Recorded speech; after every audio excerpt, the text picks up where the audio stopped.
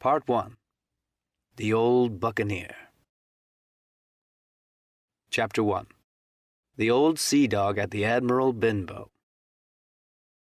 Squire Trelawney, Dr. Livesley, and the rest of these gentlemen, having asked me to write down the whole particulars about Treasure Island, from the beginning to the end, keeping nothing back but the bearings of the island, and that only because there is still treasure, not yet lifted, I take up my pen in the year of grace 1700, and go back to the time when my father kept the Admiral Benbow Inn, and the brown old seaman with the sabre cut first took up his lodgings under our roof.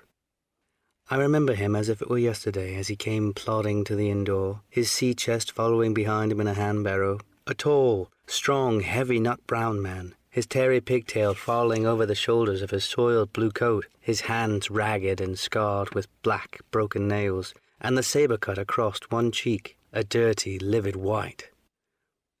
I remember him looking round the cove and whistling to himself as he did so, and then breaking out in that old sea song that he sang so often afterwards.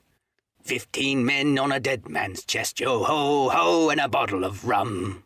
In the high, old, tottering voice that seemed to have been tuned and broken at the catspan bars. Then he rapped on the door with a bit of stick like a handspike that he carried, and when my father appeared, called roughly for a glass of rum. This, when it was brought to him, he drank slowly, like a connoisseur, lingering on the taste, and still looking about him at the cliffs and up at our signboard. "This is a handy cove," says he at length, "and a pleasant situated grog shop. Much company, mate?" My father told him no. Very little company, the more was the pity. "Well then," said he, "this is the berth for me. Here, you matey," he cried to the man who trundled the barrow, "bring up alongside and help up my chest. I'll stay here a bit," he continued.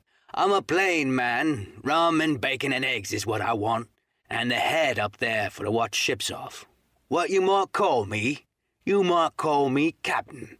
Oh, I see what they're at there," and he threw down 3 or 4 gold pieces on the threshold. "You can tell me when I've worked through that," says he, looking as fierce as a commander.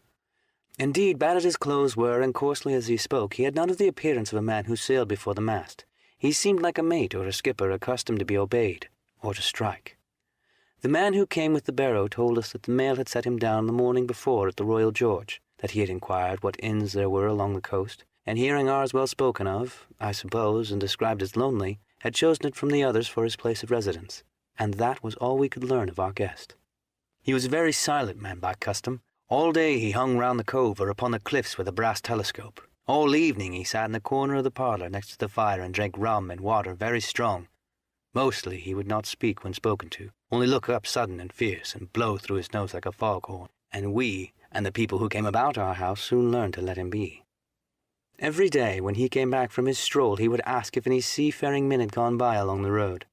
At first we thought it was for want of company of his own kind that had made him ask this question, but at last we began to see that he was desirous to avoid them. When a seaman did put up at the Admiral Benbow, as now and then some did, making by the coast road for Bristol, he would look at him through the curtained door before he entered the parlour, and he was always sure to be as silent as a mouse when any such was present. For me, at least, there was no secret about the matter, for I was, in a way, a sharer of his alarms. He had taken me aside one day and promised me a silver 4-penny on the 1st of every month, if I would only keep my weather eye open for a seafaring man with one leg, and let him know the moment that he appeared. Often enough, when the 1st of the month came round and I applied him for my wage, he would only blow through his nose at me and stare me down. But before the week was out, he was sure to think better of it, bring me my 4-penny piece, and repeat his orders to look out for the seafaring man with one leg. How that personage haunted my dreams I need scarcely tell you. On stormy nights, when the wind shook the 4 corners of the house, and the surf roared along the cove and up the cliffs, I would see him in 1,000 forms, and with 1,000 diabolical expressions. Now the leg would be cut off at the knee, now at the hip. Now he was a monstrous creature who never had but one leg, and that in the middle of his body. To see him leap and run and pursue me over hedge and ditch was the worst of my nightmares. And altogether I paid pretty dear for my monthly 4-penny piece in the shape of these abominable fancies. But though I was terrified by the idea of the seafaring man with one leg, I was far less afraid of the captain himself than anybody else who knew him. There were nights when he took a deal more rum and water than his head would carry, and then he would sometimes sit and sing his wicked old wild sea songs, minding nobody. but sometimes he would call for glasses round and force all the trembling company to listen to his stories, or bear chorus to his singing. Often I have heard the house shaking with, "Yo-ho-ho, and a bottle of rum!" all the neighbors joining in for dear life, with the fear of death upon them, and each singing louder than the other to avoid remark. For in these fits he was the most overriding companion ever known. He would slap his hand on the table for silence all around. He would fly into a passion of anger at the question, or sometimes because none was put, and so he judged the company was not following his story. Nor would he allow anyone to leave the inn till he had drunk himself sleepy and reeled off to bed. His stories were what frightened people worst of all. Dreadful stories they were, about hanging, and walking the plank, and storms at sea, and the dry Tortugas, and the wild deeds and places on the Spanish Main. By his own account, he must have lived his life among some of the wickedest men that God ever allowed upon the sea. And the language in which he told these stories shocked our plain country people almost as much as the crimes that he described. My father was always saying the inn would be ruined, for people would soon cease coming there to be tyrannized over and put down and sent shivering to their beds. But I really believe that his presence did us good. People were frightened at the time, but on looking back they rather liked it. It was a fine excitement in a quiet country life, and there was even a party of young men who pretended to admire him, calling him a true sea dog and a real old salt, and such like names, and saying there was the sort of man that made England terrible at sea. In one way indeed he bade fair ruin on us, for he kept on staying week after week, and at last month after month, so all the money had long been exhausted, and still my father never plucked up the heart to insist on having more. If ever he mentioned it, the captain blew through his nose so loudly you might say he roared, and stared my poor father out of the room. I have seen him wringing his hands after such a rebuff, and I am sure the annoyance and terror he lived in must have greatly hastened his early and unhappy death. All the time that he lived with us, the captain made no change whatever in his dress but to buy some stockings from a hawker. One of the cocks of his hat having fallen down, he let hang from that day forth, though it was a great annoyance when the wind blew. I remember the appearance of his coat, which he patched himself up in his room, and which, before the end, was nothing but patches. He never wrote or received a letter, and he never spoke with any but the neighbors, and with these, for the most part, only when drunk on rum, the great sea chest none of us had ever seen open. He was only once crossed, and that was towards the end, when my poor father was far gone in a decline that took him off. Dr. Livesley came late one afternoon to see the patient, took in a bit of dinner from my mother, and went into the parlour to smoke a pipe until his horse should come down from the hamlet, for we had no stable at the old Benbow. I followed him in, and I remembered observing the contrast. The neat, bright doctor, with his powder as white as snow, and his bright black eyes and pleasant manners, made with the coltish country folk, and above all with that filthy, heavy, bleared scarecrow of a pirate of ours, sitting far gone in rum with his arms on the table. Suddenly he, the captain that is, began to pipe up his eternal song. 15 men on a dead man's chest, yo-ho-ho, and a bottle of rum. Drink and the devil had done for the rest, yo-ho-ho, and a bottle of rum. At first I had supposed the dead man's chest to be that identical big box of his upstairs in the front room, and the thought had been mingled in my nightmares with that of the one-legged seafaring man. But by this time we had all long ceased to pay any particular notice to the song. It was new that night to nobody but Dr. Livesley, and on him I observed it did not produce an agreeable effect, for he looked up for a moment quite angrily before he went on with his talk to old Taylor, the gardener, on a new cure for the rheumatics. In the meantime the captain gradually brightened up at his own music, and at last flapped his hand upon the table before him in a way we all knew to mean silence. The voices stopped at once, all but Dr. Livesley. He went on as before, speaking clear and kind, and drawing briskly on his pipe between every other word or two. The captain glared at him for a while, flapped his hand again, glared still harder, and at last broke out in a villainous, loud oath. "Silence there between decks!" "Were you addressing me, sir?" says the doctor. And when the ruffian had told him, with another oath, that this was so, "I have only one thing to say to you, sir," replies the doctor, "that if you keep on drinking rum, the world will soon be quit of a very dirty scoundrel." The old fellow's fury was awful. He sprang to his feet and drew and opened a sailor's clasped knife, and balancing it open on the palm of his hand, threatened to pin the doctor to the wall. The doctor never so much as moved. He spoke to him as before over his shoulder, and in the same tone of voice, rather high so that all the room might hear, but perfectly calm and steady. If you do not put that knife this instant in your pocket, I promise upon my honor you shall hang at the next assizes." Then followed a battle of looks between them, but the captain soon knuckled under, put up his weapon, and resumed his seat, grumbling like a beaten dog. "And now, sir," continued the doctor, "since I now know there is such a fellow in my district, you may count that I'll have an eye upon you day and night. I am not a doctor only, I am a magistrate, and if I catch a breath of complaint against you, if it's only for a piece of incivility like tonight, I'll take effective means to have you hunted down and routed out of this. Let that suffice." Soon after, Dr. Lively's horse came to the door, and he rode away. But the captain held his peace that evening, and for many evenings to come. Chapter 2. Black Dog Appears and Disappears. It was not very long after this that there occurred the first of the mysterious events that rid us at last of the captain, though not, as you will see, of his affairs. It was a bitter, cold winter, with long, hard frosts and heavy gales, and it was plain from the first that my poor father was little likely to see the spring. He sank daily, and my mother and I had all the inn upon our hands, and were kept busy enough, without paying much regard to our unpleasant guest. It was one January morning, very early, a pinching, frosty morning, the cove all grey with hoar-frost, the ripple lapping softly on the stones, the sun still low and only touching the hilltops and shining far to seaward.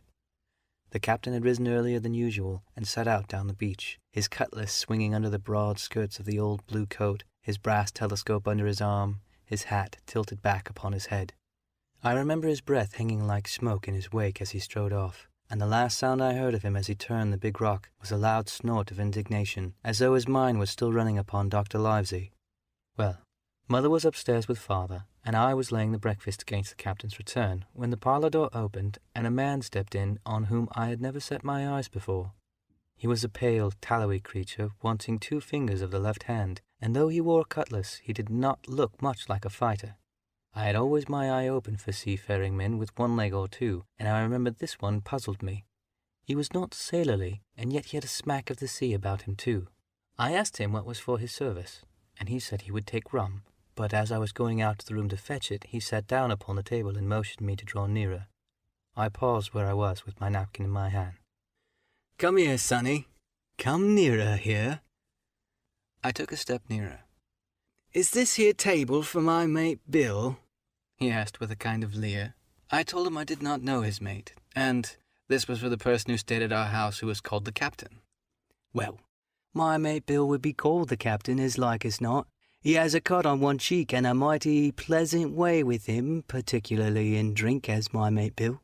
We'll put it, for argument like, that your captain has a cut on one cheek, and we'll put it, if you like, that that cheek's the right one. Ah, well, I told you, now is my mate Bill in this here house?" I told him he was out walking. "Which way, sonny? Which way is he gone?" And when I pointed out the rock and told him how the captain was likely to return, and how soon, and answered a few other questions, "Ah, this'll be good as drink to my mate Bill." The expression on his face as he said these words was not at all pleasant, and I had my own reasons for thinking that the stranger was mistaken, even supposing he meant what he said. But it was no affair of mine, I thought, and besides, it was difficult to know what to do. The stranger kept hanging about just inside the inn door, peering round the corner like a cat waiting for a mouse. Once I stepped out myself into the road, but he immediately called me back, and as I did not obey quick enough for his fancy, a most horrible change came over his tallowy face, and he ordered me in with an oath that made me jump. As soon as I was back again, he returned to his former manner, half fawning, half sneering, patted me on the shoulder, told me I was a good boy, and he had taken quite a fancy to me. "I have a son of my own, as like as you as 2 blocks, and he's all the pride of my heart. But the great thing for boys is discipline, sonny. Discipline. Now, if you'd have sailed along a Bill, you wouldn't have stood there to be spoke to twice, not you. That was never Bill's way, nor the way of such as sailed with him. And here, sure enough, is my mate Bill with a spyglass under his arm, bless his old heart, to be sure. You and me'll just go back into the parlour, sonny, and get behind the door, and we'll give Bill a little surprise. Bless his heart, I say again." So saying, the stranger backed along with me into the parlour, and put me behind him in the corner so as we were both hidden by the open door. I was very uneasy and alarmed, as you may fancy, and it rather added to my fears to observe that the stranger was certainly frightened himself. He cleared the hilt of his cutlass and loosened the blade in the sheath, and all the time we were waiting there he kept swallowing, as if he felt what we used to call a lump in the throat. At last in strode the captain, slamming the door behind him without looking to the right or left, and marched straight across the room to where his breakfast awaited him. "Bill," said the stranger, in a voice that I thought he tried to make bold and big. The captain spun round on his heel and fronted us. All the brown had gone out of his face, and even his nose was blue. He had the look of a man who sees a ghost, or the evil one, or something worse, if anything can be. Upon my word, I felt sorry to see him all in a moment turn so old and sick. "Come, Bill, you know me. You know an old shipmate, Bill, surely." The captain made a sort of gasp. "Black Dog," said he. "And who else?" returned the other, getting more at his ease. "Black Dog as ever was come to see his old shipmate Billy at the Admiral Benbow Inn. Ah, Bill, we has seen a sight of times, us two, since I lost them 2 talons," holding up his mutilated hand. "Now look here," said the captain. "You've run me down. Here I am. Well then, speak up. What is it?" "That's you, Bill," returned Black Dog. "You're in the right of it, Billy. I'll have a glass of rum from this dear child here, as I've took such a liking to, and we'll sit down, if you please, and talk square, like old shipmates." When I returned with the rum, they were already seated on either side of the captain's breakfast table, Black Dog next to the door and sitting sideways so as to have one eye on his old shipmate and one, as I thought, on his retreat. He bade me go and leave the door wide open. "None of your keyholes for me, sonny," he said, and I left them together and retired into the bar. For a long time, though, I certainly did my best to listen.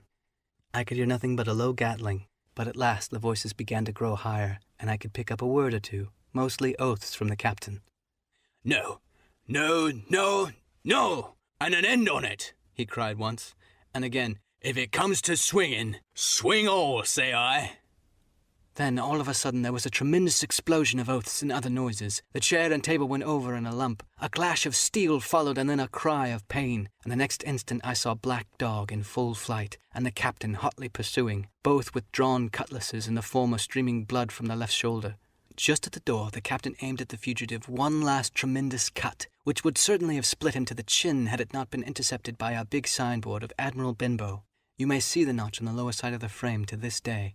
That blow was the last of the battle. Once out upon the road, Black Dog, in spite of his wound, showed a wonderful clean pair of heels and disappeared over the edge of the hill in half a minute. The captain, for his part, stood staring at the signboard like a bewildered man. Then he passed his hand over his eyes several times and at last turned back into the house. "Jim," says he, "rum." And as he spoke, he reeled a little and caught himself, one hand against the wall. "Are you hurt?" cried I.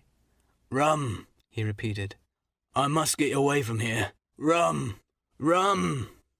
I ran to fetch it, but I was quite unsteadied by all that had fallen out, and I broke one glass and fouled the tap. And while I was still getting in my own way, I heard a loud fall in the parlour, and running in, beheld the captain lying full length upon the floor. At the same instant, my mother, alarmed by the cries and fighting, came running downstairs to help me. Between us we raised his head. He was breathing very loud and hard, but his eyes were closed and his face a horrible colour. Dear me," cried my mother. "What a disgrace upon the house! And your poor father sick!"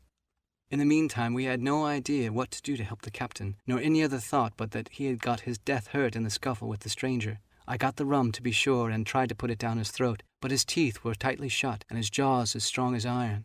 It was a happy relief for us when the door opened and Dr. Livesley came in on his visit to my father. "Oh, doctor," we cried, "what shall we do? Where is he wounded?" "Wounded? A fiddlestick's end," said the doctor. "No more wounded than you or I. The man has had a stroke, as I warned him. Now, Mrs. Hawkins, you just run upstairs to your husband and tell him, if possible, nothing about it. For my part, I must do my best to save this fellow's terribly worthless life.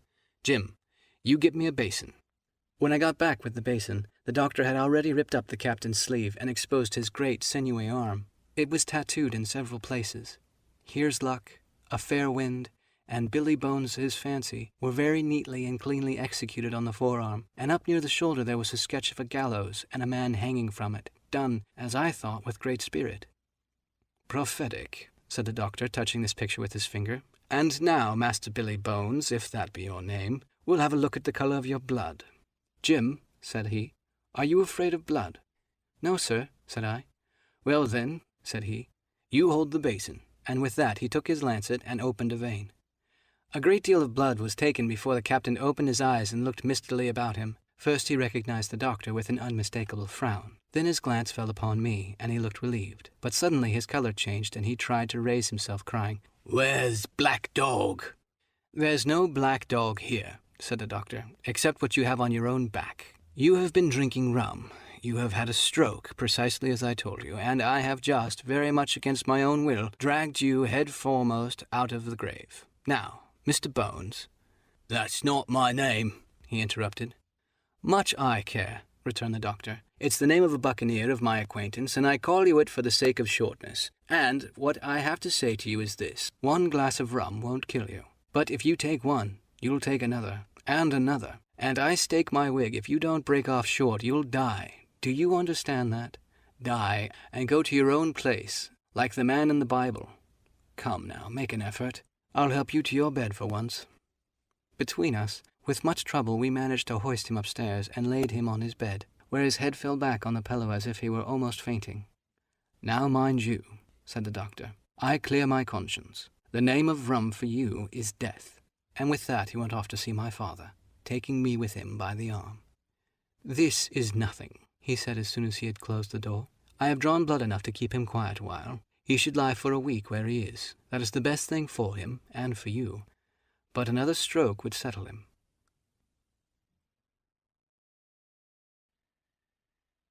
Chapter 3. The Black Spot.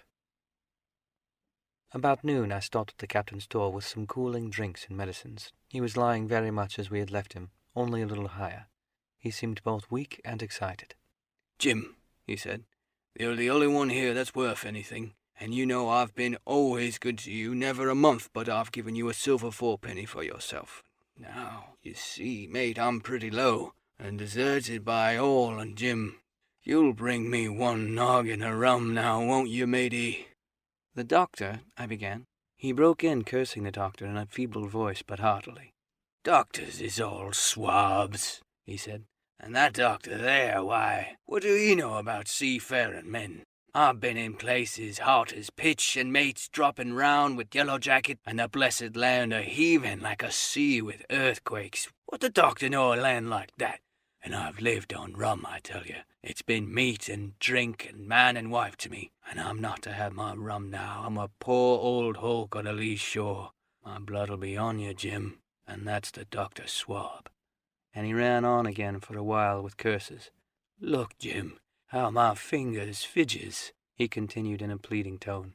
"I can't keep 'em still, not I. I haven't had a drop this blessed day. That doctor's a fool, I tell you. If I don't have a drain of rum, Jim, I'll have the horrors. I seen 'em already. I seen old Flint in the corner there behind you, as plain as print. I seen 'em, and if I get the horrors, I'm a man that has lived rough, and I'll raise Cain. Your doctor himself said that 1 glass wouldn't hurt me. I'll give you a golden guinea for a noggin, Jim." He was growing more and more excited, and this alarmed me, for my father, who was very low that day, needed quiet. Besides, I was reassured by the doctor's words now quoted to me, and rather offended by the offer of a bribe. "I want none of your money," said I, "but I want what you owe my father. I'll get you 1 glass and no more." When I brought it to him, he seized it greedily and drank it out. "Aye, aye," said he. "That's some better, sure enough. And now, matey, did that doctor say how long I was to lie here on this old berth?" "A week at least," said I. "Thunder!" he cried. "A week? I can't do that. They'll have a black spot on me by then. The lubbers is going about to get wind of me this blessed moment. Lubbers as couldn't keep what they got. They want to nail what is another's. Is that seamanly behaviour now? I want to know. But I'm a saving soul. Never wasted good money of mine, nor lost it neither. I'll trick 'em again. I'm not afraid of 'em. I'll shake 'em out another reef, matey, and daddle 'em again." As he was thus speaking, he had risen from the bed with great difficulty, holding on to my shoulder with a grip that almost made me cry out, and moving his legs like so much dead weight. His words, spirited as they were in meaning, contrasted sadly with the weakness of the voice in which they were uttered. He paused when he had gotten into the sitting position on the edge. "That doctor's done me in," he murmured. "My ears is singing. Lay me back." Before I could do much to help him, he had fallen back into his former place, where he lay for a while silent. "Jim," he said at length. "You saw that seafaring man today?" "Black Dog?" I asked. "Ah, Black Dog," says he. "He's a bad un, but there's worse that put him on. Now, if I can't get away nohow, and they tip me the black spot, mind you, it's my old sea chest they're after. You get on a horse. You can't you? Well, then you get on a horse and go to... Well, yes, I will. To that eternal Dr. Swab and tell him to pipe all hands, magistrates and sich. And he'll lay him abroad the Admiral Benbow. All old Flint's crew, man and boy, all of 'em that's left. I was old Flint's first mate, and I'm the only one as knows the place. He gave it me at Savannah when he lie a-dying, like as I was to now, you see. But you won't peach unless they get the black spot on me, or unless you see Black Dog again, or a seafaring man with one leg, Jim, him above all." "But what is the black spot, Captain?" I asked. "That's a summons, mate. I'll tell you if they get that, but you keep your weather eye open, Jim, and I'll share with you equals, upon my honour." He wandered a little longer, his voice growing weaker, but soon after I had given him his medicine, which he took like a child, with the remark, "If ever a seaman wanted drugs, it's me." He fell at last into a heavy, swoon-like sleep, in which I left him. What I should have done, had all gone well, I do not know. Probably I should have told the whole story to the doctor, for I was in mortal fear lest the captain should repent of his confessions and make an end of me. But as things fell out, my poor father died quite suddenly that evening, which put all other matters on one side. Our natural distress, the visits of the neighbours, the arrangements of the funeral, and all the work of the end to be carried out in the meanwhile, kept me so busy that I had scarcely time to think of the captain, and far less to be afraid of him. He got downstairs next morning, to be sure, and had his meals as usual, though he ate little, and had more, I'm afraid, than his usual supply of rum, for he helped himself out of the bar, scowling and blowing through his nose, and no one dared cross him. On the night before the funeral he was drunk as ever, and it was shocking in that house of mourning to hear him singing away at his ugly old sea-song. But weak as he was, we were all in the fear of death for him, and the doctor was suddenly taken up with a case many miles away, and was never near the house after my father's death. I have said the captain was weak, and indeed he seemed rather to grow weaker than regain his strength. He clambered up and down stairs, and went from the parlour to the bar and back again, and sometimes put his nose out of doors to smell the sea, holding on to the walls as he went for support, and breathing hard and fast like a man on a steep mountain. He never particularly addressed me, and it is my belief he had as good as forgotten his confidences, but his temper was more flighty, and allowing for his bodily weaknesses, more violent than ever. He had an alarming way now when he was drunk of drawing his cutlass and laying it bare before him on the table. But with all that he minded people less, and seemed shut up in his own thoughts and rather wandering. Once, for instance, to our extreme wonder, he piped up to a different air, a king of country love song that he must have learned in his youth before he had begun to follow the sea.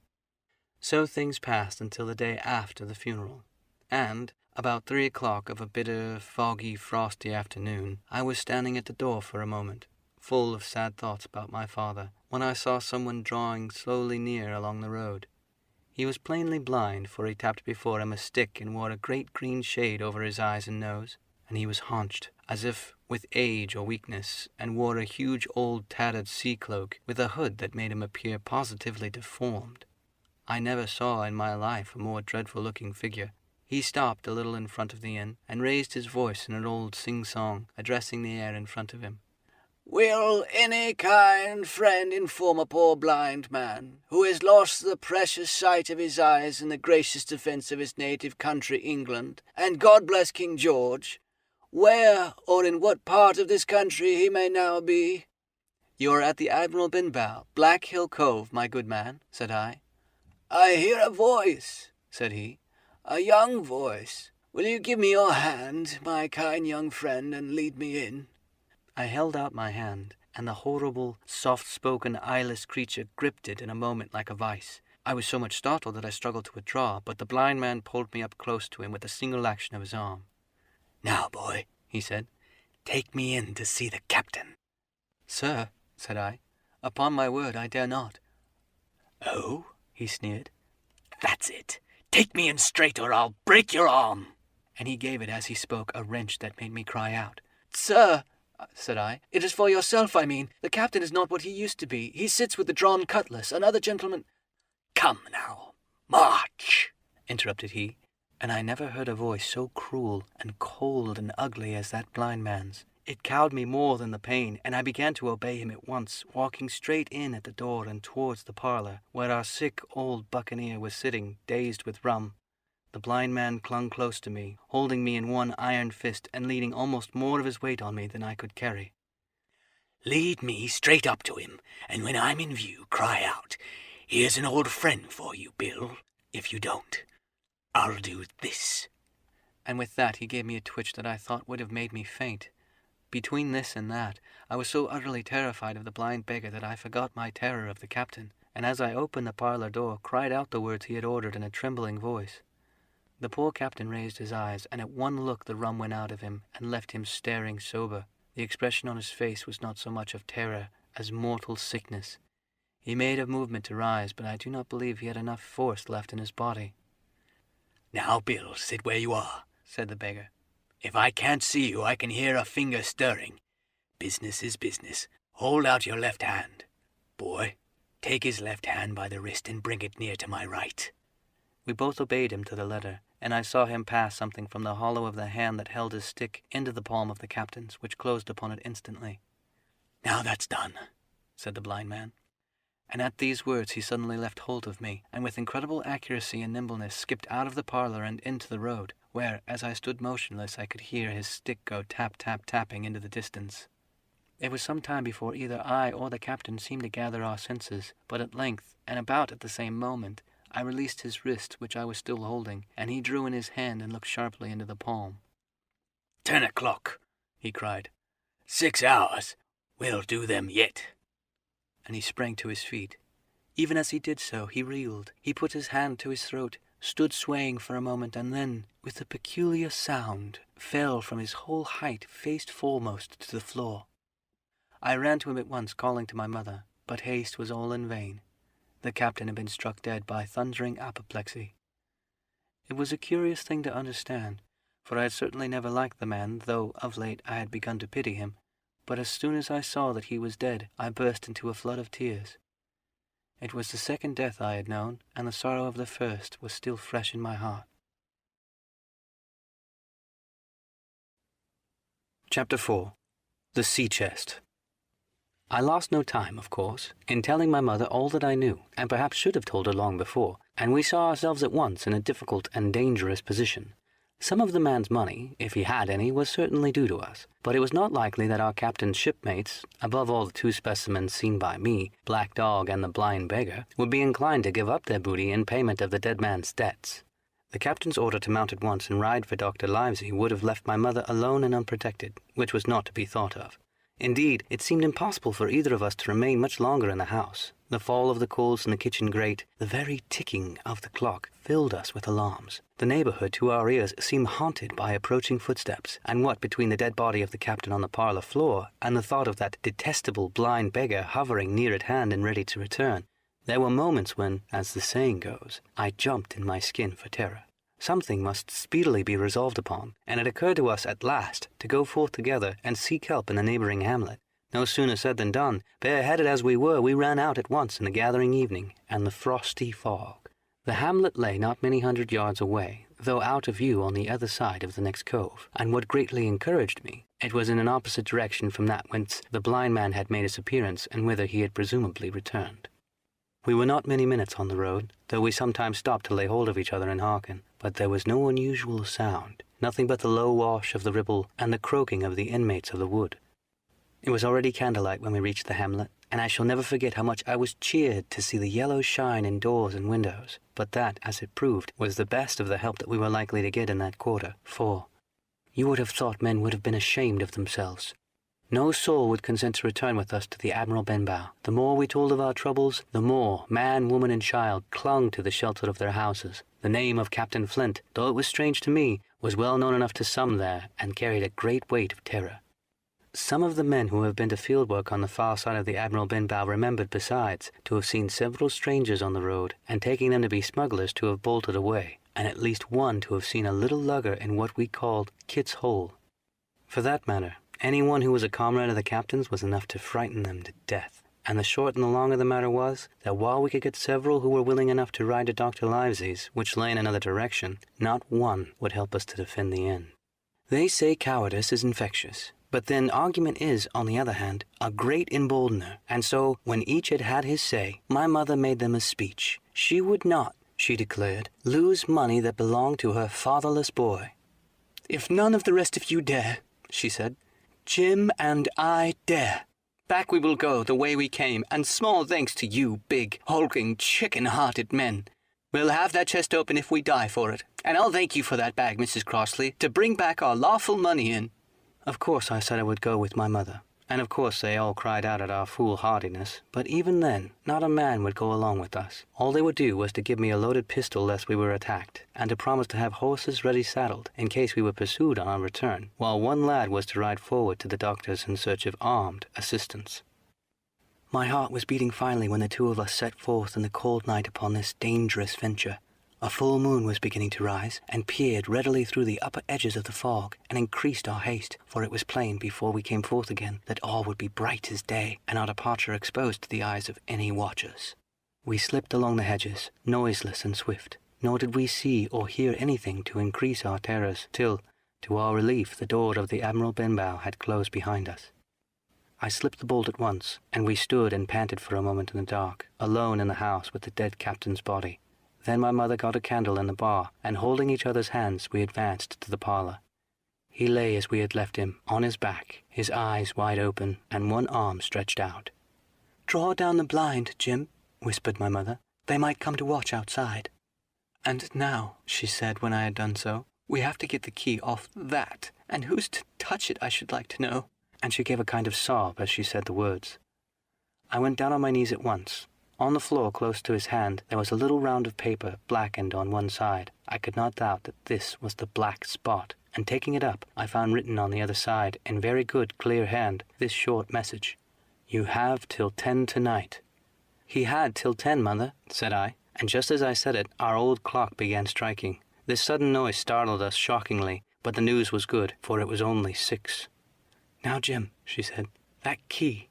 I felt in his pockets one after another, a few small coins, a thimble and some thread and big needles, a piece of pigtail tobacco bitten away at the end, his gully with the crooked handle, a pocket compass and a tinderbox were all that they contained, and I began to despair.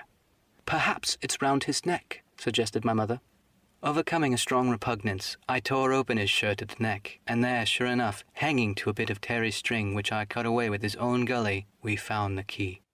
At this triumph we were filled with hope, and hurried upstairs without delay to the little room where he had slept so long, and where his box had stood since the day of his arrival.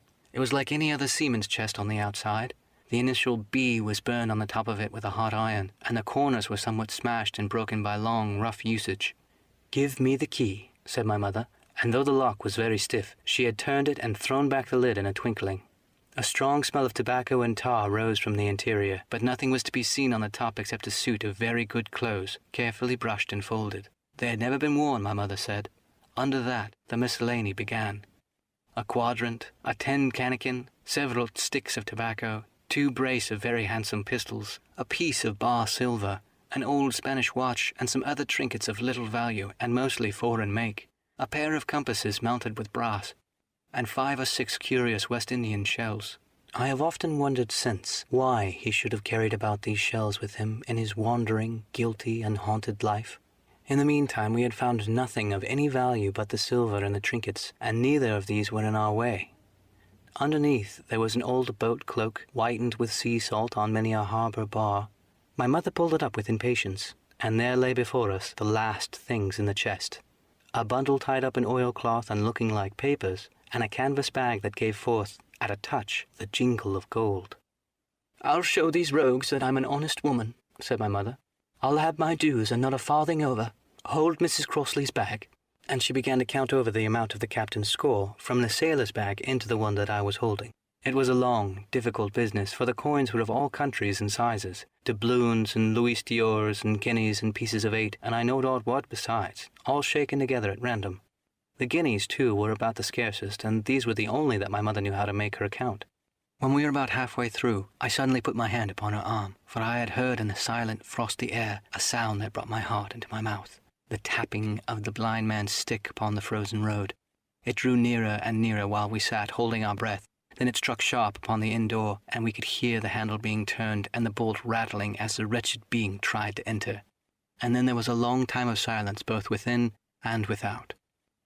And at last the tapping recommenced, and to our indescribable joy and gratitude died slowly away again until it ceased to be heard. "Mother," said I, "take the whole and let's be going." For I was sure the bolted door must have seemed suspicious and would bring the whole hornet's nest about our ears, though how thankful I was I had bolted it, none could tell who had never met that terrible blind man. But my mother, frightened as she was, would not consent to take a fraction more than was due to her, and was obstinately unwilling to be content with less. It was not yet 7, she said, by a long way. She knew her rights and she would have them, and she was still arguing with me when a little low whistle sounded a good way off upon the hill. That was enough, and more than enough for both of us. "I'll take what I have," she said, jumping to her feet. "And I'll take this to square the count," said I, picking up the oilskin packet. Next moment we were both groping downstairs, leaving the candle by the empty chest, and the next we had opened the door and were in full retreat. We had not started a moment too soon. The fog was rapidly dispersing.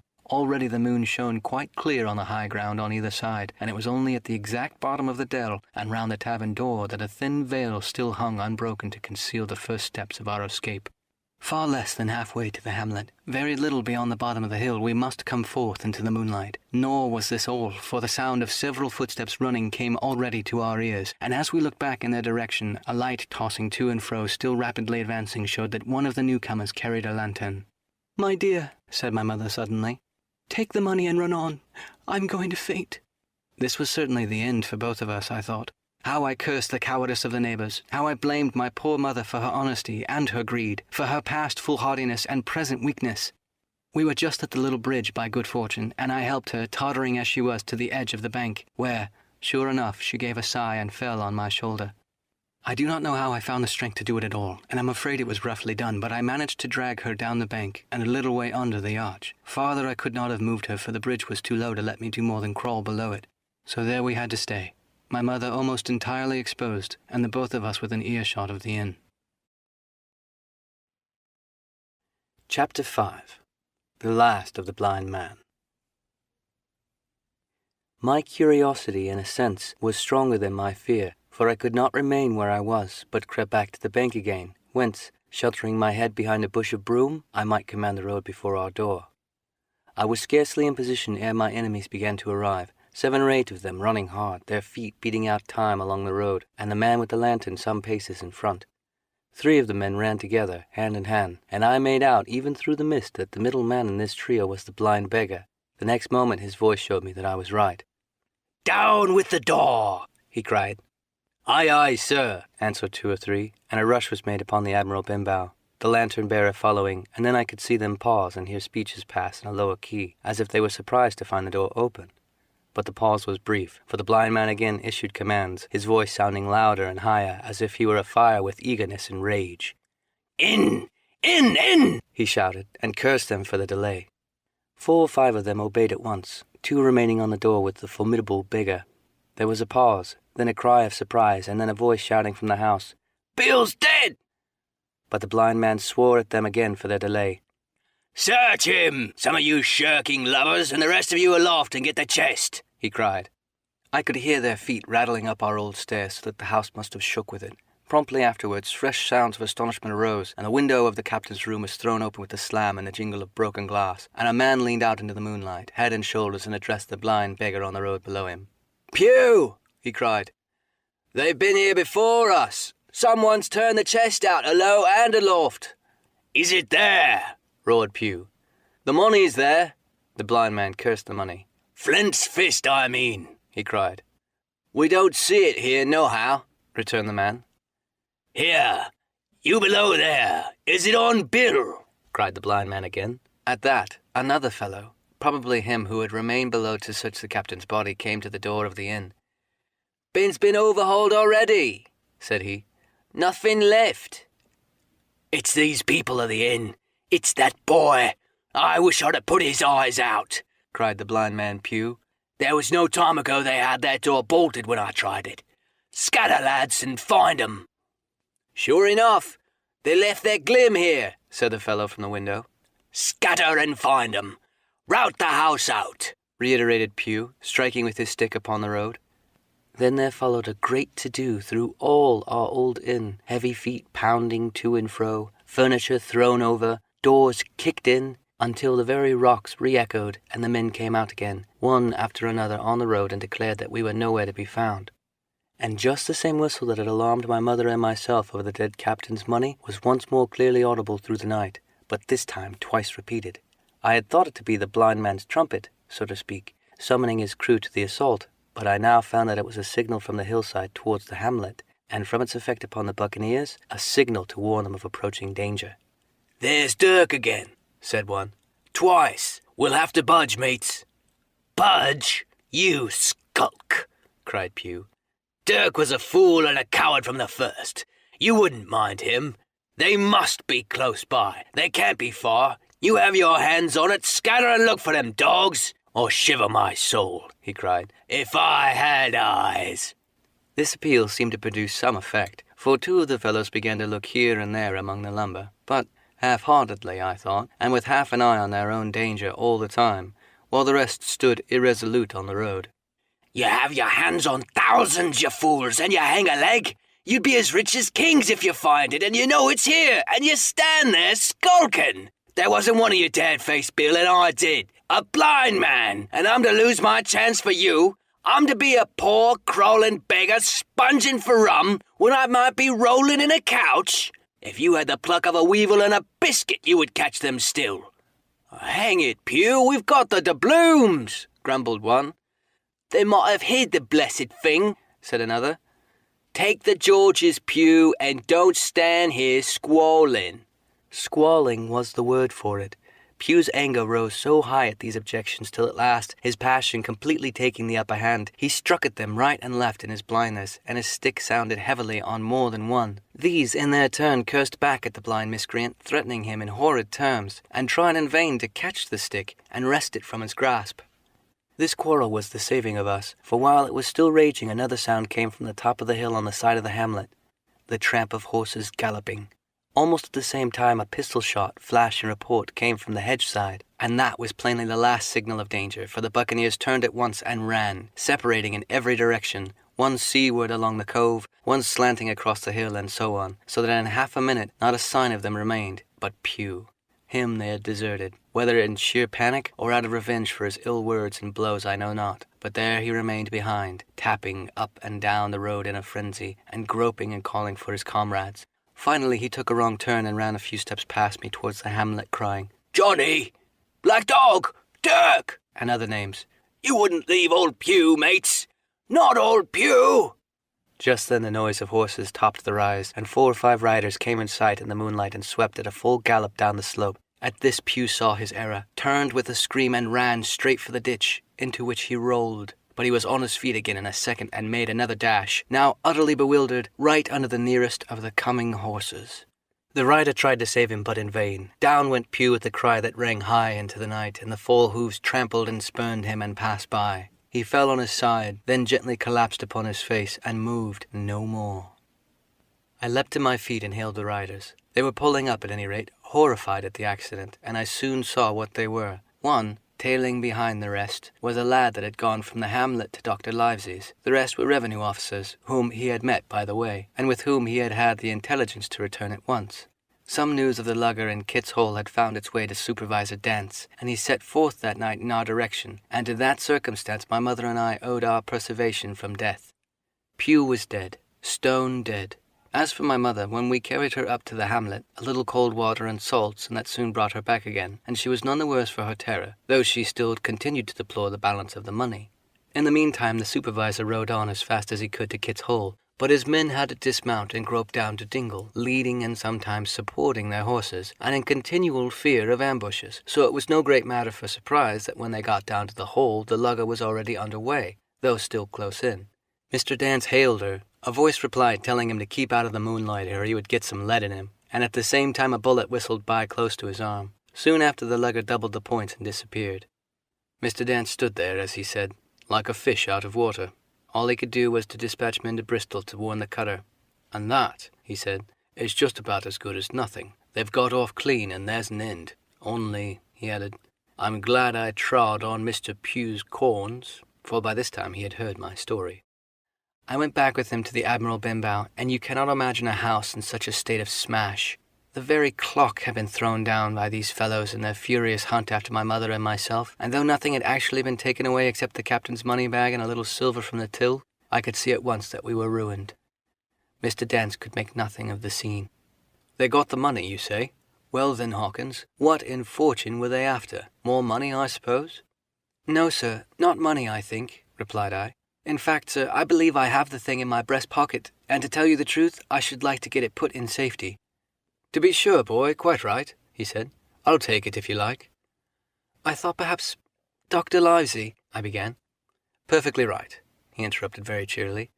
"Perfectly right, a gentleman and a magistrate. And now I come to think of it, I might as well ride round there myself and report to him or Squire. Master Pugh's dead, when all's done. Not that I regret it, but he's dead, you see, and people will make it out against an officer of His Majesty's revenue, if make it out they can. Now I'll tell you, Hawkins, if you like. I'll take you along." I thanked him heartily for the offer, and we walked back to the hamlet where the horses were. By the time I told my mother of my purpose, they were all in the saddle. "Dodger," said Mr. Dance, "you have a good horse. Take up this lad behind you." As soon as I was mounted, holding on to Dodger's belt, the supervisor gave the word, and the party struck out at a bouncing trot on the road to Dr. Livesey's house. Chapter 6. The Captain's Papers. We rode hard all the way till we drew up before Dr. Livesey's door. The house was all dark to the front. Mr. Dance told me to jump down and knock, and Dodger gave me a stirrup to descend by. The door opened almost at once by the maid. "Is Dr. Livesey in?" I asked. "No," she said. "He had come home in the afternoon, but had gone up to the hall to dine and pass the evening with the squire." "So there we go, boys," said Mr. Dance. This time, as the distance was short, I did not mount, but ran with Dodger's stirrup leather to the lodge gates, and up the long, leafless, moonlit avenue, to where the white line of the hall buildings looked on either hand on great old gardens. Here Mr. Dance dismounted, and taking me along with him was admitted at a word into the house. The servant led us down a matted passage, and showed us at the end into a great library, all lined with bookcases and busts upon the top of them, where the squire and Dr. Livesey sat, pipe in hand, on either side of a bright fire. I had never seen the squire so near at hand. He was a tall man, over 6 feet high, and broad in proportion, and he had a bluff, rough and ready face, all roughened and reddened and lined in his long travels. His eyebrows were very dark and moved readily, as this gave him a look of some temper. Not bad, you would say, but quick and high. "Come in, Mr. Dance," he said, very stately and condescending. "Good evening, Dance," said the doctor with a nod. "And good evening to you, friend Jim. What good wind brings you here?" The supervisor stood up straight and stiff and told his story like a lesson, and you should have seen how the two gentlemen leaned forward and looked at each other, and forgot to smoke in their surprise and interest. When they heard how my mother went back to the inn, Dr. Livesey fairly slapped his thigh, and the squire cried, "Bravo!" and broke his long pipe against the grate. Long before it was done, Mr. Trelawney, that you'll remember was the squire's name, had got up from his seat and was striding around the room, and the doctor, as if to hear better, had taken off his powdered wig, and sat there looking very strange indeed in his own close-cropped black poll. At last Mr. Dance finished his story. "Mr. Dance," said the squire, "you're a very noble fellow, and for riding down that black atrocious miscreant I regard it as an act of virtue, sir, like stamping on a cockroach. This lad Hawkins is a trump, I perceive. Hawkins, will you ring that bell? Mr. Dance must have some ale." "And so, Jim," said the doctor, "you have the thing that they were after, have you?" "Here it is, sir," said I, and gave him the oilskin packet. The doctor looked it all over, as if his fingers were itching to open it, but instead of doing that, he put it quietly in the pocket of his coat. "Squire," said he, "when Dance has had his ale, he must of course be off to His Majesty's service, but I mean to keep Jim Hawkins here, to sleep at my house, and with your permission I propose that we should have up the cold pie, and let him sup." "As you will, Livesey," said the squire. "Hawkins has earned better than cold pie." So a big pigeon pie was brought in and put on a side table, and I made a hearty supper, for I was hungry as a hawk, while Mr. Dance was further complimented and at last dismissed. "And now, squire," said the doctor. "And now, Livesey," said the squire in the same breath. "One at a time, laughed Dr. Livesey. You have heard of this Flint, I suppose?" "Heard of him?" cried the squire. "Heard of him, you say? He was the bloodthirstiest buccaneer that sailed. Blackbeard was a child of Flint. The Spaniards were so prodigiously afraid of him that I tell you, sir, I was sometimes proud he was an Englishman. I've seen his topsails with these eyes off Trinidad, and the cowardly son of a rum puncheon that I sailed with put back, sir, into port of Spain." "Well, I've heard of him myself in England," said the doctor. "But the point is, had he money?" "Money?" cried the squire. "Have you heard the story? What were these villains after but money? What did they care for but money? For what would they risk their rascal carcasses but money?" "That we shall soon know," replied the doctor. "But you are so confoundedly hot-headed and exclamatory I cannot get a word in. What I want to know is this. Supposing that what I have here in my pocket is some clue to where Flint buried his treasure, will that treasure amount to much?" "Amount, sir?" cried the squire. "It will amount to this. If we have the clue you talk about, I fit out a ship at Bristol dock, and take you and Hawkins here along, and I'll have that treasure if I search a year." "Very well," said the doctor. "Now then, if Jim is agreeable, we'll open the packet." And he laid it before him on the table. The bundle was sewn together, and the doctor had to get out his instrument case and cut the stitches with his medical scissors. It contained two things, a book and a sealed paper. "First we'll try the book," observed the doctor. The squire and I were both peering over his shoulder as he opened it, for Dr. Livesey had kindly motioned me to come round from the side table where I had been eating to enjoy the sport of the search. On the first page there was only some scraps of writing, such as a man with the pen in his hand might make for idleness or practice. One was the same as the tattoo mark, Billy Bones, his fancy. Then there was Mr. W. Bones, mate. No more rum. Off Palm Key he got it. And some other snatches, mostly single words and unintelligible.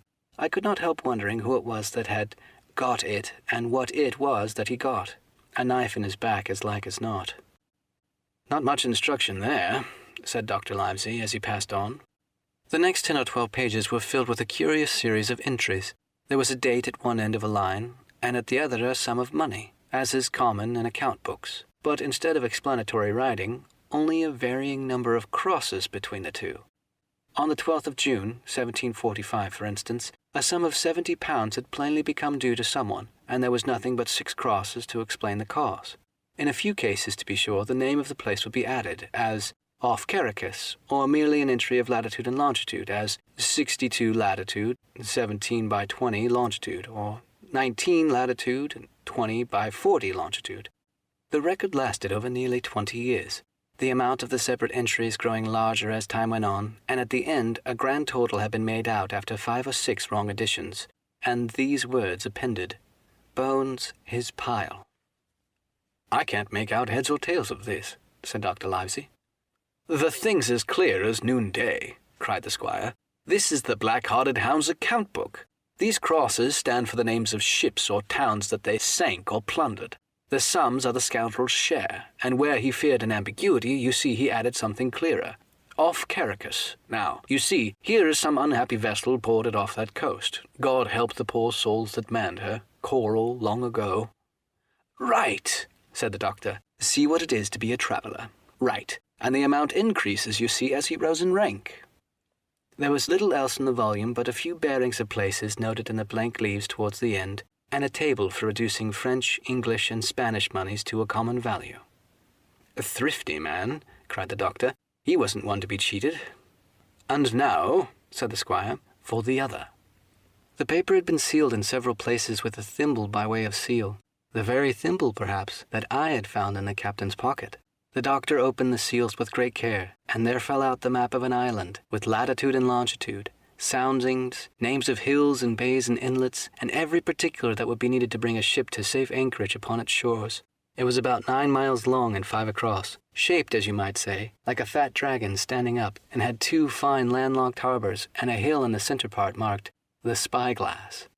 There were several additions of a later date, but above all 3 crosses of red ink, 2 on the north part of the island, 1 in the southwest, and beside this last in the same red ink and in a small, neat hand, very different from the captain's tawdry characters, these words, "Bulk of treasure here." Over on the back, the same hand had written this further information. Tall tree, spyglass shoulder bearing a point of N of NNE. Skeletal Island, ESE, and by E, 10 feet. The bar of Silva is in the north catch. You can find it by the trend of the east hummock, 10 fathoms south of the black crag with the face on it. The arms are easy found in the same hill, N point of North Inlet Cape bearing E and a quarter N, JF. That was all, but brief as it was, and to me incomprehensible, it filled the squire and Dr. Livesey with delight. "Livesey," said the squire, "you will give up this wretched practice at once. Tomorrow I start for Bristol, in 3 weeks' time. 3 weeks, 2 weeks, 10 days, we'll have the best ship, sir, the choicest crew in England. Hawkins shall be cabin boy. You'll make a famous cabin boy, Hawkins. You, Livesley, our ship's doctor. I am admiral. We'll take Reduth, Joyce, and Hunter. We'll have favourable winds, a quick passage, and not the least difficulty in finding the spot, and money to eat, to roll in, to play duck and drake with ever after." "Trelawney," said the doctor, "I'll go with you, and I'll go bail for it. So will Jim, and be a credit to the undertaking. There's only one man I'm afraid of." "And who is that?" cried the squire. "Name the dog, sir."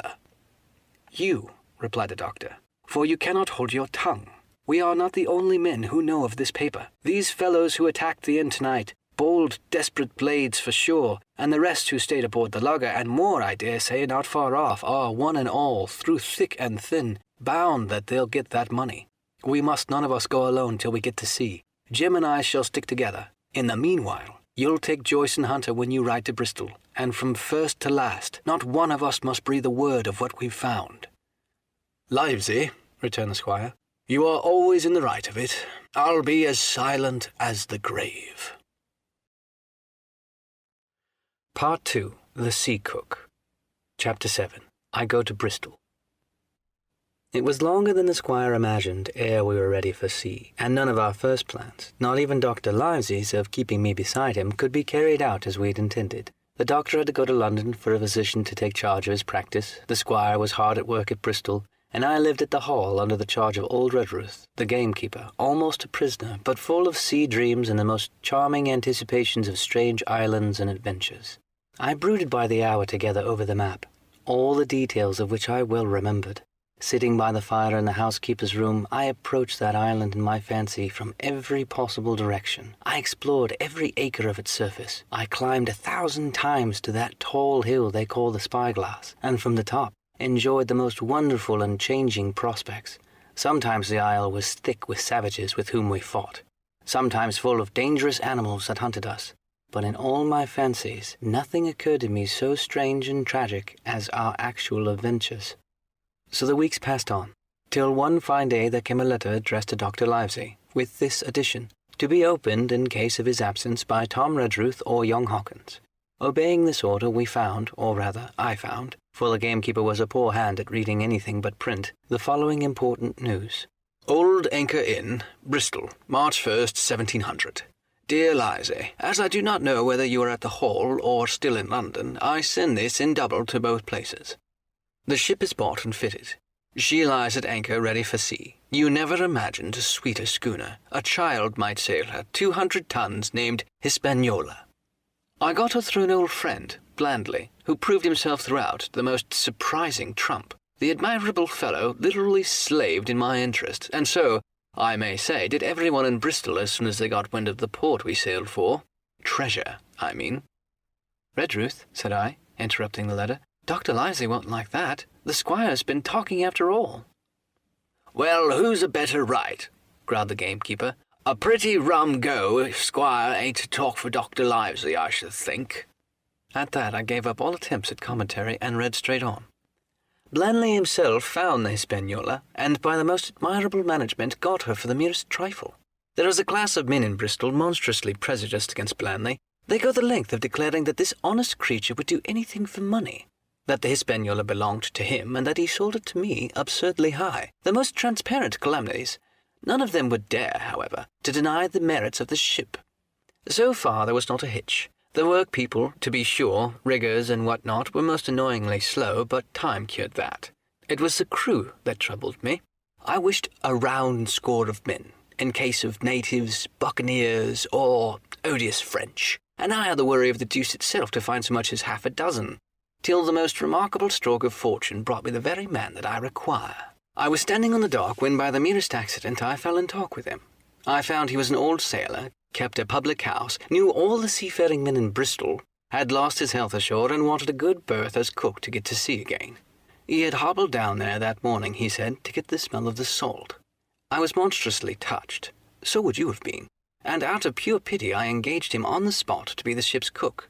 Long John Silva he is called, and he has lost his leg, but that I regarded as a recommendation since he lost it in his country's service under the immortal Hawk. He has no pension, Livesey. Imagine the abominable age we live in. Well, sir, I thought I had only found a cook, but it was a crew I had discovered. Between Silva and myself we got together in a few days a company of the toughest old salts imaginable.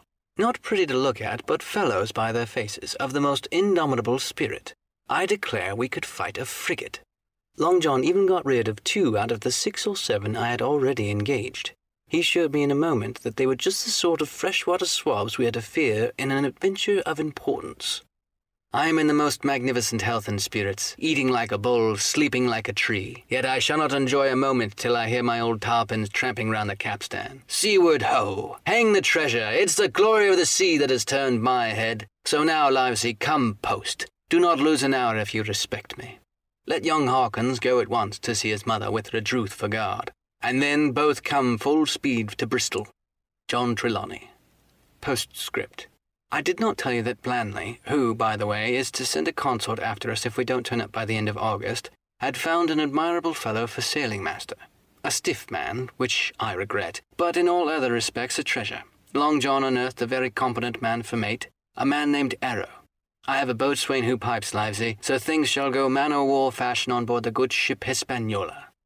I forgot to tell you that Silva is a man of substance. I know of my own knowledge that he has a banker's account, which has never been overdrawn. He leaves his wife to manage the inn, as she is a woman of colour. A pair of old bachelors like you and I may excuse for guessing that it is the wife, quite as much as the health, that sends him back to roving. J.T. P.P.S. Hawkins may stay 1 night with his mother. J.T. You can fancy the excitement into which that letter put me. I was half beside myself with glee, and if ever I despised a man, it was old Tom Redruth, who could do nothing but grumble and lament. Any of the under gamekeepers would gladly have changed places with him, but such was not the squire's pleasure. The squire's pleasure was like law among them all. Nobody but old Redruth would have dared so much as even to grumble. The next morning he and I set out on foot for the Admiral Benbow, and there I found my mother, in good health and spirits. The captain, who had been so long a cause of so much discomfort, was gone where the wicked cease from troubling. The squire had had everything repaired, and the public rooms and the sign repainted, and had added some furniture. Above all, a beautiful armchair for mother in the bar. He had found her a boy as an apprentice also, so that she would not want for help while I was gone. It was on seeing that boy that I understood for the first time my situation. I had thought up to that moment of the adventures before me, not at all of the home that I was leaving. And now at the sight of this clumsy stranger who was to stay here in my place beside my mother, I had my first attack of tears. I am afraid that I led that boy a dog's life, for as he was new to the work, I had 100 opportunities of setting him right and putting him down, and I was not slow to profit by them. The night passed, and the next day after dinner, Redruth and I were afoot again on the road. I said goodbye to mother, and the cove where I had lived since I was born, and the dear old Admiral Benbow. Since he was repainted, no longer quite so dear. One of my last thoughts was of the captain, who had so often strode along that beach with his cocked hat, his sabre-cut cheek, and his old brass telescope. Next moment we had turned the corner and my home was out of sight.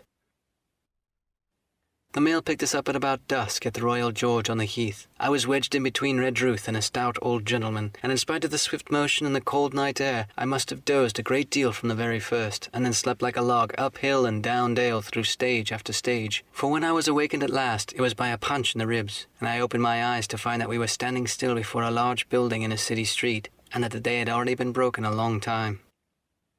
"Where are we?" I asked. "Bristol," said Tom. "Get down." Mr. Trelawney had taken up his residence at an inn far down the docks to superintend the work upon the schooner. Thither we now had to walk, and on our way, to my great delight, lay along the quays, and beside the great multitude of ships of all sizes and rigs and nations. In one, sailors were singing at their work. In another there were men aloft, high over my head, hanging to threads that seemed no thicker than a spider's. Though I had lived by the shore all my life, I seemed never to have been near the sea till then. The smell of tar and salt was something new. I saw the most wonderful figureheads that had all been far over the ocean. I saw besides many old sailors with rings in their ears and whiskers curled in ringlets, and tarry pigtails in their swaggering, clumsy sea-walk, and if I had seen as many kings or archbishops I could not have been more delighted. And I was going to see myself, to sea in a schooner, with a piping boatswain and a pigtailed singing seaman, to sea, bound for an unknown island, and to seek for buried treasure. While I was still in this delightful dream, we came suddenly in front of a large inn and met Squire Trelawney, all dressed out like a sea officer in stout blue cloth, coming out of a door with a smile on his face and a capital imitation of a sailor's walk. "Here you are," he cried, "and the doctor came last night from London. Bravo, the ship's company's complete." "Oh, sir," cried I, "when do we sail?" "Sail?" says he. "We sail tomorrow." Chapter 8. At the sign of the Spyglass. When I had done breakfasting, the squire gave me a note, addressed to John Silva, at the sign of the Spyglass, and told me I should easily find the place by following the line of the docks, and keeping a bright lookout for the little tavern with the large brass telescope for sign. I set off, overjoyed at this opportunity to see some more of the ships and seamen, and pick my way among the great crowd of people and carts and bales, for the dock was now at its busiest, until I found the tavern in question. It was a bright enough little place of entertainment. The sign was newly painted, the windows had neat red curtains, the floor was cleanly sanded. There was a street on each side and an open door on both, which made the large low room pretty clear to see in spite of clouds of tobacco smoke. The customers were mostly seafaring men, and they talked so loudly that I hung at the door, almost afraid to enter. As I was waiting, a man came out of a side room, and at a glance I was sure he must be Long John. His left leg was cut off close by the hip, and under the left shoulder he carried a crutch, which he managed with wonderful dexterity, hopping about upon it like a bird. He was very tall and strong, with a face as big as a ham, plain and pale, but intelligent and smiling.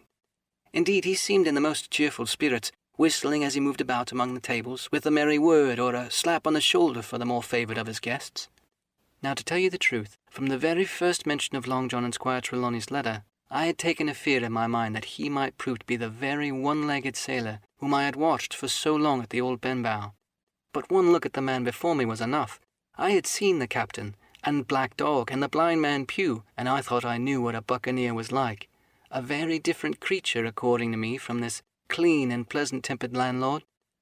I plucked up courage at once, crossed the threshold, and walked right up to the man where he stood, propped on his crutch, talking to a customer. "Mr. Silva, sir?" I asked, holding out the note. "Yes, my lad," said he. "Such is my name, to be sure, and who may you be?" And then as he saw the squire's letter, he seemed to me to give something almost like a start.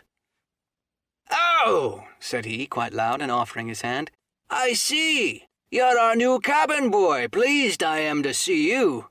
And he took my hand in his large, firm grasp. Just then one of the customers at the far side rose suddenly and made for the door. It was close by him, and he was out on the street in a moment, but his hurry had attracted my notice, and I recognized him at a glance. It was the tallow-faced man wanting 2 fingers who had come first to the Admiral Benbow. "Oh," I cried, "stop him! It's Black Dog!" "I don't care 2 coppers who he is," cried Silver, "but he hasn't paid his score. Harry, run and catch him!" One of the others who was nearest the door leaped up and started in pursuit.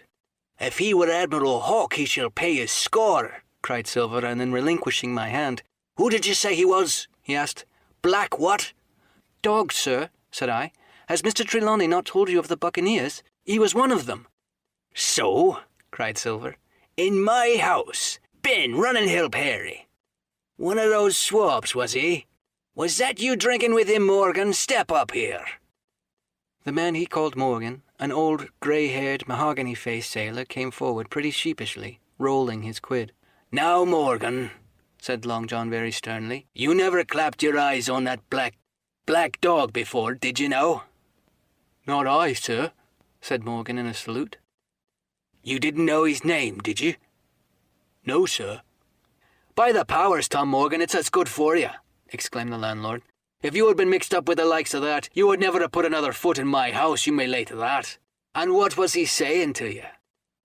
"I don't rightly know, sir," answered Morgan. "Do you call that a head on your shoulders or a blessed dead eye?" cried Long John. "Don't rightly know, don't you? Perhaps you don't happen to rightly know who you was speaking to, perhaps. Come now, what was he jawing? Voyages, captains, ships? Pipe up, what was it?" "He was a-talking of keyholing," answered Morgan. "Keyholing, was he? And a mighty suitable thing, too, you might lay to that. Go back to your place for a lubber, Tom." And then, as Morgan rolled back to his seat, Silva added to me in a confidential whisper that was very flattering, as I thought, "He's quite an honest man, Tom Morgan. Only stupid. And now," he ran on again aloud, "let's see. Black Dog. No, I don't know the name, not I. Yet I kind of think Yes, I've seen the swab. He used to come in here with a blind beggar he used." "That he did, you may be sure," said I. "I knew the blind man, too. His name was Pugh." "It was," cried Silver, now quite excited. "Pugh, that was his name for certain. Aye, he looked a shark, he did. If we run him down, this Black Dog, now there'll be news for Captain Trelawney. Ben's a good runner. Few seamen run better than Ben. He should run him down hand over hand, by the powers. He took to keyholing, did he? I'll keyhole him." All the time that he was jerking out these phrases, he stumped up and down the tavern on his crutch, slapping tables with his hand and giving such a show of excitement as would have convinced an Old Bailey judge or a Bow Street runner. My suspicions had been thoroughly reawakened on finding Black Dog at the Spyglass, and I watched the cook narrowly. But he was too deep and too ready and too clever for me, and by the time the two men had come back out of breath and confessed that they had lost the track in the crowd and been scolded like thieves, I would have gone to bail for the innocence of Long John Silva. "See here now, Hawkins," said he. "Here's a blessed hard thing on a man like me now, ain't it? There's Captain Trelawney. What's he to think? Here I have this confounded son of a Dutchman sitting in my own house, drinking of my own rum. Here you come and tell me of it plain, and here I let him give us all the slip before my blessed deadlights. Now, Hawkins, you do me justice with the captain. You're a lad, you are, and you're smart as paint. I seen that when you first come in. Now, here it is. What could I do with this old timber I hobble on? When I was an A.B. master mariner, I'd have come up alongside of him hand over hand and broached him in a brace of old shakes, I would, but now—" And then all of a sudden he stopped, and his jaw dropped as though he remembered something. "The score!" he burst out. "3 goes of rum! Why, shiver me timbers, I hadn't forgotten my score!" And falling on a bench, he laughed until the tears ran down his cheeks. I could not help joining, and we laughed together, peal after peal, until the tavern rang again. "Why, what a precious old sea calf I am," he said at last, wiping his cheeks. "You and me should get on well, Hawkins, for I'll take my Davy I should be rated ship's boy. But come now, stand by to go about. This won't do. Duty is duty, messmate.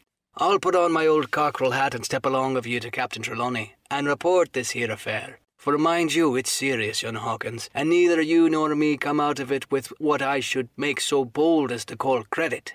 Nor you neither, says you. Not smart, none of the pair of us smart, but dash my buttons. That's a good un about my score."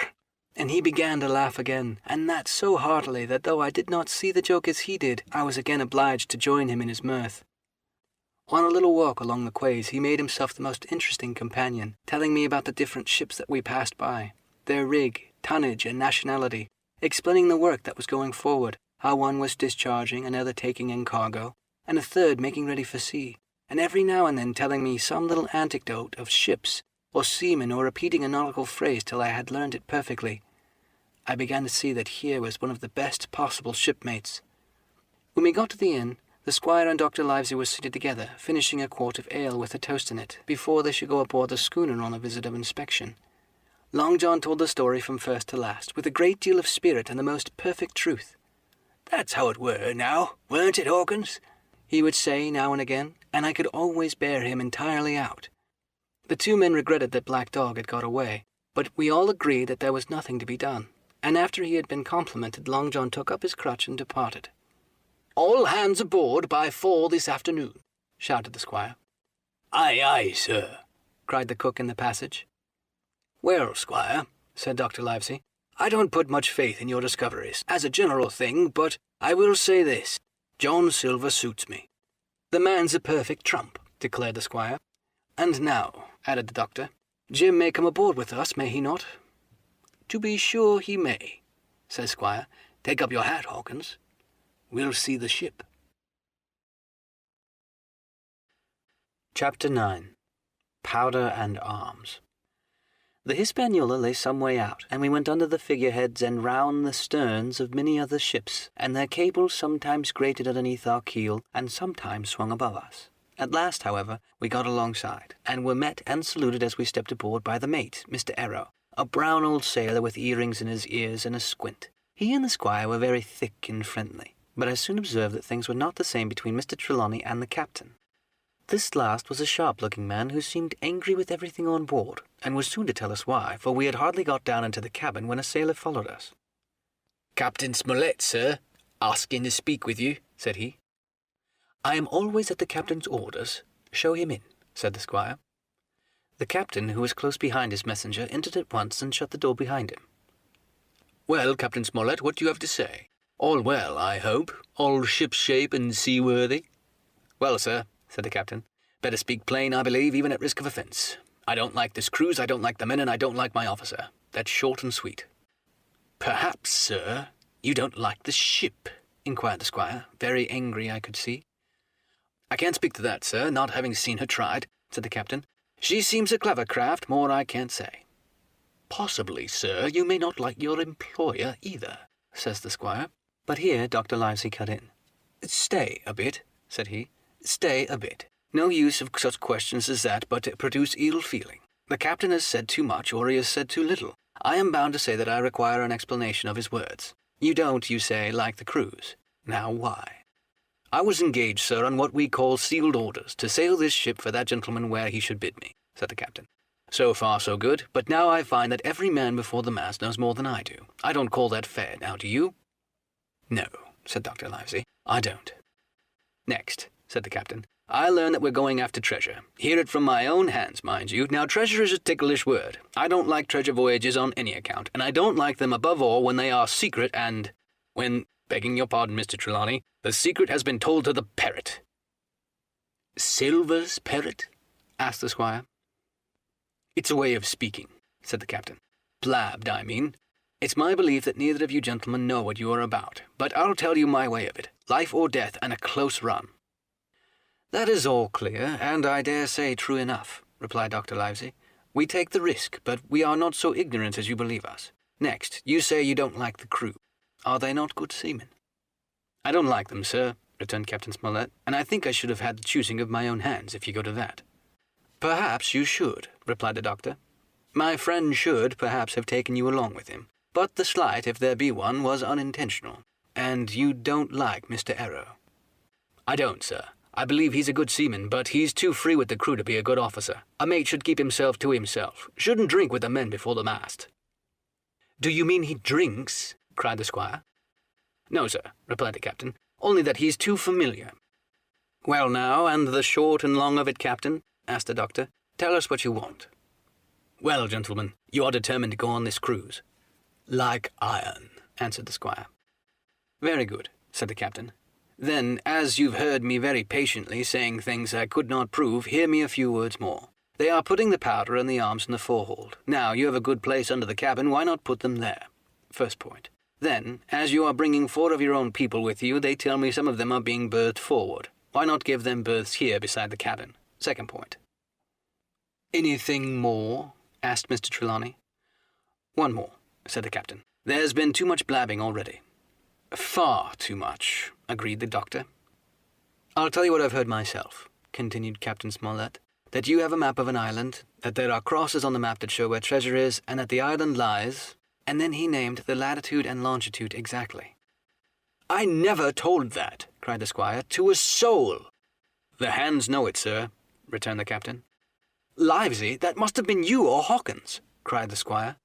"It doesn't much matter who it was," replied the doctor, and I could see that neither he nor the captain paid much regard to Mr. Trelawney's protestations. Neither did I, to be sure. He was too loose a talker. Yet in this case I believed he really was right that nobody had told the situation of the island. "Well, gentlemen," continued the captain, "I don't know who has this map, but I make it a point. It shall be kept secret even from me and Mr. Arrow. Otherwise I should ask you to let me resign." "I see," said the doctor. "You wish to keep this matter dark, and to make a garrison of the stern part of the ship, manned by my friend's own people, and provided with all the arms and powder on board. In other words, you fear a mutiny." "Sir," said Captain Smollett, "with no intention to take offence, I deny your right to put words into my mouth. No captain, sir, would be justified in going to sea at all if he had ground enough to say that. As for Mr. Arrow, I believe him to be thoroughly honest. Some of the men are the same, all may be for what I know. But I am responsible for the ship's safety and the life of every man jack aboard her. I see things going, as I think, not quite right, and I ask you to take certain precautions or to let me resign my berth. That is all." "Captain Smollett," began the doctor with a smile, "did you ever hear the fable of the mountain and the mouse? You'll excuse me, I dare say you remind me of that fable. When you came in here, I'll stake my wig you meant more than this." "Doctor," said the captain, "you are smart. When I came in here, I meant to get discharged. I had not thought that Mr. Trelawney would hear a word." "No more I would," cried the squire. "Had Livesey not been here, I should have seen you to the deuce. As it is, I have heard you. I will do as you desire, but I think the worse of you." "That's as you please, sir," said the captain. "You'll find I do my duty." And with that he took his leave. "Trelawney," said the doctor, "contrary to all my notions, I believe you have managed to get 2 honest men on board with you. That man and John Silva." "Silva, if you like," cried the squire. "But as for that intolerable humbug, I declare that I think his conduct unmanly, unsailorly, and downright un-English." "Well," says the doctor, "we shall see." When we came on deck, the men had begun already to take out the arms and powder, yo-hoing at their work, while the captain and Mr. Arrow stood by, superintending. The new arrangement was quite to my liking. The whole schooner had been overhauled. 6 berths had been made astern out of what had been the after part of the main hold, and this set of cabins was only joined to the galley and forecastle by a spared passage on the port side. It was originally meant that the captain, Mr. Arrow, Hunter, Joyce, the doctor, and the squire were to occupy these 6 berths. Now Redruth and I were to get 2 of them, and Mr. Arrow and the captain were to sleep on deck in the companion, which had been enlarged on each side till you might almost have called it a roundhouse. Very low it was still, of course, but there was room enough to swing 2 hammocks, and even the mate seemed pleased with the arrangement. Even he, perhaps, had been doubtful as the crew, but that is only a guess, for as you shall hear, we had not long the benefit of his opinion. We were all hard at work, changing the powder in the berths, when the last man or 2, and Long John along with them, came off in a shore boat. The cook came up the side like a monkey for cleverness, and as soon as he saw what was doing, "So-ho, mates," says he, "what's this?" "We're a-changing the powder, Jack," answered one. "Why, by the powers," cried Long John, "if we do, we'll miss the morning tide." "My orders," said the captain shortly. "You may go below, my man. Hands will want supper." "Aye, aye, sir," answered the cook, and touching his forelock he disappeared at once in the direction of his galley. "That's a good man, Captain," said the doctor. "Very likely, sir," replied Captain Smollett. "Easy with that, men, easy." He ran on to the fellows who were shifting the powder, and then suddenly, observing me examining the swivel we carried amidships, a long brass 9, "Here, you ship's boy," he cried, "out of that! Off with you to the cook to get some work." And then as I was hurrying off, I heard him say quite loudly to the doctor, "I'll have no favourites on my ship." I assure you I was quite of the squire's way of thinking, and hated the captain deeply. Chapter 10. The Voyage. All that night we were in a great bustle getting things stowed in their place, and boatfuls of squire's friends, Mr. Blandley and the like, coming off to wish him a good voyage and a safe return. We never had a night at the Admiral Benbow when I had half the work, and I was dog-tired when, a little before dawn, the boatswain sounded his pipe and the crew began to man the catspan bars. I might have been twice as weary, yet I would not have left the deck. All was so new and interesting to me. The brief commands, the shrill note of the whistle, the men bustling to their places and the glimmer of the ship's lanterns. "Now, Barbecue, tip us a stave," cried one voice. "The old one," cried another. "Aye, aye, mateys," cried Long John, who was standing by with his crutch under his arm, and at once broke out in the air, and words I knew so well. 15 men on a dead man's chest. And then the whole crew bore chorus. Yo ho ho and a bottle of rum. And on the third ho, drove the bars before them at will. Even at that exciting moment it carried me back to the old Admiral Benbow in a second, and I seemed to hear the voice of the captain piping in the chorus. But soon the anchor was short up. Soon it was hanging dripping in the bows. Soon the sail began to draw, and the land and shipping to flit by on either side. And before I could lie down to snatch an hour of slumber, the Hispaniola had begun her voyage to the Isle of Treasure. I'm not going to relate the voyage in detail. It was fairly prosperous. The ship proved to be a good ship. The crew were capable seamen, and the captain thoroughly understood his business. But before we came the length of Treasure Island, 2 or 3 things had happened which require to be known. Mr. Arrow, first of all, turned out to be even worse than the captain had feared. He had no command among the men, and people did what they pleased with him. But that was by no means the worst of it, for after a day or 2 at sea, he began to appear on deck with hazy eye, red cheeks, stuttering tongue, and other marks of drunkenness. Time after time he was ordered below in disgrace. Sometimes he fell and cut himself. Sometimes he lay all day long in his little bunk at the side of the companion. Sometimes for a day or 2 he would be almost sober, and attend to his work at least passably. In the meantime we could never make out where he got the drink. That was the ship's mystery. Watch him as we pleased, we could do nothing to solve it, and when we asked him to his face, he would only laugh if he were drunk, and if he was sober, deny solemnly that he'd ever tasted anything but water. He was not only useless as an officer and a bad influence among the men, but it was plain that at this rate he must soon kill himself outright. So no one was much surprised, nor very sorry, when one dark night, with the head of sea, he disappeared entirely, and was seen no more. "Overboard," said the captain. "Well, gentlemen, that saves the trouble of putting him in irons." But there we were without a mate, and it was necessary, of course, to advance one of the men. The boatswain, Job Anderson, was the likeliest man aboard, and though he kept his old title, he served in a way as mate. Mr. Trelawney had followed the sea, and his knowledge made him very useful, for he often took a watch himself in easy weather, and the coxswain, Israel Hands, was a careful, wily old experienced seaman who could be trusted at a pinch with almost anything. He was a great confidant of Long John Silva, and so the mention of his name leads me to speak of our ship's cook, Barbecue as the men called him. Aboard the ship he carried his crutch by a lanyard round his neck, to have both hands as free as possible. It was something to see him wedge the foot of the crutch against the bulkhead and propped against it, yielding to every movement of the ship, get on with his cooking like someone safe ashore. Still more strange was it to see him in the heaviest of weather cross the deck. He had a line or 2 rigged up to help him across the widest spaces. Long John's earrings they were called, and he would hand himself from one place to another, now using the crutch, now trailing it alongside by the lanyard, as quickly as another man could walk. Yet some of the men who had sailed with him before expressed their pity to see him so reduced. "He's no common man, Barbecue," said the coxswain to me. "He's had good schooling in his young days and can speak like a book when so minded. And brave, a lion's nothing alongside of Long John. I've seen him grapple 4 and knock their heads together, him unarmed." All of the crew respected and even obeyed him. He had a way of talking to each and doing everybody some particular service.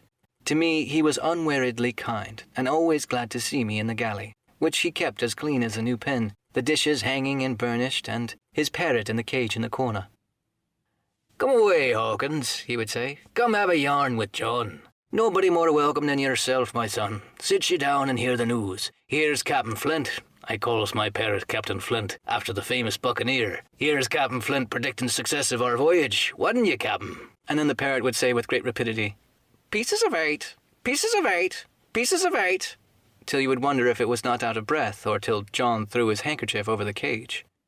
"Now that bird," he would say, "is maybe 200 years old, Hawkins. They live forever, mostly. And if anybody's seen more wickedness, it must be the devil himself. She sailed with England, the great Captain England, the pirate. She'd been at Madagascar, at Malabar, and Saranam, and Providence, and Portobello. She was at the fishing up of the wrecked plate ships, and there she learned pieces of 8. And little wonder, 350,000 of 'em, Hawkins. She was at the boarding of the Viceroy at the Indies of Gower, she was. And to look at her you would think she was a baby.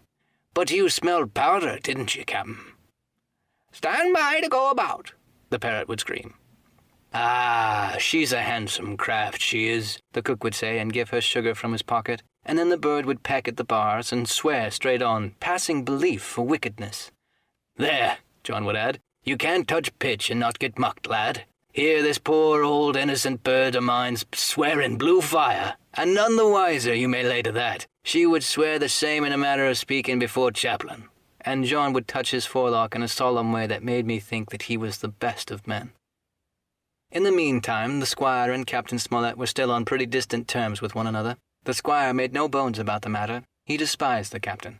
The captain, on his part, never spoke but when he was spoken to, and then sharp and short and dry, and not a word wasted. He owned, when driven into a corner, that he seemed to have been wrong about the crew, that some of them were as brisk as he wanted to see, and all had behaved fairly well.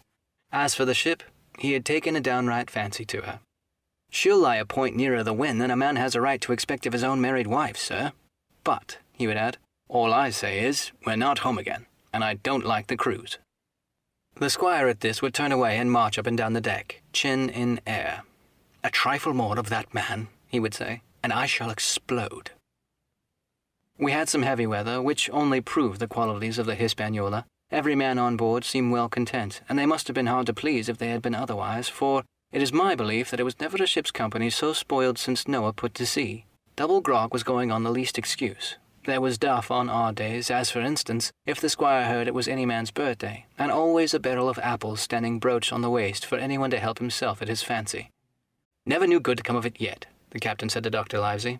"Spoil forecastle hands makes devils, that's my belief." But good did come of the apple barrel, as you shall hear, for if it had not been for that, we should have had no note of warning and might have all perished by the hand of treachery. This is how it came about. We had run up the trades to get the wind of the island we were after. I am not allowed to be more plain. And now we were running down it for the bright lookout day and night. It was about the last day of our outward voyage by the largest computation. Some time that night, or at the latest before noon of the morrow, we should sight the treasure island. We were heading south-southwest and had a steady breeze abeam and a quiet sea. The Hispaniola rolled steadily, dipping her bowsprit now and then with a whiff of spray. All was drawing alow and aloft. Everyone was in the bravest spirits because we were so near the end of the first part of our adventure. Now, just after sundown, when all my work was over and I was on my way to my berth, it occurred to me that I should like an apple. I ran on deck. The watch was all forward, looking out for the island. The man at the helm was watching the luff of the sail and whistling away gently to himself. And that was the only sound excepting the swish of the sea against the bows and around the sides of the ship. In I got bodily into the apple barrel and found that there was scarce an apple left. But sitting down there in the dark, what with the sound of the water and the rocking movement of the ship, I had either fallen asleep or was on the point of doing so when a heavy man sat down with rather a clash close by. The barrel shook as he leaned his shoulder against it, and I was just about to jump up when the man began to speak. It was Silva's voice, and before I had heard a dozen words I would not have shown myself for all the world, but lay there, trembling and listening, in the extreme of fear and curiosity, for from these dozen words I understood that the lives of all honest men aboard depended on me alone. Chapter 11. What I Heard in the Apple Barrel. "No, not I," said Silva. "Flint was captain, I was quartermaster. Along with my timber leg, the same broadside I lost my leg, old Pew lost his deadlights. It was a master surgeon, him that amputated me, out of college and all, Latin by the bucket and what not, but he was hanged like a dog and sun-dried like the rest at Corso Castle. That was Robert's men, that was, and come to change the name of their ships, Royal Fortune and so on. Now what a ship is christened, so let her stay, I says. So it was with the Cassandra as brought us all safe home from Malabar after England took the Viceroy of the Indies. So it was with the old Walrus, Flint's old ship, as I've seen amuck with the red blood and fit to sink with gold." "Ah!" cried another voice that was the youngest hand on board and evidently full of admiration. "He was the flower of the flock, was Flint." "Davis was a good man too, by all accounts," said Silva. "I never sailed along of him, first with England, then with Flint, that's my story. Now here on my own account, in a manner of speaking. I laid by 900 safe from England, and 2,000 after Flint. That ain't bad for a man before the mast, all safe in bank. 'Tain't earning now, it's saving does, you may lay to that. Where's all England's men now? I don't know. Where's Flint's? Why, most of 'em aboard here, and glad to get the duff, been begging before that, some of 'em. Old Pew has lost his sight and might have thought shame, spent £1,200 in a year like a lord in Parliament. Where's he now? Well, he's dead now and under the hatches, but for 2 years before that, shiver me timbers, the man was starving. He begged and he stole and he cut throats and he starved at that, by the powers. Well, it ain't much use after all, said the young seaman. "'Tain't no use for fools, you may lay to it, that or nothing," cried Silver. "But now you look here. You're young, you are, but you're as smart as paint. I seen that when I set my eyes on you, and I'll talk to you like a man." You may imagine how I felt when I heard this abominable old rogue addressing another in the very same words of flattery he had used to myself. I think if I had been able, I would have killed him through the barrel. Meantime he ran on, little supposing he was overheard. "Here it is about gentlemen of fortune. They lives rough, and they risk swinging, but they eat and drink like fighting cocks, and when the cruise is done, why, it's £100 instead of 100 farthings in their pockets. Now, the most goes for rum and a good fling into the sea again in their shirts, but that's not the course I lay. I put it all away, some here, some there, and none too much anywheres by reason of suspicion. I'm 50, mark you. Once back from this cruise, I set up gentlemen in earnest. Time enough too, says you. Ah, but I've lived easy in the meantime, never denied myself nothing my heart desires, and slept soft and ain't dainty all my days but when at sea. And how did I begin? Before the mast, like you." "Well," said the other, "but all that other money's gone now, ain't it? You daren't show face in Bristol after this." "Why, where might you suppose it was?" asked Silver derisively. "In Bristol, in banks and places," answered his companion. "It were," said the cook.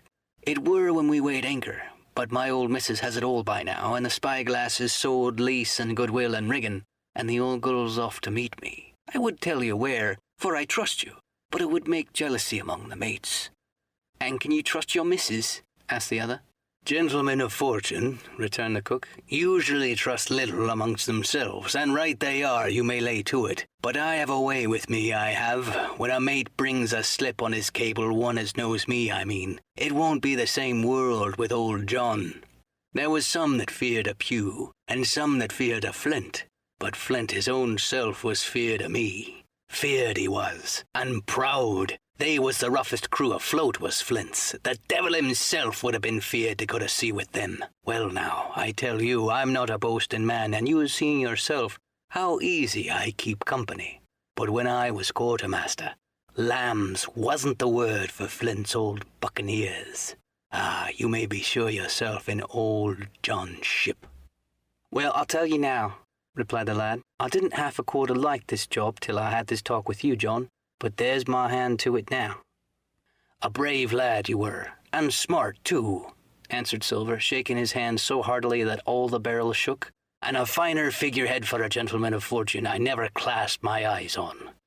By this time I had begun to understand the meaning of their terms.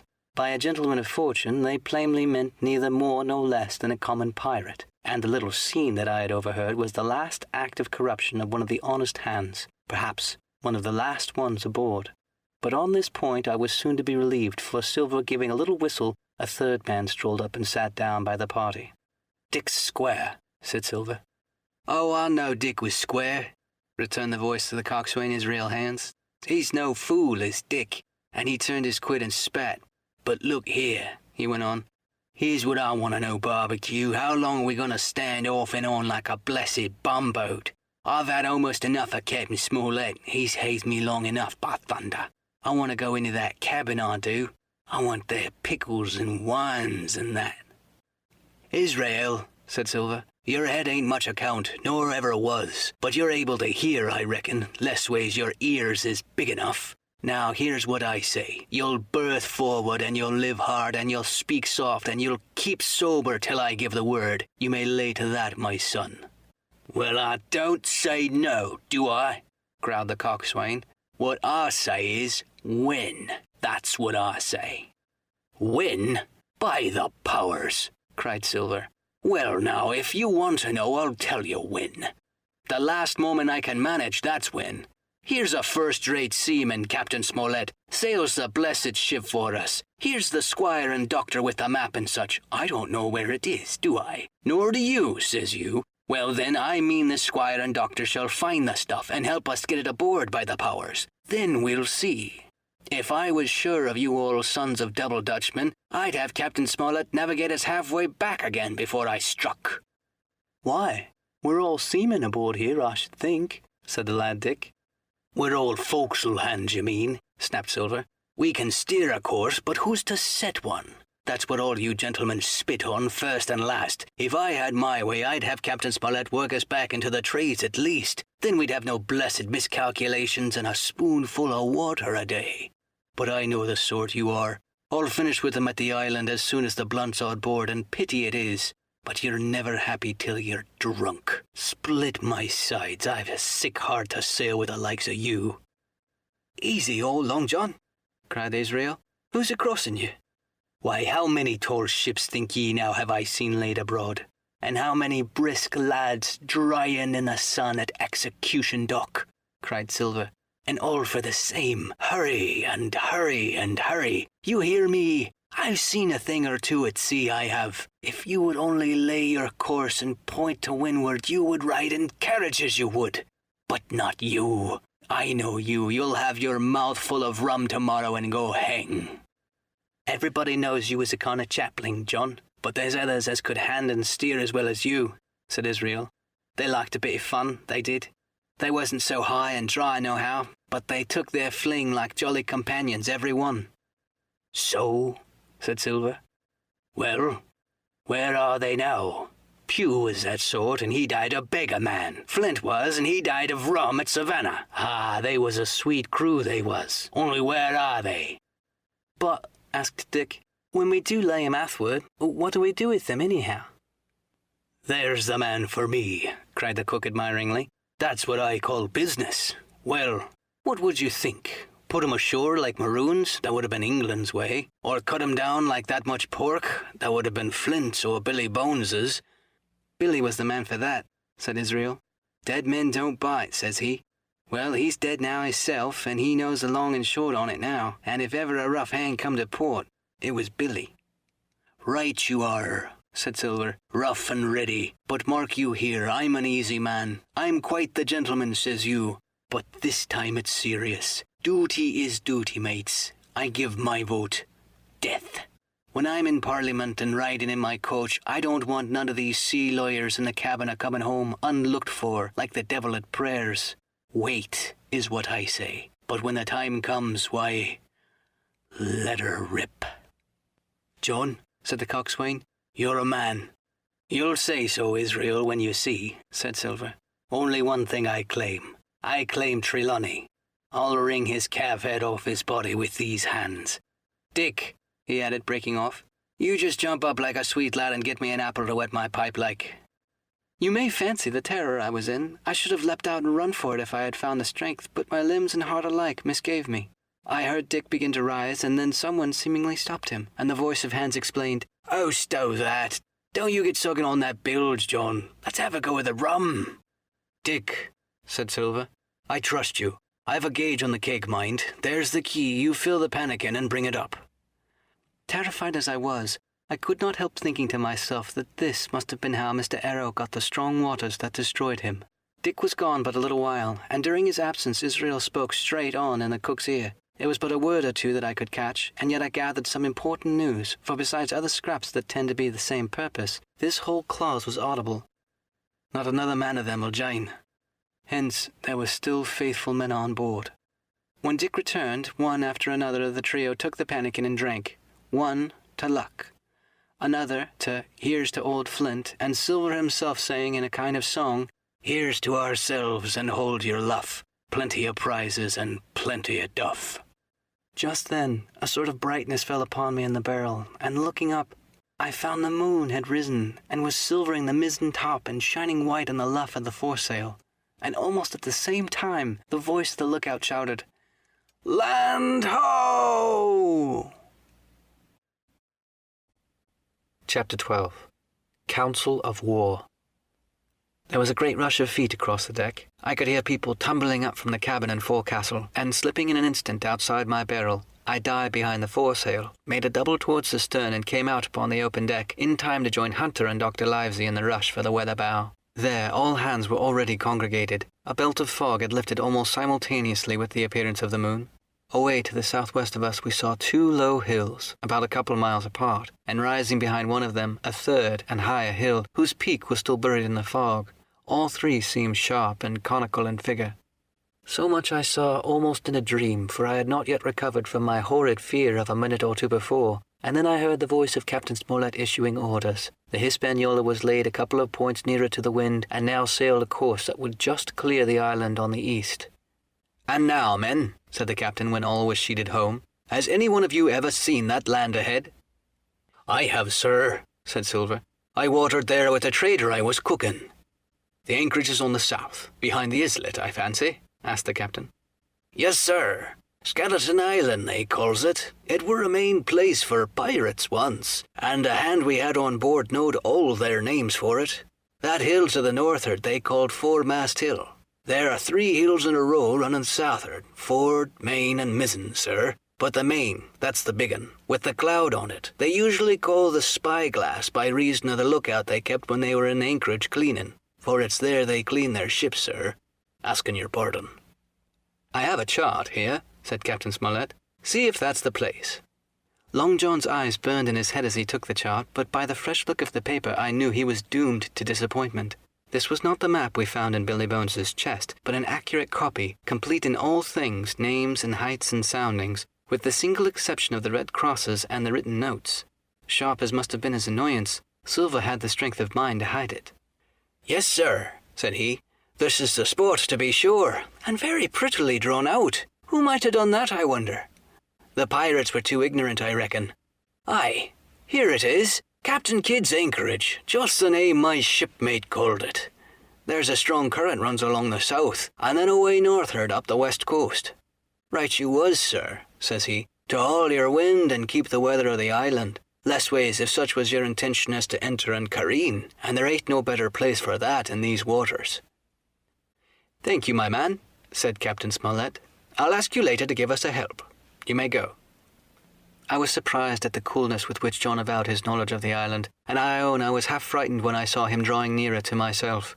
He did not know, to be sure, that I had overheard his counsel from the apple barrel, and yet I had by this time taken such a horror of his cruelty, duplicity, and power that I could scarcely conceal a shudder when he laid his hand upon my arm. "Ah," says he, "this here is a sweet spot, this island. A sweet spot for a lad to get ashore on. You'll bathe and you'll climb trees and you'll hunt goats, you will. And you'll get aloft on them hills like a goat yourself. Why, it makes me young again. I was going to forget my timber leg, I was. It's a pleasant thing to be young and have 10 toes, you may lay to that.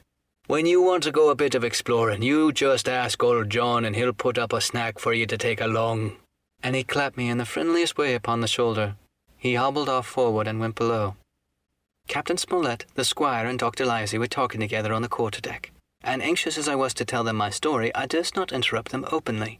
While I was still casting about in my thoughts to find some probable excuse, Dr. Livesey called me to his side. He had left his pipe below, and being a slave to tobacco, had meant that I should fetch it. But as soon as I was near enough to speak and not be overheard, I broke immediately.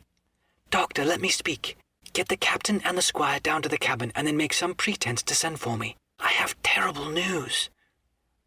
The doctor changed countenance a little, but next moment he was master of himself. "Thank you, Jim," he said quite loudly. "That was all I wanted to know," as if he had asked me a question. And with that he turned on his heel and rejoined the other 2. They spoke together a little, and though none of them started or raised his voice or so much as whistled, it was plain enough that Dr. Livesey had communicated my request. For the next thing I heard was the captain giving an order to Job Anderson, and all hands were piped on deck. "My lads," said Captain Smollett, "I have a word to say to you. This land we have sighted is the place we've been sailing for.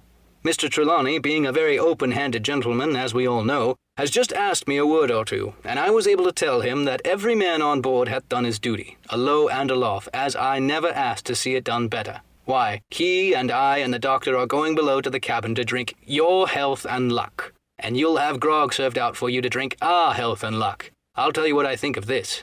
I think it handsome, and if you think as I do, you'll give a good sea cheer for the gentleman that does it." The cheer followed. That was a matter of course, but it rang out so full and hearty that I confess I could hardly believe these same men were plotting for our blood. "One more cheer for Captain Smollett," cried Long John when the first had subsided, and this also was given with a will. On the top of that, the 3 gentlemen went below, and not long after that, word was sent forward that Jim Hawkins was wanted in the cabin. I found all 3 of them seated round the table, a bottle of Spanish wine and some raisins before them, and the doctor smoking away with his wig in his lap, and that, I knew, was a sign that he was agitated. The stern window was open, for it was a warm night, and you could see the moon shining behind on the ship's wake. "Now, Hawkins," said the squire, "you have something to say. Speak up." I did as I was bid, and, as short as I could make it, told the whole details of Silva's conversation. Nobody interrupted me till I was done, nor did any one of the 3 of them make so much as a movement, but they kept their eyes upon my face from first to last. "Jim," said Dr. Livesey, "take a seat." And they made me sit down at the table beside them, poured me out a glass of wine, filled my hands with raisins, and all 3 of them, one after the other, and each with a bow, drank my good health, and their service to me for my luck and courage. "Now, Captain," said the squire, "you were right and I was wrong. I own myself an ass, and I await your orders." "No more an ass than I, sir," returned the captain. "I never heard of a crew that meant to mutiny, but they showed signs before for any man that had an eye in his head to see mischief and take steps according. But this crew," he added, "beats me." "Captain," said the doctor, "with your permission, that's Silva, a very remarkable man." "He'd look remarkably well from the yardarm, sir," returned the captain. "But this is talk. This doesn't lead to anything. I see 3 or 4 points, and with Mr. Trelawney's permission, I'll name them." "You, sir, are the captain. It is for you to speak," says Mr. Trelawney grandly. "First point," began Mr. Smollett, "we must go on, because we can't turn back. If I gave the word to go about, they would rise at once. Second point, we have time before us, at least until this treasure's found. Third point, there are faithful hands. Now, sir, it's got to come to blows sooner or later, and what I propose is to take time by the forelock, as the saying is, and come to blows some fine day when they least expect it. We can count, I take it, on your own home servants, Mr. Trelawney?" "As upon myself," declared the squire. 3, reckoned the captain. "Ourselves make 7, counting Hawkins here. Now, about the honest hands." "Most likely Trelawney's own men," said the doctor.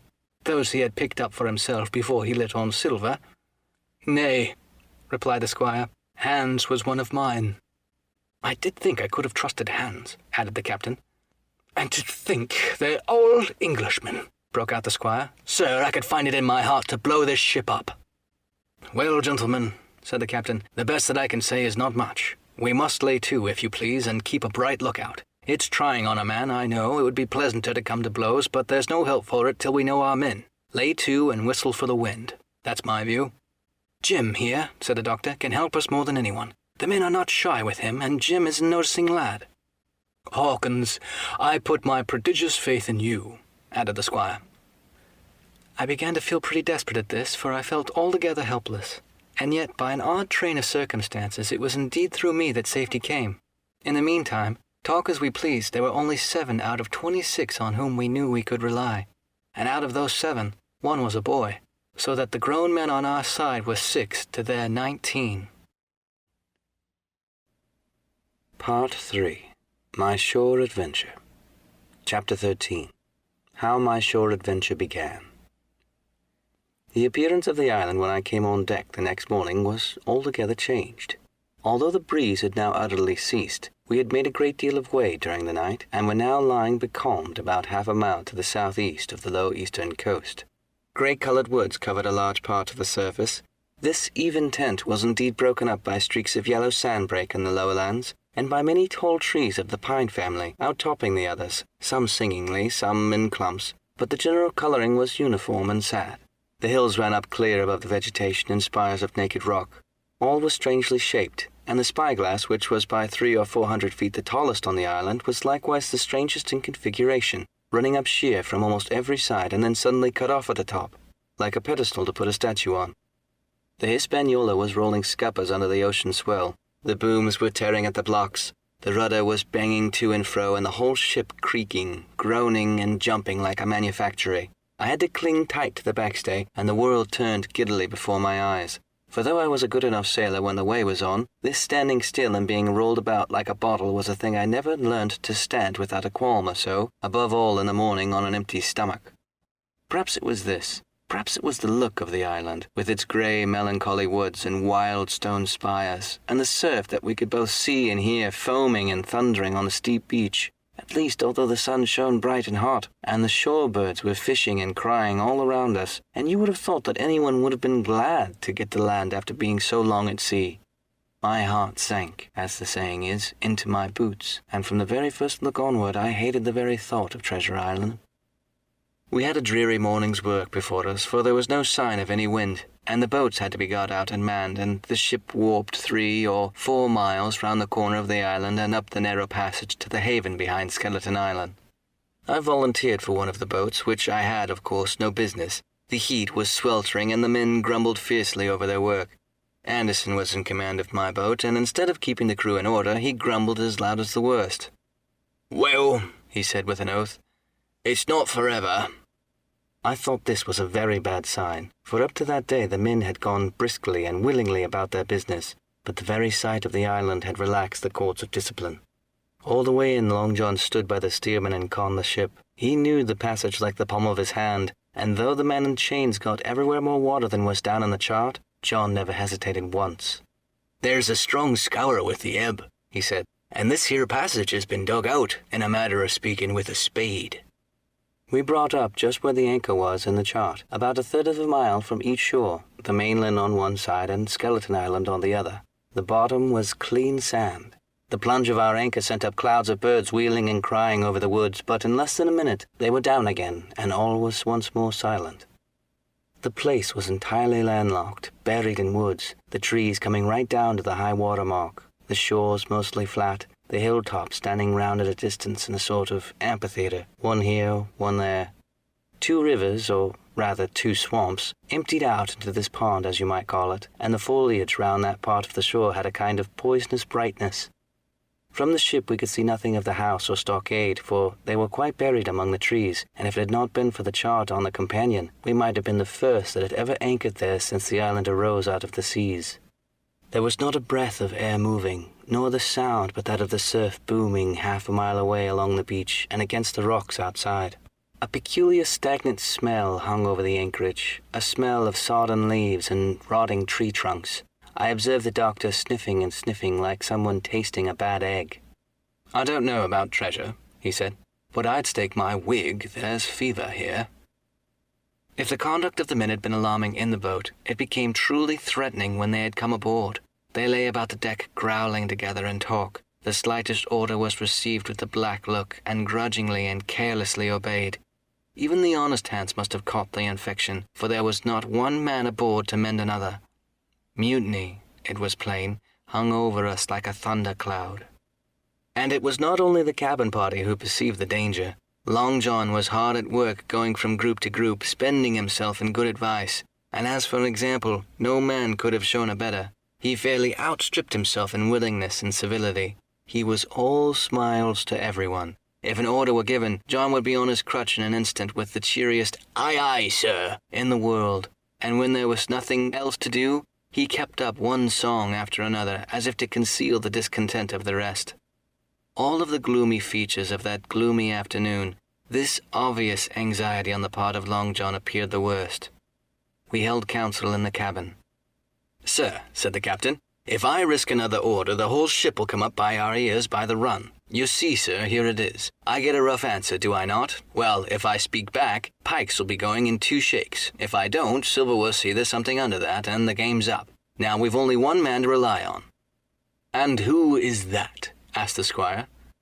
"Silva, sir," returned the captain. "He's as anxious as you and I to smother things up. This is a tiff. He'd soon talk him out of it if he had the chance, and what I propose to do is to give him the chance. Let's allow the men an afternoon ashore. If they all go, why, we'll fight the ship. If they none of them go, well then, we'll hold the cabin and God defend the right. If some go, you mark my words, sir, Silver'll bring 'em aboard again as mild as lambs."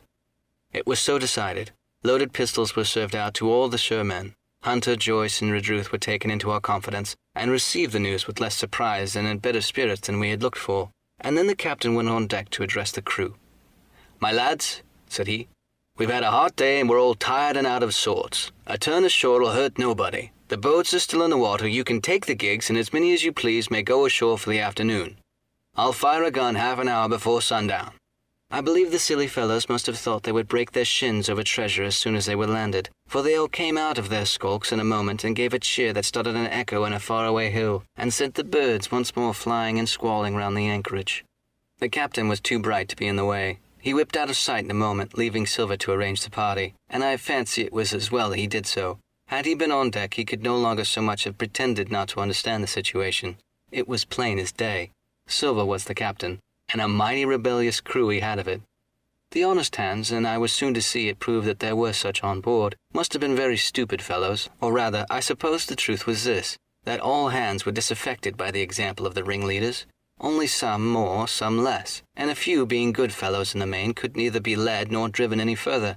It was one thing to be idle and skulk, and quite another to take a ship and murder a number of innocent men. At last, however, the party was made up. 6 fellows to stay on board, and the remaining 13, including Silva, began to embark. Then it was that there came into my head the first of the mad notions that contributed so much to save our lives. If 6 men were left by Silva, it was plain our party could not take and fight the ship, and since only 6 were left, it was equally plain that the cabin party had no present need of my assistance. It occurred to me at once to go ashore. In a jiffy I had slipped over the side and curled up in the foresheets of the nearest boat, and almost at the same moment she shoved off. No one took notice of me, only the boat oar saying, "Is that you, Jim? Keep your head down." But Silva from the other boat looked sharply over and called out to know if that were me, and from that moment I began to regret what I had done. The crews raced for the beach, but the boat I was in, having some start and being at once lighter and better manned, shot far ahead of her consort, and the bow had struck amongst the shoreside trees, and I had caught a branch and swung myself out and plunged in the nearest thicket, while Silva and the rest were still 100 yards behind. "Jim! Jim!" I heard him shouting, but you may suppose I paid no heed. Jumping, ducking, and breaking through, I ran straight before my nose till I could run no longer. Chapter 14. The First Blow. I was so pleased at having given the slip to Long John that I began to enjoy myself and look around with some interest on the strange land that I was in. I had crossed a marshy track full of willows, bulrushes, and odd outlandish swampy trees, and I had now come out upon the skirt of an open piece of undulating sandy country, about a mile long, dotted with a few pines and a great number of contorted trees, not unlike oak in growth, but pale in the foliage like willows. On the far side of the open stood one of the hills, 2 quaint craggy peaks shining vividly in the sun. Now I felt for the first time the joy of exploration. The island was uninhabited, my shipmates I had left behind, and nothing lived in front of me but dumb brutes and fowls. I turned hither and thither among the trees. Here and there were flowering plants, unknown to me, and here and there I saw snakes, and one raised his head from a ledge of rock and hissed at me with a noise not unlike the spinning of a top. Little did I suppose that he was a deadly enemy, and that the noise was the famous rattle.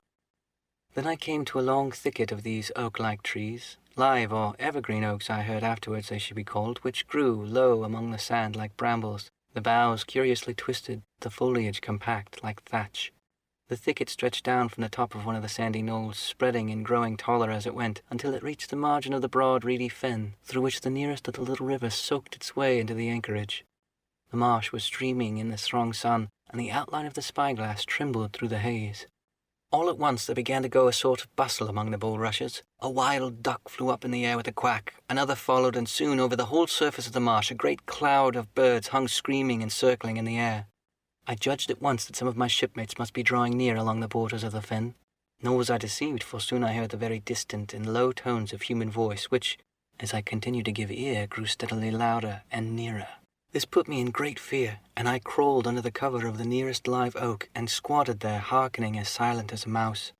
Another voice answered, and then the first voice, which I now recognized to be Silva's, once more took up the story, and ran for a long while in a stream, only now and again interrupted by the other. By the sound they must have been talking earnestly, and almost fiercely, but no distinct word came to my hearing. At last the speakers seemed to have paused, and perhaps sat down, for not only did they cease to draw any nearer, but the birds themselves began to grow more quiet, and to settle again in their places in the swamp. And now I began to feel that I was neglecting my business, that since I had been so foolhardy as to come ashore with these desperadoes, the least I could do was to overhear them at their councils, and that my plain and obvious duty was to draw as close as I could manage, under the favourable ambush of these crouching trees. I could tell the direction of the speakers pretty exactly, not only by the sound of their voices, but by the behavior of the few birds that still hung in alarm above the heads of the intruders. Crawling on all fours, I made steadily but slowly towards them, till at last, raising my head to an aperture among the leaves, I could see clear down to a little green dell beside the marsh, and closely set about with trees, where Long John Silver and another of the crew stood face to face in conversation. The sun beat full upon them. Silver had thrown his hat beside him on the ground, and his great, smooth, blond face, all shining with heat, was lifted to the other man's in a kind of appeal.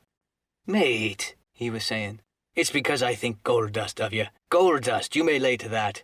If I hadn't took to you like pitch, do you think I'd have been here a-warning you? All's up, you can't make nor mend. It's to save your neck that I'm a-speaking. And if one of the wild ones knew it, where'd I be, Tom? Now tell me, where'd I be?" "Silva," said the other man. I observed he was not only red in the face, but spoke as hoarse as a crow. His voice shook, too, like a taut rope. "Silva, you're old and you're honest, or has the name for it, and you've money too, which lots of poor sailors hasn't, and you're brave, or I'm mistook.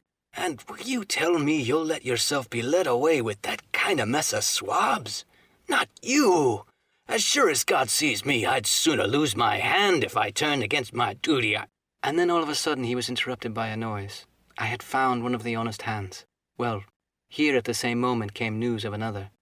Far away out in the marsh there arose all of a sudden a sound like a cry of anger, then another on the back of it, and then one horrid, long-drawn scream. The rocks of the Spyglass re-echoed it a score of times. The whole troop of marsh birds rose again, darkening heaven with a simultaneous whir, and long after that death yell was still ringing in my brain, silence had re-established its empire, and only the rustle of the receding birds and the boom of the distant surges disturbed the languor of that afternoon.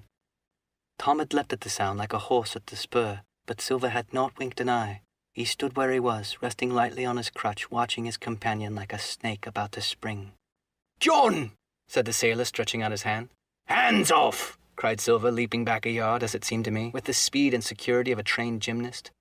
"Hands off if you like, John Silver. It's a black conscience that can make you feared of me. But in heaven's name, tell me what was that?" "That," returned Silva, smiling away, but warier than ever, his eye a mere pinpoint in his big face, but gleaming like a crumb of glass. "That? Oh, I reckon that'll be Allen." And at this point Tom flashed out like a hero. "Allen!" he cried. "Then rest his soul for a true seaman. And as for you, John Silver, long you've been a mate of mine, but you're a mate of mine no more. If I die like a dog, I'll die in my duty. You've killed Allen, have you? Kill me too if you can, but I defies you." And with that this brave fellow turned his back directly on the cook and set off walking for the beach. But he was not destined to go far. With a cry, John seized the branch of a tree, whipped the crutch out of his armpit, and sent that uncouth missile hurtling through the air. It struck poor Tom, point foremost, and with a stunning violence right between the shoulders of the middle of his back. His hands flew up. He gave a sort of gasp and fell. Whether he was injured much or little, none could ever tell. Like enough to judge from the sound, his back was broken on the spot, but he had no time given him to recover. Silva, agile as a monkey, even without leg or crutch, was on top of him the next moment, and had twice buried his knife up to the hilt in that defenseless body. From my place of ambush I could hear him pant aloud as he struck the blows. I do not know what it is rightly to faint, but I do know that for the next little while the whole world swam away from before me in a whirling mist. Silver and the birds and the tall Spyglass hilltop going round and round in a topsy-turvy before my eyes, and all manner of bells ringing and distant voices shouting in my ears. When I came again to myself, the monster had pulled himself together, his crutch under his arm, his hat upon his head. Just before him Tom lay motionless upon the sward, but the murderer minded him not a whit, cleansing his blood-stained knife the while upon a wisp of grass. Everything else was unchanged. The sun still shining mercilessly on the streaming marsh and the tall pinnacle of the mountain, and I could scarce persuade myself that murder had been actually done, and a human life cruelly cut short a moment since before my eyes. But now John put his hand into his pocket, brought out a whistle, and blew upon it several modulating blasts that rang across the far heated air. I could not tell, of course, the meaning of the signal, but it instantly awoke my fears. More men would be coming. I might be discovered. They had already slain 2 of the honest people. After Tom and Allen, might not I come next? Instantly I began to extricate myself and crawl back again, with what speed and silence I could manage, to the more open portion of the wood.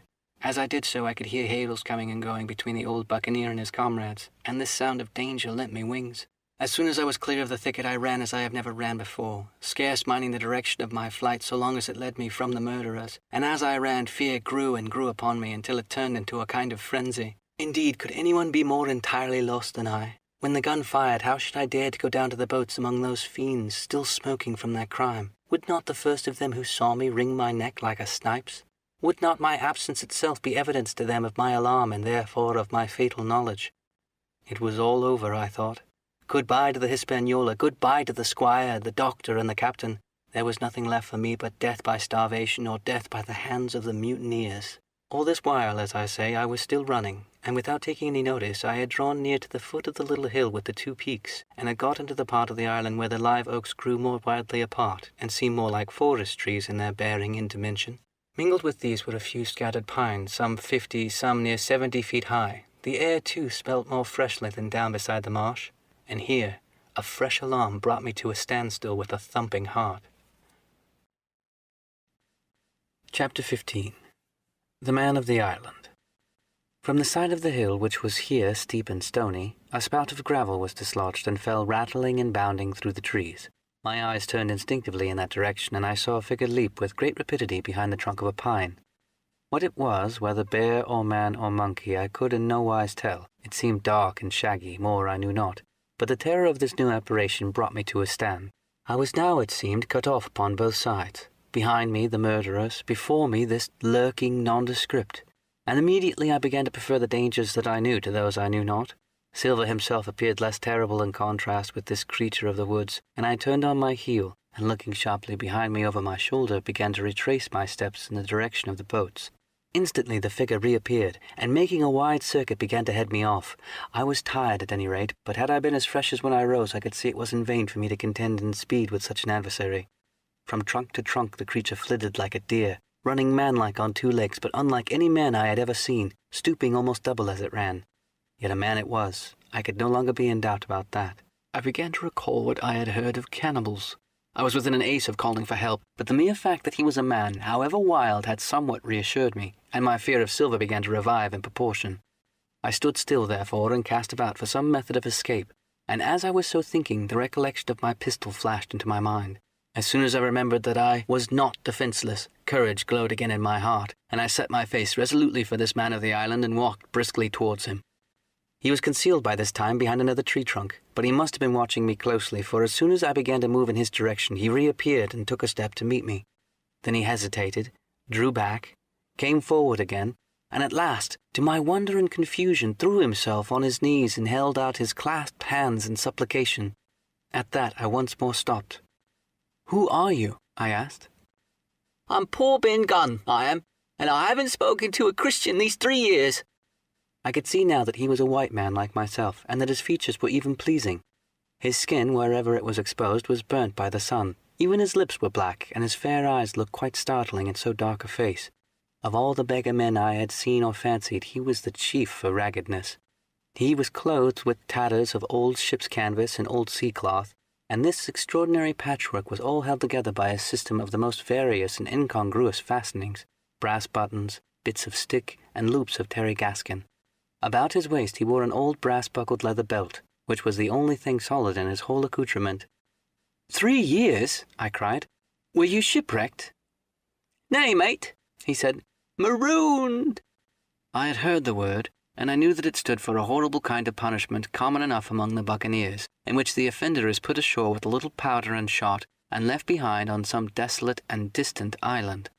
"Marooned 3 years agone," he continued, "and lived on goats since then in berries and oysters. Wherever a man is, says I, a man can do for himself, but mate, my heart is sore for Christian diet. You mightn't happen to have a piece of cheese about you now. No? Well, many is a long night I've dreamed of cheese. Toasted mostly, and woke up again, and here I were." "If ever I can get aboard again," said I, "you shall have cheese by the stone." All this time he had been feeling the stuff of my jacket, smoothing my hands, looking at my boots, and generally, in the intervals of his speech, showing a childish pleasure in the presence of a fellow creature. But at my last words he perked up in a kind of startled slyness. "If ever you get aboard again, says you," he repeated. "Why now, who's to hinder you?" "Not you, I know," was my reply. "And right you was," he cried. "Now what do you call yourself, mate?" "Jim," I told him. "Jim, says he, quite pleased apparently. "Well, now, Jim, I've lived that rough as you'd be ashamed to hear of. Now, for instance, you wouldn't think I had a pious mother to look at me?" he asked. "Why, no, not in particular," I answered. "Ah, well," said he, "but I had. Remarkably pious. And I was a civil, pious boy, and could rattle off my catechisms that fast as you couldn't tell one word from another. And here's what it come to, Jim, and it begun with chucking a farther and the blessed gravestones. That's what it begun with, and it went further than that, and so my mother told me and predicted the whole she did, the pious woman. But it were the providence that brought me here. I've thought it all out in this here lonely island, and I'm back on piety. You don't catch me tasting so much rum. But just a thimbleful for luck, of course, the first chance I have. I'm bound I'll be good, and I've seen to the way. And Jim," looking all around, he lowered his voice to a whisper, "I'm rich." I now felt sure that the poor fellow had gone crazy in his solitude, and I suppose I must have shown the feeling in my face, for he repeated the statement hotly. "Rich, I says, and I'll tell you what, I'll make a man of you, Jim. Ah, Jim, you'll bless your stars, you will. You were the first that found me." And at this there came suddenly a lowering shadow over his face, and he tightened his grasp upon my hand and raised a forefinger threateningly before my eyes. "Now, Jim, you tell me true.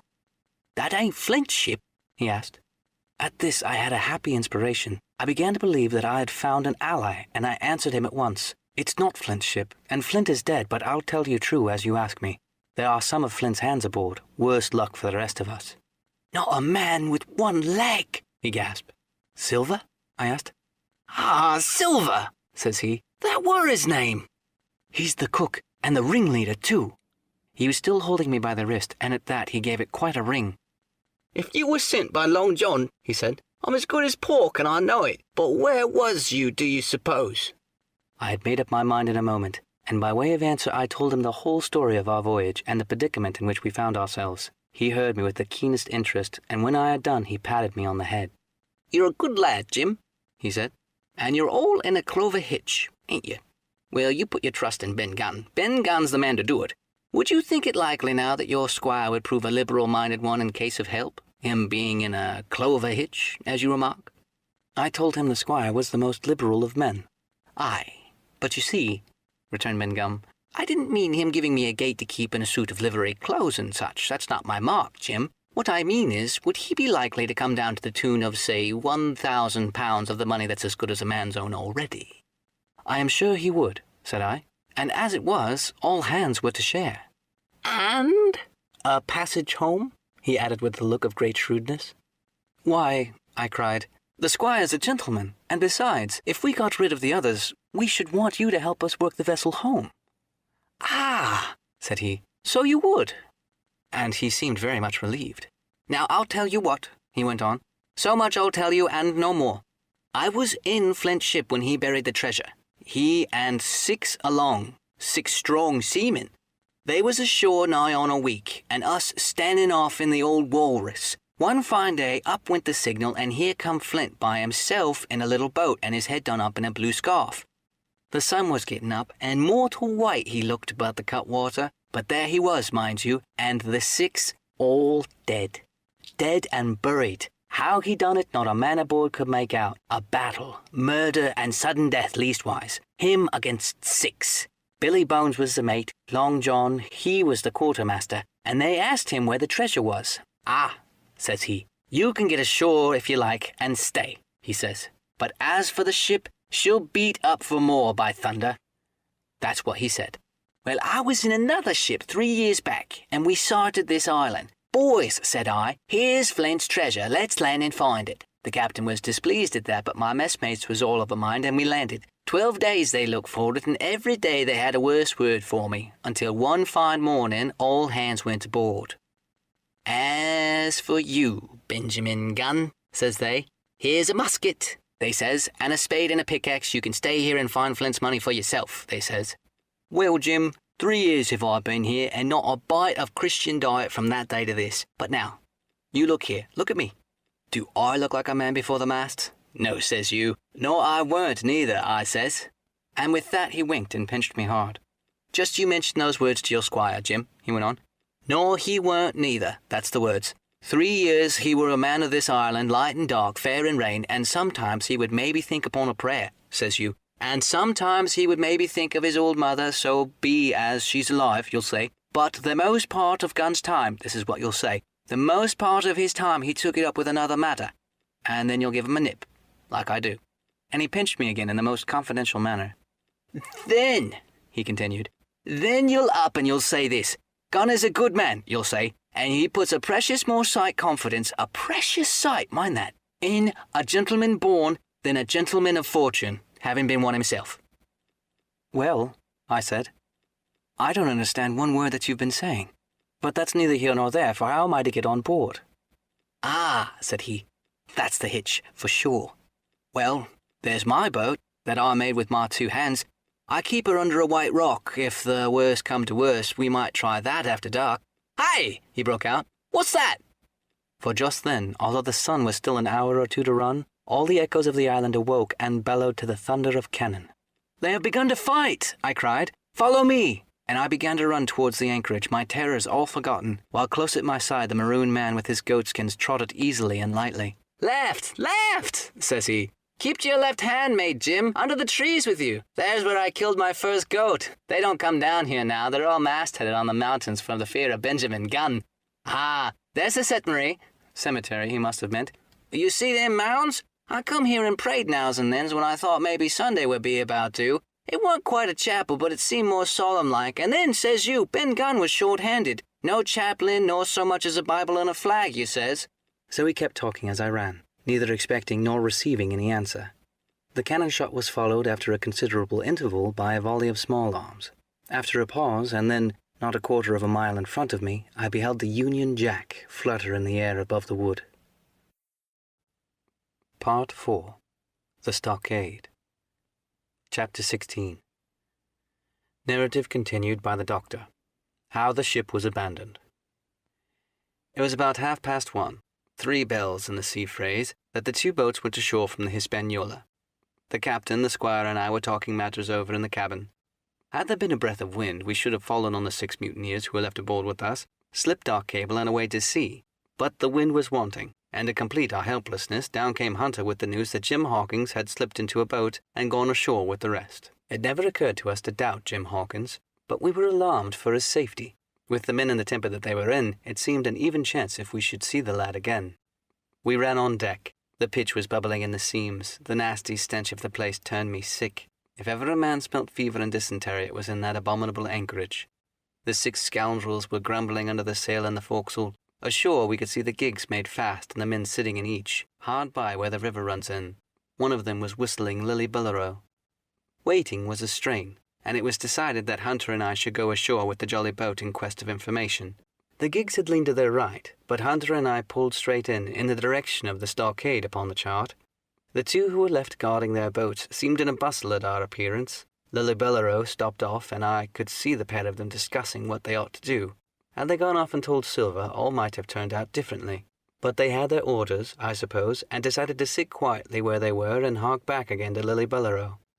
There was a slight bend in the coast, and I steered so as to put it between us, but even before we landed we had thus lost sight of the gigs. I jumped out and came as near as running as I durst, with a big silk handkerchief under my hat for coolness' sake, and a brace of pistols ready primed for safety. I had not gone 100 yards when I reached the stockade. This was how it was. A spring of clear water rose almost to the top of the knoll. Well on the knoll, and enclosing the spring, they had clapped a stout log house fit to hold 20 of people on a pinch, and loopholed for musketry on either side. All round this they had cleared a wide space, and then the thing was completed by a paling 6 feet high, without door or opening, 2 strong to pull down without time and labour, and 2 open to shelter the besiegers. The people in the log house had them in every way. They stood quite in shelter, and shot the others like partridges. All they wanted was a good watch and food, for, short of a complete surprise, they might have held the place against a regiment. What particularly took my fancy was the spring, for though we had a good enough place of it in the cabin of the Hispaniola, with plenty of arms and ammunition and things to eat and excellent wines, there was one thing overlooked. We had no water. I was thinking this over when there came ringing over the island the cry of a man at the point of death. I was not new to violent death, I served His Royal Highness the Duke of Cumberland, and got wounded myself in Fontenoy, but I know my pulse went to Dalton at Kerry 1. Jim Hawkins is gone, was my first thought. It is something to have been an old soldier, but more still to have been a doctor. There is no time to dilly-dally in our work, and so now I made up my mind instantly, and with no time lost returned to the shore and jumped on board the jolly boat. By good fortune, Hunter pulled a good oar. We made the water fly, and the boat was soon alongside and I was aboard the schooner. I found them all shaken, as was natural. The squire was sitting down as white as a sheet, thinking of the harm he had led us to, the good soul, and one of the 6 forecastle hands was little better. "There's a man," said Captain Smollett, nodding towards him. "New to this work, he came nigh hand on fainting, Doctor, when he heard the cry.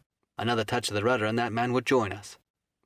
I told my plan to the captain, and between us we settled the details of the accomplishment.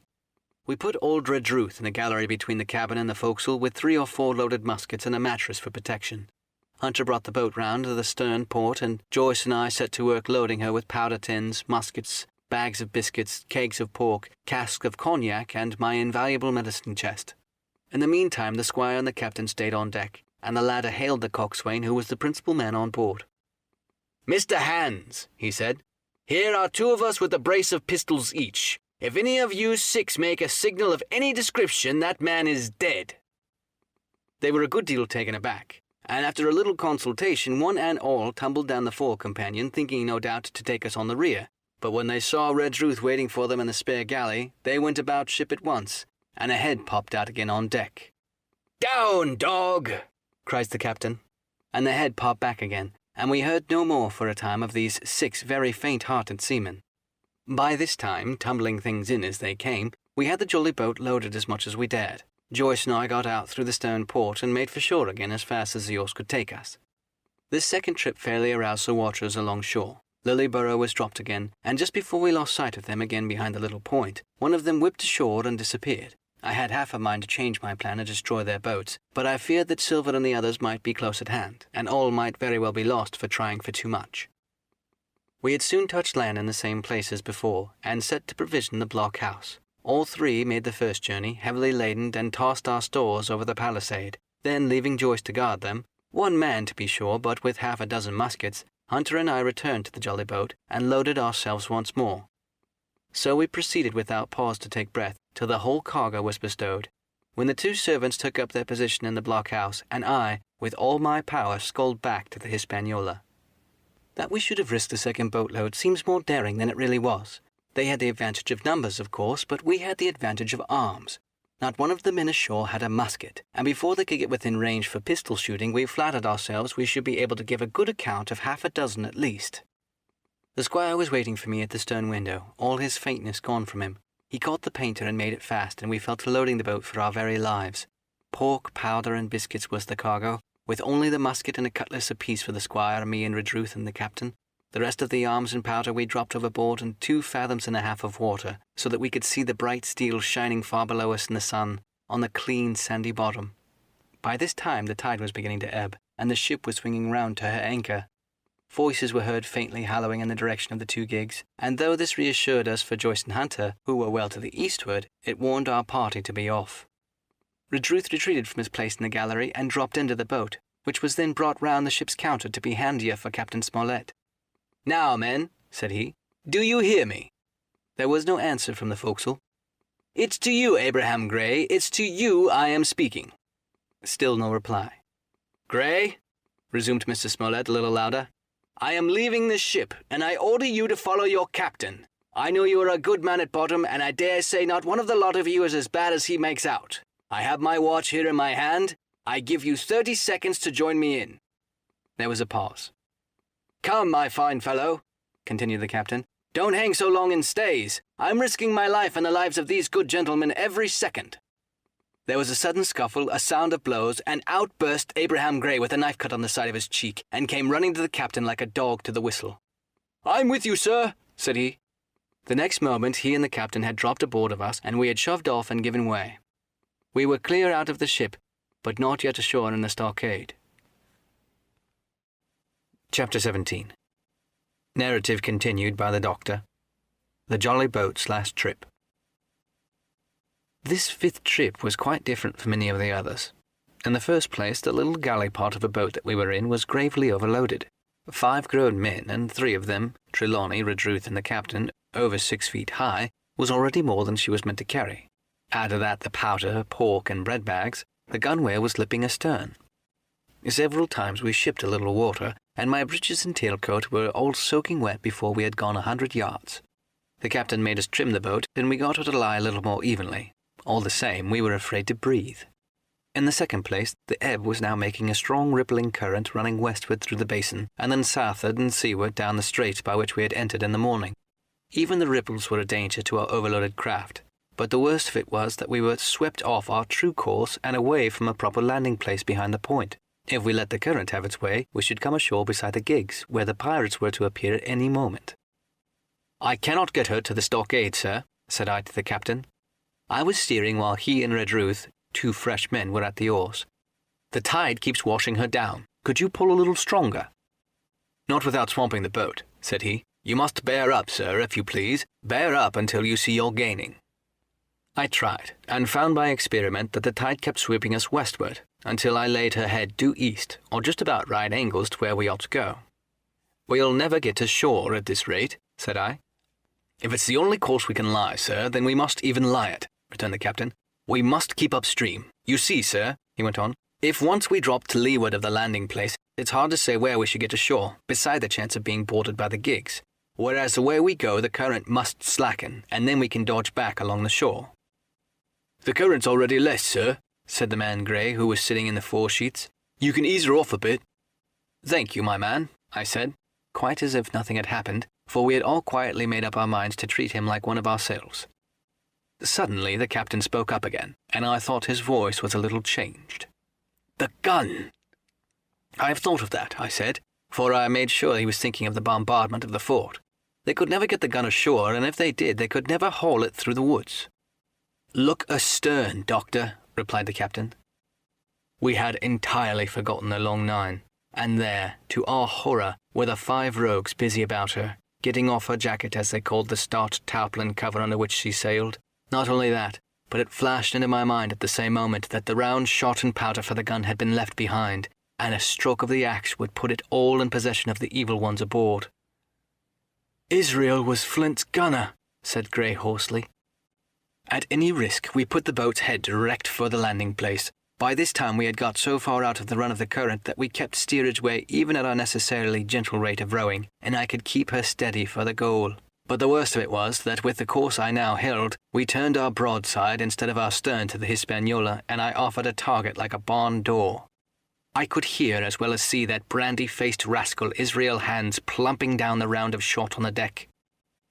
"Who's the best shot?" asked the captain. "Mr. Trelawney, out and away," said I. "Mr. Trelawney, would you please pick off one of those men, sir? Hands, if possible," said the captain. Trelawney was cool as steel. He'd looked and primed his gun. "Now," cried the captain, "easy with that gun, sir, or you'll swamp the boat. All hands stand by to trim her when he aims." The squire raised his gun. The rowing ceased, and we all leaned over the side to keep the balance. All was so nicely contrived that we did not ship a drop. They had the gun by this time slewed round upon the swivel, and Hans, who was at the muzzle with the rammer, was, in coincidence, the most exposed. However, we had no luck, for just as Trelawney fired, down he stooped and the ball whistled over him, and it was one of the other 4 who fell. The cry he gave was echoed not only by his companions on board, but by a great number of voices from the shore, and looking in the direction I saw other pirates trooping out from among the trees and tumbling into their places in the boats. "Here come the gigs, sir," said I. "Give way, then," cried the captain. "We mustn't mind if we swamp her now. If we can't get ashore, all's up." "Only one of the gigs is being manned, sir," I added. "The crew of the other must most likely be rounding the shore to cut us off." "They'll have a hard run, sir," returned the captain. "Jack ashore, you know. It's not them I mind, it's the round shot. Carpet bowls! My lady maid couldn't miss. Tell her, squire, when you see the match, we'll hold water."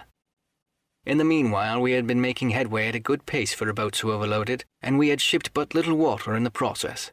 We were now close in, 30 or 40 strokes, and we should breach her, for the ebb had already disclosed a narrow belt of sand below the clustering trees. The gig was no longer to be feared. The little point had already concealed it from our eyes. The ebb tide, which had so cruelly delayed us, was now making reparations and delaying our assailants. The one source of danger was the gun. "If I durst," said the captain, "I'd stop and pick off another man."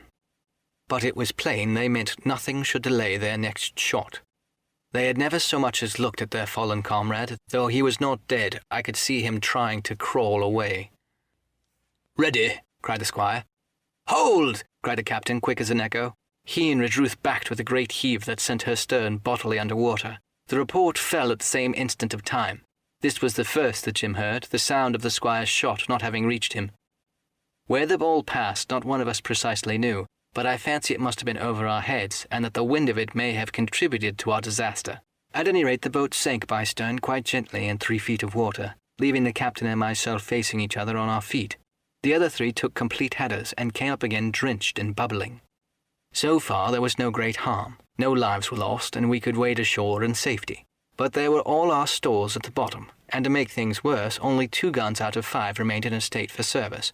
Mine I had snatched from my knees and held over my head by a sort of instinct. As for the captain, he carried his over his shoulder by a bandolier, and, like a wise man, lock uppermost. The other 3 had gone down with the boat. To add to our concern, we heard voices already drawing near us in the wood along the shore, and we had not only the danger of being cut off from the stockade in our half-crippled state, but the fear before us whether, if Hunter and Joyce were attacked by half-dozen, they would have the sense and conduct to stand firm. Hunter was steady, that we knew. Joyce was a doubtful case, a pleasant, polite man for a valet and to brush one's clothes, but not entirely fit for a man of war.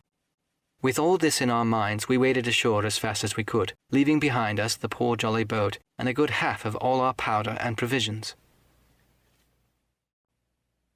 Chapter 18. Narrative continued by the Doctor. End of the first day's fighting. We made our very best speed across the strip of wood that now divided us from the stockade, and every step we took the voices of the Buccaneers rang nearer. Soon we could hear their footfalls as they ran and the cracking of branches as they breasted across a bit of thicket. I began to see that we should have a brushed for it in earnest, and looked to my priming. "Captain," said I, "Trelawney is the dead shot. Give him your gun. His own is useless." They exchanged guns, and Trelawney, silent and cool as he had been since the beginning of the bustle, hung a moment on his heel to see that all was fit for service. At the same time, observing Grey to be unarmed, I handed him my cutlass. It did all our hearts good to see him spit in his hand, knit his brow, and make the blade sing through the air. It was plain from every line of his body that our new hand was worth his salt. 40 paces further we came to the edge of the wood, and saw the stockade in front of us. We struck the enclosure about the middle of the south side, and almost at the same time 7 mutineers, Job Anderson the boatswain at their head, appeared in full cry at the southwestern corner. They paused as if taken aback, and before they recovered, not only the squire and I, but Hunter and Joyce from the blockhouse had time to fire. The 4 shots came in rather a scattering volley, but they did the business. One of the enemy actually fell, and the rest, without hesitation, turned and plunged into the trees. After reloading, we walked down the outside of the palisade to see the fallen enemy. He was stone dead, shot through the heart. We began to rejoice over our good success when just at that moment a pistol cracked in the bush. A ball whistled close past my ear, and poor Tom Redruth stumbled and fell his length to the ground. Both the squire and I returned to the shot, but as we had nothing to aim at, it was probable we only wasted powder. Then we reloaded and turned our attention to poor Tom.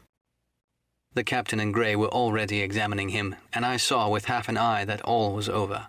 I believe the readiness of our return volley had scattered the mutineers once more, for we were suffered without further molestation to get the poor old gamekeeper hoisted over the stockade and carried, groaning and bleeding, into the log house. Poor old fellow, he had not uttered one word of surprise, complaint, fear, or even acquiescence from the very beginning of our troubles till now, when we laid him down in the log house to die. He had lain like a Trojan behind his mattress in the gallery. He had followed every order silently, doggedly, and well. He was the oldest of our party by a score of years, and now, sullen, old, serviceable servant, it was he that was to die. The squire dropped down beside him on his knees and kissed his hand, crying like a child. "Am I to be going, Doctor?" he asked. "Tom, my man," said I, "you're going home." "I wish I had had a look at them with the gun first," he replied. "Tom," said the squire, "say you forgive me, won't you?" "Would that be respectful like from me to you, squire?"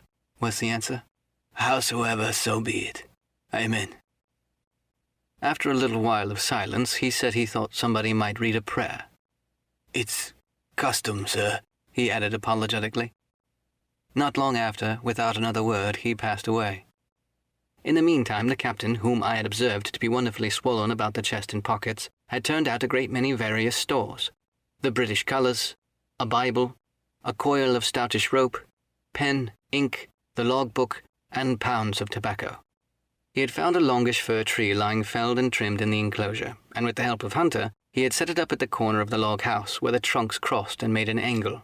Then, climbing on the roof, he had with his own hand bent and run up the colours. This seemed mightily to relieve him. He re-entered the log house and set about counting up the stores as if nothing else existed. But he had an eye on Tom's passage for all that, and as soon as all was over, came forward with another flag and reverently spread it on the body. "Don't you take on, sir," he said, shaking the squire's hand. "All's well with him. No fear for a hand that's been shot down in his duty to captain and owner. It mightn't be good divinity, but it's fact." Then he pulled me aside. "Dr. Livesey," he said, "in how many weeks do you and the squire expect the consort?" I told him it was not a question of weeks, but months, that if we were not back by the end of August, Blandley was to send for us, but neither sooner nor later. "You can calculate for yourself," I said. "Why, yes," returned the captain, scratching his head. "And making a large allowance, sir, for all the gifts of Providence, I should say we're pretty close hold." "How do you mean?" I asked. "It's a pity, sir, we lost that second load, that's what I mean," replied the captain. "As for powder and shot, we'll do, but the rations are short, very short. So short, Dr. Livesey, that we're perhaps well without that extra mouth." And he pointed to the dead body under the flag. Just then, with a roar and a whistle, a round shot passed high above the roof of the log house and plumped far beyond us in the wood. "Oh-ho!" said the captain. "Blaze away! You've little enough powder already, my lads." At the second trial the aim was better, and the ball descended inside the stockade, scattering a cloud of sand, but doing no further damage. "Captain," said the squire, "the house is quite invisible from the ship. It must be the flag they're aiming at. Would it not be wiser to take it in?" "Strike my colours!" cried the captain. "No, sir, not I." And as soon as he said the words, I think we all agreed with him, for it was not only a piece of stout, seamanly good feeling, it was good policy besides, and showed our enemies that we despised their cannonade. All through the evening they kept thundering away. Ball after ball flew over, or fell short, or kicked up sand in the enclosure, but they had to fire so high that the shot fell dead and buried itself in the soft sand. We had no ricochet to fear, and though one popped in through the roof of the log house and out again through the floor, we soon got used to that sort of horseplay, and minded it no more than cricket. "There's one good thing about all this," observed the captain. "The wood in front of us is likely clear. The ebb has made a good while. Our stores should be uncovered. Volunteers to go bring in pork?" Gray and Hunter were the first to come forward. Well armed, they stole out of the stockade, but it proved a useless mission. The mutineers were bolder than we fancied, or they put more trust in Israel's gunnery, for 4 or 5 of them were busy carrying off our stores and wading out with them to one of the gigs that lay close by, pulling an oar or so to hold her steady against the current. Silva was in the stern sheets in command, and every man of them now was provided with a musket from some secret magazine of their own. The captain set down his log, and here is the beginning of the entry. Alexander Smollett, master. David Livesey, ship's doctor. Abraham Gray, carpenter's mate. John Trelawney, owner. John Hunter and Richard Joyce, owner's servants. Landsmen, being all that is left faithful of ship's company, with stores for 10 days at short rations, came ashore this day and flew British colours on the log house in Treasure Island. Thomas Redruth, owner's servant. Landsman shot by the mutineers. Jim Hawkins, cabin boy. At the same time I was wondering over poor Jim Hawkins' fate. A hail on the land side. "Someone's hailing us," said Hunter, who was on guard. "Doctor! Squire! Captain! Hello, Hunter, is that you?" came the cries. And I ran to the door in time to see Jim Hawkins, safe and sound, come climbing over the stockade. Chapter 19. Narrative resumed by Jim Hawkins. The garrison of the stockade. As soon as Ben Gunn saw the colours, he came to a halt, stopped me by the arm, and sat down. "Now," he said, "there's your friend, sure enough." "Far more likely the mutineers," I answered. "That," he cried, Why, in a place like this, where nobody puts in but gentlemen of fortune, Silva would fly the Jolly Roger, you don't make no doubt of that. That's your friends. There's been blows, too. I reckon your friends have had the best of it, and here they are ashore in the old stockade, as was made years and years ago by Flint. Ah, he was a man to have a headpiece, was Flint. Barring rum, his match was never seen. He was afraid of none, not he, only Silva. Silva was that genteel. Well, said I, that may be so, and so be it. All the more reason that I should hurry on and join my friends. Nay, mate, returned Ben, not you. You're a good boy, or I'm mistook. But you're only a boy, all told. Now, Ben Gunn is fly. Rum wouldn't bring me there where you're going. Not rum wouldn't, till I see your born gentleman and gets in with his word of honour. And you won't forget my words. A precious sight, that's what you'll say. A precious sight more confidence. And then nip him. And he pinched me a third time with the same air of cleverness. And when Ben Gunn is wanted, you'll know where to find him, Jim. Just where you found him today. And him that comes is to have a white thing in his hand, and he's to come alone. Oh, and you'll say this. Ben Gunn, says you, has reasons of his own. Well, said I believe I understand.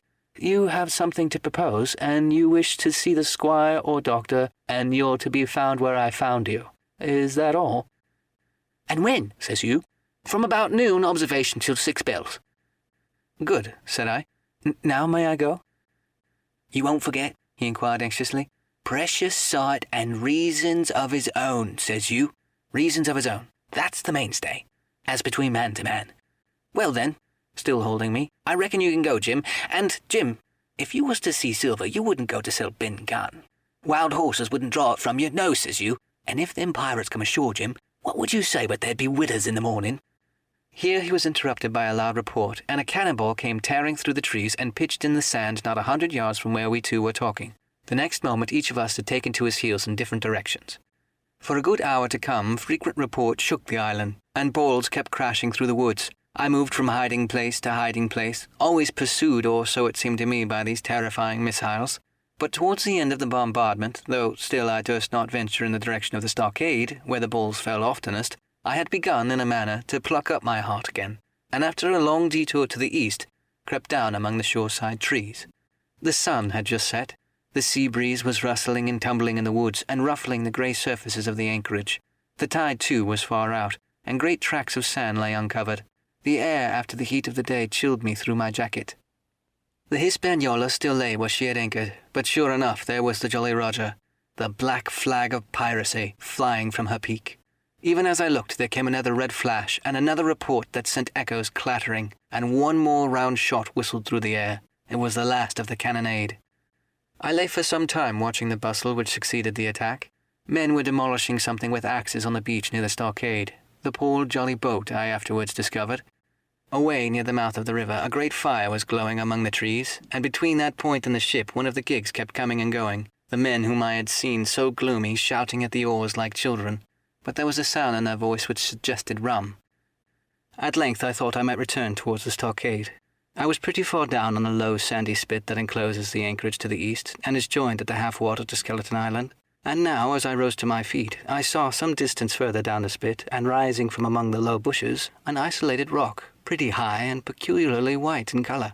It occurred to me that this might be the white rock of which Ben Gunn had spoken, and that some day or other a boat might be wanted and I should know where to look for one. Then I skirted among the wood until I had regained the rear or shoreward side of the stockade, and was soon warmly welcomed by the faithful party. I had soon told my story and began to look about me. The log house was made of unsquared trunks of pine, roof, walls, and floor. The latter stood in several places as much as a foot or a foot and a half above the surface of the sand. There was a porch at the door, and under this porch a little spring welled up into an artificial basin of a rather odd kind, no other than a great ship's kettle of iron, with the bottom knocked out and sunk to her bearings, as the captain said, among the sand. Little had been left besides the framework of the house, but in one corner there was a stone slab laid down by way of hearth, and an old rusty iron basket to contain the fire. The slopes of the knoll and all inside the stockade had been cleared of timber to build the house, and we could see by the stumps what a fine and lofty grove had been destroyed. Most of the soil had been washed away or buried in the drift after the removal of the trees. Only where the streamlet ran down from the kettle, a thick bed of moss and some ferns and little creeping bushes were still green among the sand. Very close around the stockade, too close for defence, they said, The wood still flourished high and dense, all of fir on the land side, but towards the sea with a large admixture of live oaks. The cold evening breeze of which I have spoken whistled through every chink of the rude building and sprinkled the floor with a continual rain of fine sand. There was sand in our eyes, sand in our teeth, sand in our suppers, sand danced in the spring at the bottom of the kettle for all the world like porridge beginning to boil. Our chimney was a square hole in the roof. It was but a little part of the smoke that found its way out, and the rest eddied about the house and kept us coughing and piping the eye. Add to this that Grey, the new man, had his face tied up in a bandage for a cut he got in breaking away from the mutineers, and that poor old Tom Redruth, still unburied, lay along the wall, stiff and stark under the Union Jack. If we had been allowed to sit idle, we should have fallen in the blues. But Captain Smollett was never a man for that. All hands were called up before him, and he divided us into watches. The doctor and Grey and I for one, the squire, Hunter and Joyce upon the other. Tired though we all were, 2 were sent out for firewood, 2 more were set to dig a grave for Redruth. The doctor was named cook, I was put sentry at the door, and the captain himself went from one to another, keeping up our spirits and lending a hand wherever it was wanted. From time to time the doctor came to the door for a little air and to rest his eyes, which were almost smoked out of his head, and whenever he did so he had a word for me.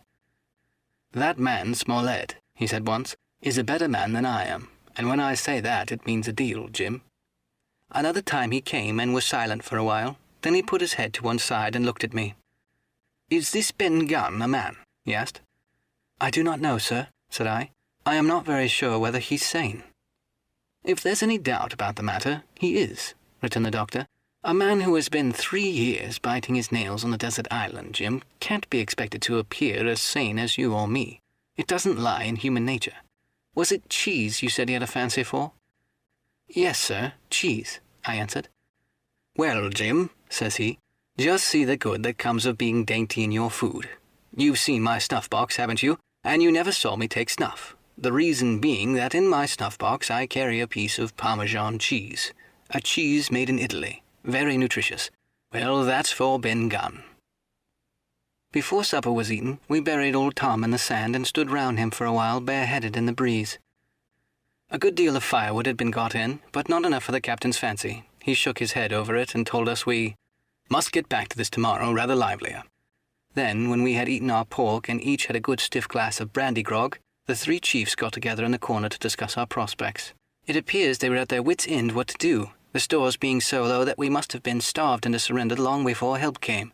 But our best hope, it was decided, was to kill off the Buccaneers until they either hauled down their flag or ran away with the Hispaniola. From 19 they were already reduced to 15. 2 others were wounded, and one, at least, the man shot beside the gun, severely wounded, if he were not dead. Every time we had a crack at them we were to take it, saving our own lives with the extremest care.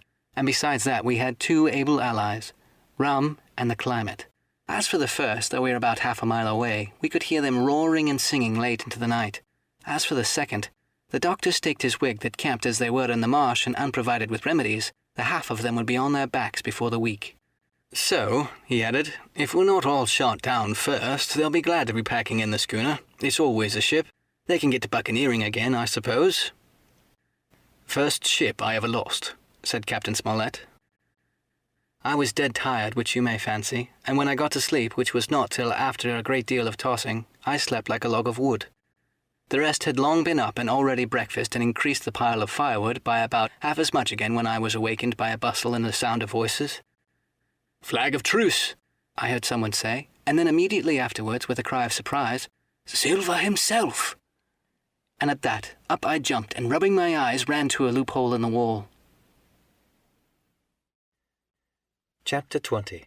Silva's Embassy. Sure enough, there were 2 men just outside the stockade, one of them waving a white cloth, and the other no less person than Silva himself standing placidly by. It was still quite early, and the coldest morning I think I ever was abroad in, a chill that pierced into the marrow. The sky was bright and cloudless overhead, and the tops of the trees shone rosily in the sun.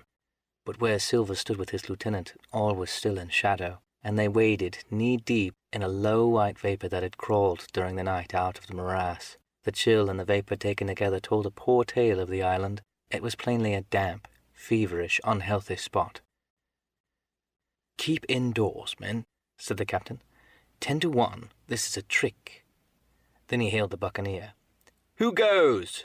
Stand, or we fire. Flag of truce, cried Silva. The captain was in the porch, keeping himself carefully out of the way of a treacherous shot should any be intended. He turned and spoke to us. Doctor's watch on the lookout. Dr. Livesey, take the north side, if you please. Jim to the east. Grey, west. The watch below, all hands to load muskets. Lively, men, and careful. Then he turned again to the mutineers.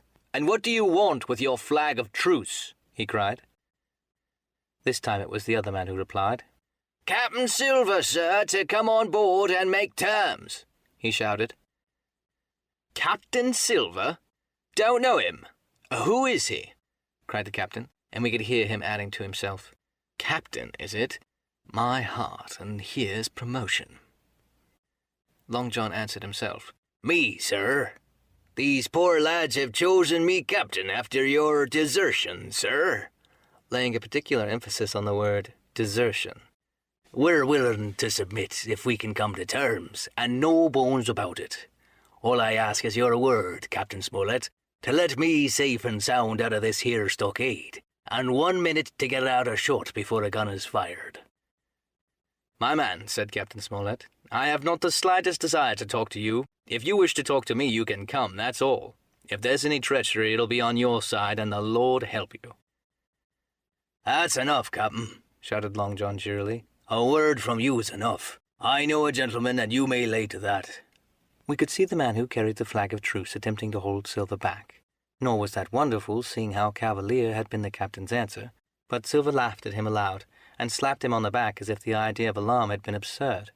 Then he advanced to the stockade, threw over his crutch, got a leg up, and with great vigour and skill succeeded in surmounting the fence and dropping safely on the other side. I will confess that I was far too much taken up in what was going on to be of the slightest use as sentry. Indeed, I had already deserted my eastern loophole and crept up behind the captain, who had now seated himself on the threshold with his elbows on his knees, his head in his hands, his eyes fixed on the water as it bubbled out of the old iron kettle in the sand. He was whistling, "Come lasses and lads." Silva had terrible hard work getting up the knoll. What with the steepness of the incline, the thick tree stumps, and the soft sand, he and his crutch were as helpless as a ship in stays. But he stuck to it like a man in silence, and at last arrived before the captain, whom he saluted in the handsomest style. He was tricked out in his best, an immense blue coat, thick with brass buttons, hung low as to his knees, and a fine lace hat sat on the back of his head. "Here you are, my man," said the captain, raising his head. "You had better sit down." "You ain't a-going to let me inside, Captain?" complained Long John. "It's a main cold morning, to be sure, sir, to sit outside upon the sand." "Why, Silva," said the captain, "if you had pleased to be an honest man, you might be sitting in your galley. It's your own doing. You're either my ship's cook, and then you were treated handsome, or Captain Silva, and a common mutineer and pirate, and then you can go hang." "Well, well, Captain," returned the sea cook, sitting down as he was bidden on the sand. "You'll have to give me a hand up again, that's all. A pretty sweet place you have here. Ah, there's Jim. Top of the morning to you, Jim. Doctor, here's my service. Why, there you all are together like a happy family in a manner of speaking." "If you have anything to say, my man, better say it," said the captain. "Right you are, Captain Smollett," replied Silva. "Duty is duty, to be sure. Well now, you look here. That was a pretty good lay of yours last night. I don't deny it was a good lay. Some of you pretty handy with a handspike end, and I'll not deny neither but what some of my people was shook. Maybe all was shook.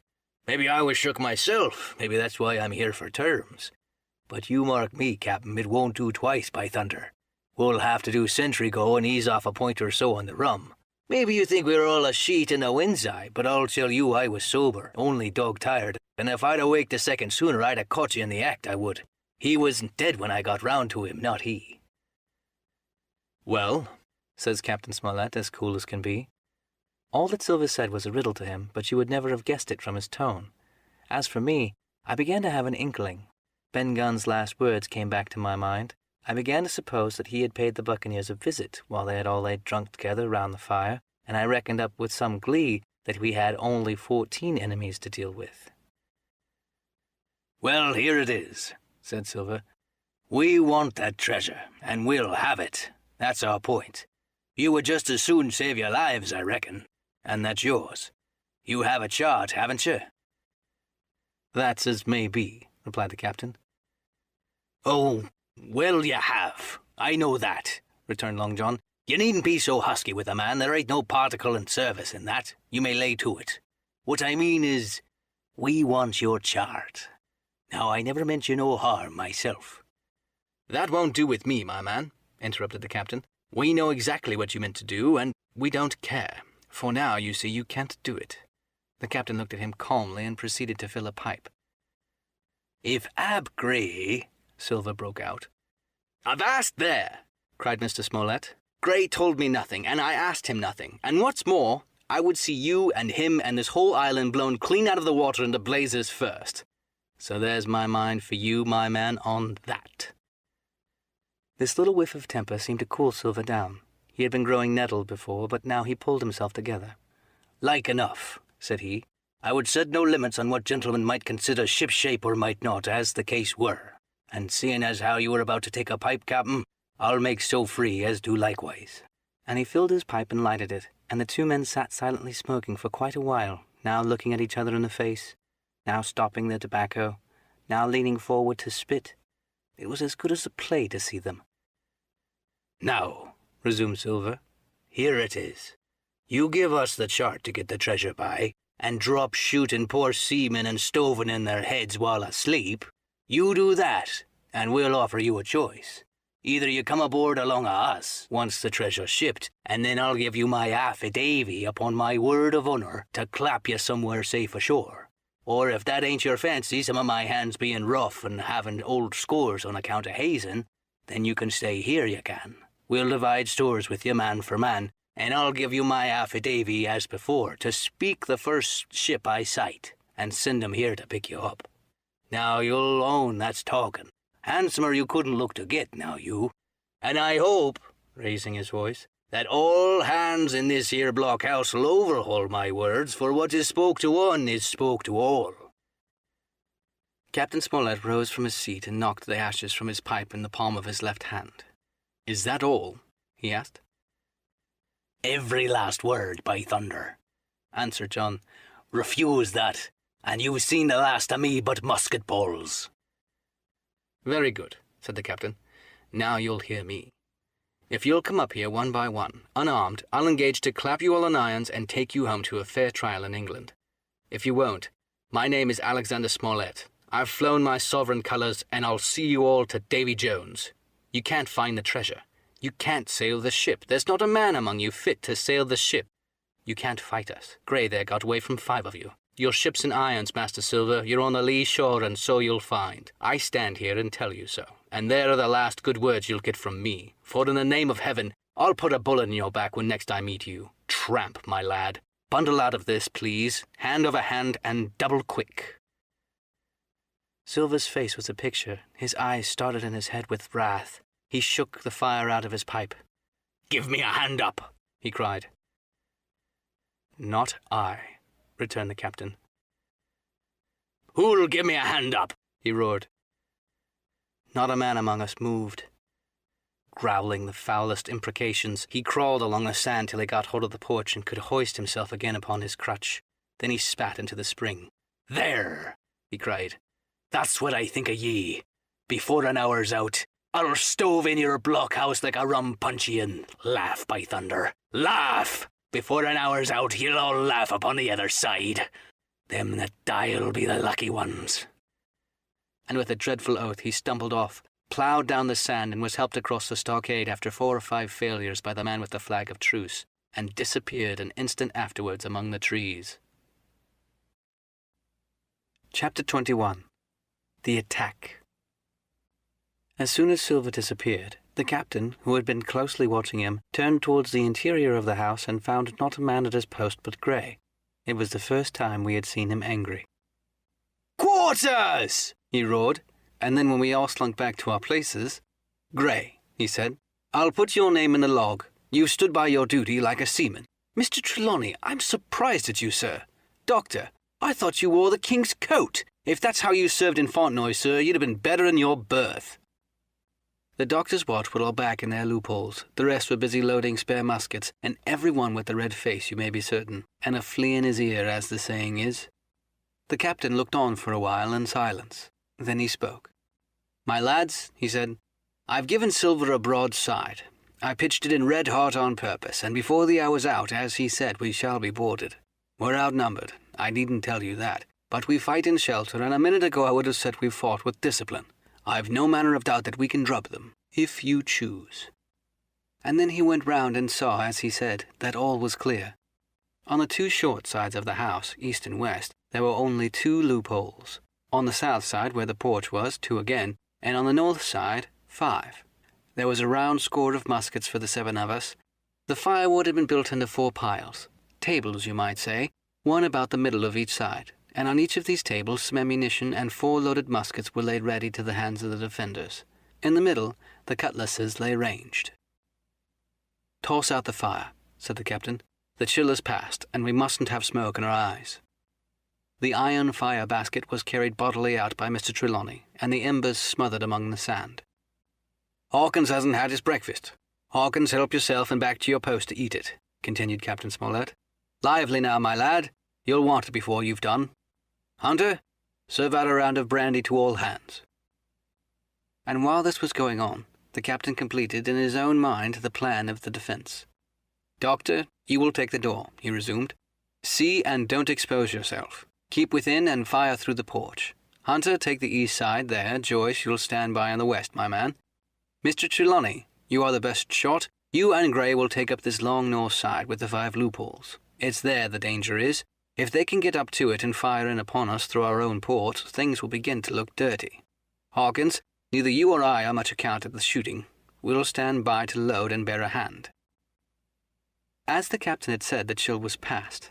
As soon as the sun had climbed above our girdle of trees, it fell with all its force upon the clearing and drank up the vapours at a draught. Soon the sand was baking, and the resin melting in the logs of the blockhouse. Jackets and coats were flung aside, shirts thrown open at the neck and rolled up to the shoulders, and we stood there, each at his post, in a fever of heat and anxiety. An hour passed away. "Hang them," said the captain. "This is as dull as the doldrums. Gray, whistle for a wind." And just at that moment came the first news of the attack. "If you please, sir," said Joyce, "if I see anyone, you might fire." "I told you so," cried the captain. "Thank you, sir," returned Joyce with the same quiet civility. Nothing followed for a time, but the remark had set us all on the alert, straining ears and eyes. The musketeers with their pieces balanced in their hands, the captain out in the middle of the blockhouse with his mouth very tight and a frown on his face. Some seconds passed, till suddenly Joyce whipped up his musket and fired. The report had scarcely died away ere it was repeated and repeated from without in a scattering volley, shot behind shot, like a string of geese from every side of the enclosure. Several bullets struck the log-house, but not one entered, and as the smoke cleared away and vanished, the stockade and the woods around it looked as quiet and as empty as before. Not a bough waved, not the gleam of a musket barrel betrayed the presence of our foes. "Did you hit your man?" asked the captain. "No, sir," replied Joyce. "I believe not, sir." "Next best thing, to tell the truth," muttered Captain Smollett. "Load his gun, Hawkins. How many should say they were on your side, Doctor?" "I know precisely," said Dr. Livesey. 3 shots were fired on this side. I saw 3 flashes, 2 close together, 1 farther to the west." "3," repeated the captain. "And how many on yours, Mr. Trelawney?" But that was not easily answered. There had come many from the north, 7 by the squire's computation, 8 or 9 according to Gray. From the east and west only a single shot had been fired. It was plain, therefore, that the attack would be developed from the north, and that on the other 3 sides they were only to be annoyed by a show of hostilities. But Captain Smollett made no change in his arrangements. If the mutineers succeeded in crossing the stockade, he argued, they would take possession of any unprotected loophole and shoot us down like rats in our own stronghold. Nor had we much time left to us for thought. Suddenly, with a loud huzzah, a little cloud of pirates leapt from the woods on the north side and ran straight on the stockade. At the same moment, the fire was once more opened from the woods, and a rifle ball sang through the doorway and knocked the doctor's musket into bits. The boarders swarmed over the fence like monkeys. Squire and Gray fired again, and yet again. 3 men fell, 1 forwards into the enclosure, 2 back on the outside. But of these, One was evidently more frightened than hurt, for he was on his feet again in a crack and instantly disappeared among the trees. 2 had bit the dust. 1 had fled. 4 had made good of their footing inside our defences, while from the shelter of the woods 7 or 8 men, each evidently supplied with several muskets, kept up a hot, though useless fire on the log house. The 4 who had boarded made straight before them for the building, shouting as they ran, and the man among the trees shouted back to encourage them. Several shots were fired, but such was the hurry of the marksmen that not one appeared to have taken effect. In a moment, the 4 pirates had swarmed up the mound and were upon us. The head of Job Anderson, the boatswain, appeared at the middle loophole. "At 'em! All hands! All hands!" he roared in a voice of thunder. At the same moment, another pirate grasped Hunter's musket by the muzzle, wrenched it from his hands, plucked it through the loophole, and with one stunning blow laid the poor fellow senseless on the floor. Meanwhile, a third, running unharmed all around the house, appeared suddenly in the doorway and fell with his cutlass on the doctor. Our position was utterly reversed. A moment since we were firing under cover at an exposed enemy. Now it was we who lay uncovered and could not return a blow. The log house was full of smoke, to which we owed our comparative safety. Cries and confusions, the flashes and reports of pistol shots, and one loud groan rang in my ears. "Out, lads! Out and fight 'em in the open! Cutlasses!" cried the captain. I snatched a cutlass from the pile, and someone, at the same time snatching another, gave me a cut across the knuckles which I hardly felt. I dashed out of the door and into the clear sunlight. Someone was close behind me, I knew not whom. Right in front, the doctor was pursuing his assailant down the hill, and just as my eyes fell upon him, beat down his guard and sent him sprawling on his back with a great slash across his face. "Round the house, lads! Round the house!" cried the captain, and even in the hurly-burly I perceived a change in his voice. Mechanically I obeyed, turning eastward, and with my cutlass raised, ran round the corner of the house. Next moment I was face to face with Anderson. He roared aloud, and his hanger went above his head, flashing in the sunlight. I had not time to be afraid, but as the blow still hung impending, leapt in a trice upon one side, and missing my foot in the soft sand, rolled headlong down the slope. When I had first sallied from the door, the other mutineers had been already swarming up the palisade to make an end of us. One man with a red nightcap, with his cutlass in his mouth, had even got upon the top and thrown a leg across. Well, so short had been the interval that when I found my feet again, all was in the same posture. The fellow with the red nightcap still halfway over, another still just showing his head over the top of the stockade. And yet, in this breath of time, the fight was over, and the victory was ours. Gray, following close behind me, had cut down the big boatswain ere he had time to recover from his last blow. Another had been shot at the loophole in the very act of firing into the house, and now lay in agony, the pistol still smoking in his hand. A third, as I had seen, the doctor had disposed of at a blow. Of the 4 who had scaled the palisade, only one remained unaccounted for, and he, having left his cutlass on the field, was now clamouring out again with the fear of death upon him. "Fire! Fire from the house!" cried the doctor. "And you lads, back into cover!" But his words were unheeded. No shot was fired, and the last boarder made good his escape and disappeared with the rest into the wood. In 3 seconds nothing remained of the attacking party but the 5 who had fallen, 4 on the inside and 1 on the outside of the palisade. The doctor and Gray and I ran full speed for shelter. The survivors would soon be back where they had left their muskets, and any moment the fire might recommence. The house was by this time somewhat clear of smoke, and we saw at a glance the price we had paid for victory. Hunter lay beside his loophole stunned, Joyce by his shot through the head, never to move again, while right in the centre the squire was supporting the captain, one pale as the other. "The captain's wounded." "Have they run?" asked Mr. Smollett. "All that could, you may be bound," returned the doctor. "But there's 5 that will never run again." "5!" cried the captain. "Come, that's better. 5 against 3 leaves us 4 to 9. That's better odds than we had starting. We were 7 to 19 then, or thought we were, and that's as bad to bear." The mutineers were soon only 8 in number, for the man shot by Mr. Trelawney on board the schooner died that same evening of his wound, but this, of course, not known till after by the faithful party. Part 5. My Sea Adventure. Chapter 22. How my sea adventure began. There was no return of the mutineers, not so much as another shot out of the woods. They had "got their rations for the day," as the captain put it, and we had the place to ourselves, and a quiet time to overhaul the wounded and get dinner. Squire and I cooked outside in spite of the danger, and even outside we could hardly tell what we were at for the horror of the loud groans that reached us from the doctor's patients. Out of the 8 men who had fallen in the action, only 3 still breathed. That, one of the pirates who had been shot at the loophole, Hunter and Captain Smollett, and of these the first two were as good as dead. The mutineer indeed died under the doctor's knife, and Hunter, do what we could, never recovered consciousness in this world. He lingered all day, breathing loudly, like the old Buccaneer at home in his epileptic fit. But the bones in his chest had been crushed by the blow, and his skull fractured in falling, and some time in the following night, without sign or sound, he went to his Maker. As for the captain, his wounds were grievous indeed, but not dangerous. No organ was fatally injured. Anderson's ball, for it was Job that shot him first, had broken his shoulder blade and touched the lung, not badly. The second had only torn and displaced some muscles in the calf. He was sure to recover, the doctor said, but in the meantime, and for weeks to come, he must not walk or move his arm, nor so much as speak when he could help it. My own accidental cut across the knuckles was a flea bite. Dr. Livesey patched it up with some plaster and pulled my ears for me into the bargain. After dinner, the squire and the doctor sat by the captain's side a while in consultation, and when they had talked to their heart's content, it being then a little past noon, the doctor took up his hat and pistol, girt on a cutlass, put the chart in his pocket, and with a musket over his shoulder crossed the palisade on the north side and set off briskly through the trees. Gray and I were sitting together at the far end of the blockhouse to be out of earshot of our officers consulting, and Gray took his pipe out of his mouth and fairly forgot to put it back again, so thunderstruck was he at this occurrence. "Why, in the name of David Jones," said he, "is Dr. Livesey mad?" "Why, no," says I. "He's about the last of this crew for that, I take it."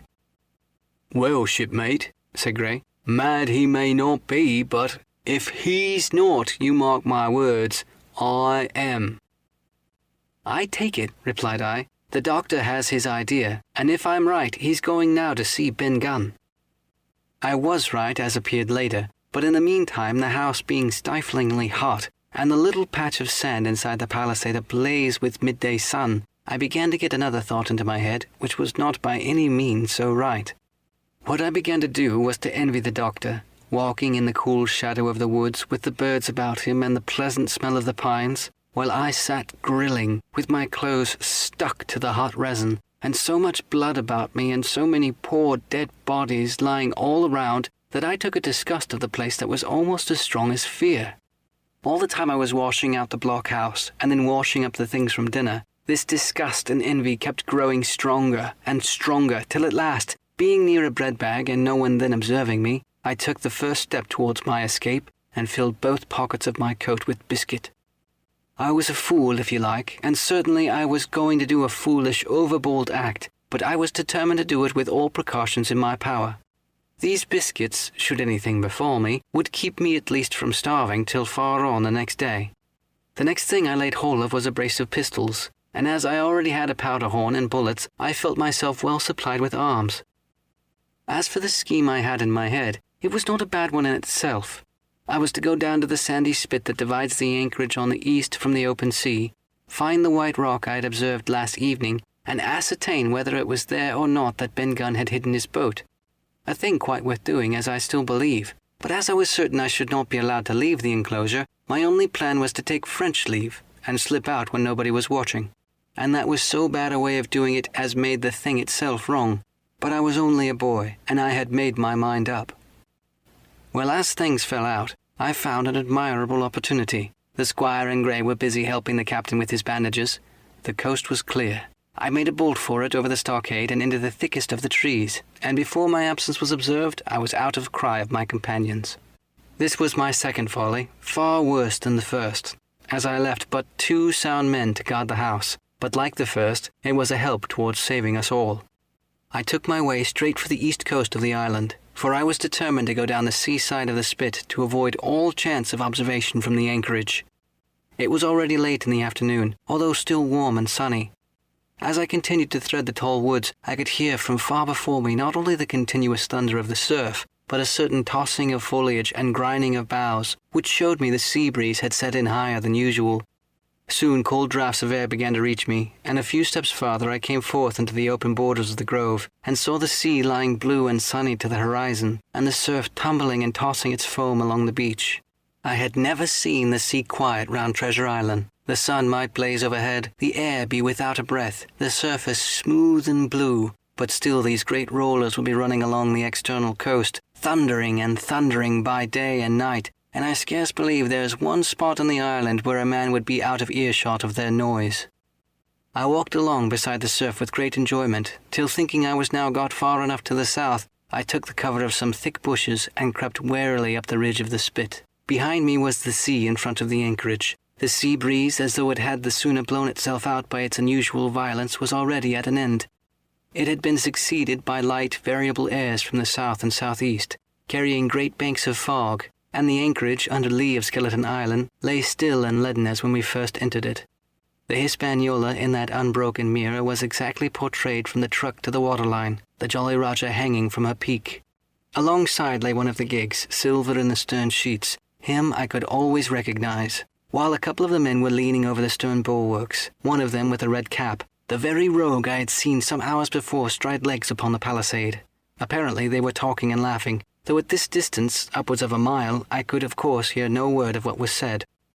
All at once there began the most horrid, unearthly screaming, which at first startled me badly, though I had soon remembered the voice of Captain Flint, and even thought I could make out the bird by her bright plumage as she sat perched upon her master's wrist. Soon after, the jolly boat shoved off and pulled for shore, and the man with the red cap and his comrade went below by the cabin companion. Just about the same time, the sun had gone down behind the Spyglass, and as the fog was collecting rapidly, it began to grow dark in earnest. I saw I must lose no time if I were to find the boat that evening.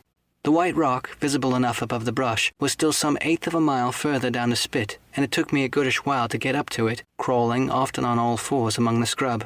Night had almost come when I laid my hands on its rough sides. Right below it there was an exceedingly small hollow of green turf, hidden by banks and a thick underwood about knee-deep that grew there very plentifully. And in the centre of the dell, sure enough, a little tent of goatskin, like what the gypsies carry about with them in England. I dropped into the hollow, lifted the side of the tent, and there was Ben Gunn's boat. Homemade if ever anything was homemade, a rude, lopsided framework of tough wood, and stretched upon that a covering of goatskin, with the hair inside. The thing was extremely small, even for me, and I could hardly imagine that it could have floated with a full-sized man. There was one thwart set as low as possible, and a kind of stretcher in the bows, and a double paddle for propulsion. I had not then seen a coracle, such as the ancient Britons made, but I have seen one since, and I can give you no fairer idea of Ben Gunn's boat than by saying it was like the first and worst coracle ever made by man. But the great advantage of the coracle it certainly possessed, for it was exceedingly light and portable. Well, now that I had found the boat, you would have thought I had had enough truancy for once. But in the meantime, I had taken another notion, and become so obstinately fond of it that I would have carried it out, I believe, in the teeth of Captain Smollett himself. This was to slip out under the cover of night, cut the Hispaniola adrift, and let her go ashore where she fancied. I had quite made up my mind that the mutineers, after the repulse of the morning, had nothing nearer their hearts than to up anchor and away to sea. This, I thought, would be a fine thing to prevent, and now that I had seen how they left their watchmen unprovided with a boat, I thought it might be done with little risk. Down I sat to wait for darkness, and made a hearty meal of biscuit.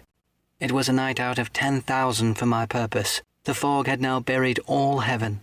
As the last rays of daylight dwindled and disappeared, absolute blackness settled down on Treasure Island. And when at last I shouldered the coracle and groped my way stumblingly out of the hollow where I had supped, there were but 2 points visible on the whole anchorage. One was the great fire on shore by which the defeated pirates lay carousing in the swamp. The other, a mere blur of light upon the darkness, indicating the position of the anchored ship. She had swung round to the ebb. Her bow was now towards me. The only lights on board were in the cabin, and what I saw was merely a reflection on the fog of the strong rays that flowed from the stern window. The ebb had already run some time, and I had to wade through a long belt of swampy sand where I sank several times above the ankle before I came to the edge of the retreating water, and, wading a little way in, with some strength and dexterity set my coracle keel downwards on the surface. Chapter 23. The Ebb Tide Runs. The coracle, as I had ample reason to know before I was done with her, was a very safe boat for a person of my height and weight. Both buoyant and clever in a seaway, but she was the most cross-grained, lopsided craft to manage. Do as you pleased, she always managed more leeway than anything else, and turning round and round was a manoeuvre she was best at. Even Ben Gunn himself admitted that she was queer to handle till you knew her way.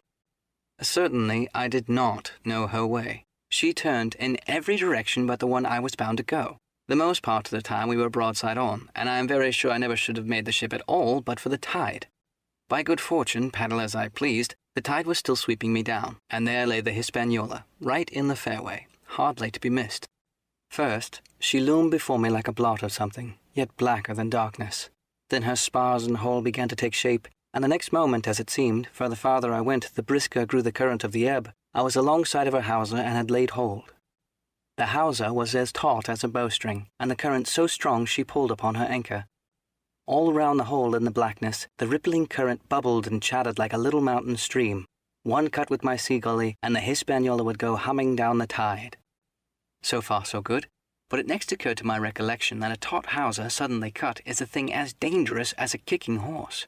10 to 1, if I was so foolhardy as to cut the Hispaniola from her anchor, I and the coracle would be knocked clean out of the water.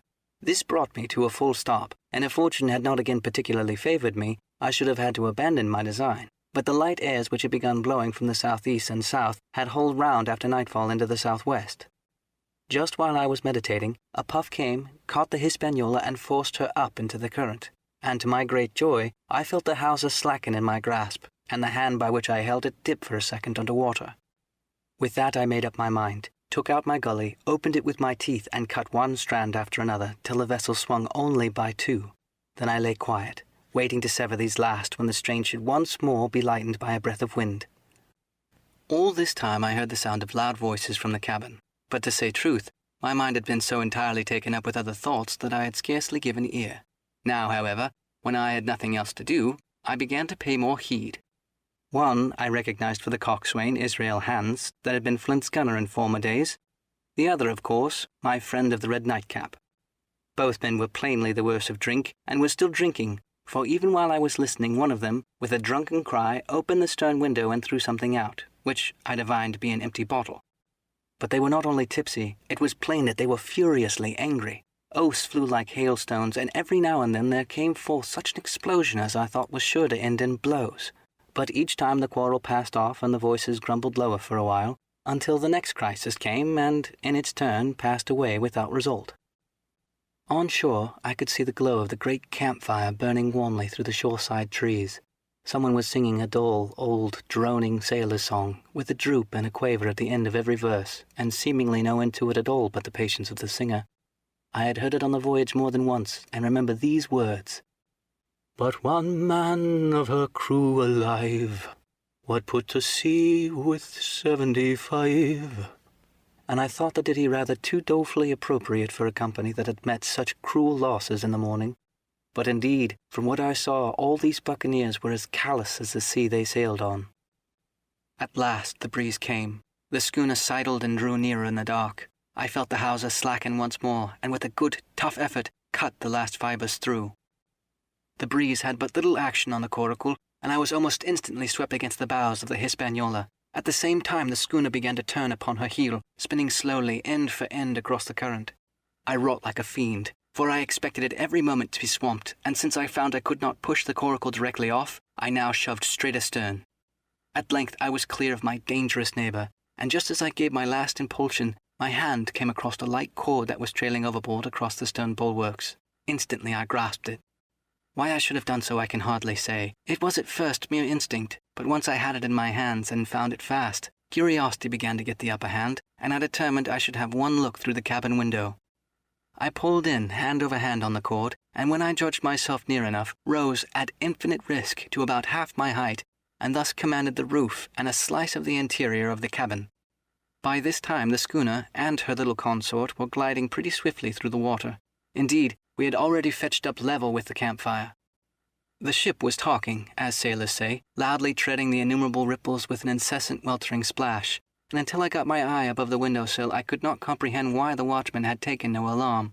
One glance, however, was sufficient, and it was only one glance that I durst took from that unsteady skiff. It showed me Hans and his companion locked together in deadly wrestle, each with his hand upon the other's throat. I dropped upon the thwart again, none too soon, for I was near overboard. I could see nothing for a moment but those two furious and crimson faces swaying together under the smoky lamp, and I shut my eyes to let them grow more familiar with the darkness. The endless ballad had come to an end at last, and the whole diminished company about the campfire had broken into the chorus I had heard so often. 15 men on a dead man's chest, yo ho, ho, and a bottle of rum. Drink and the devil have done for the rest, yo ho, ho, and a bottle of rum.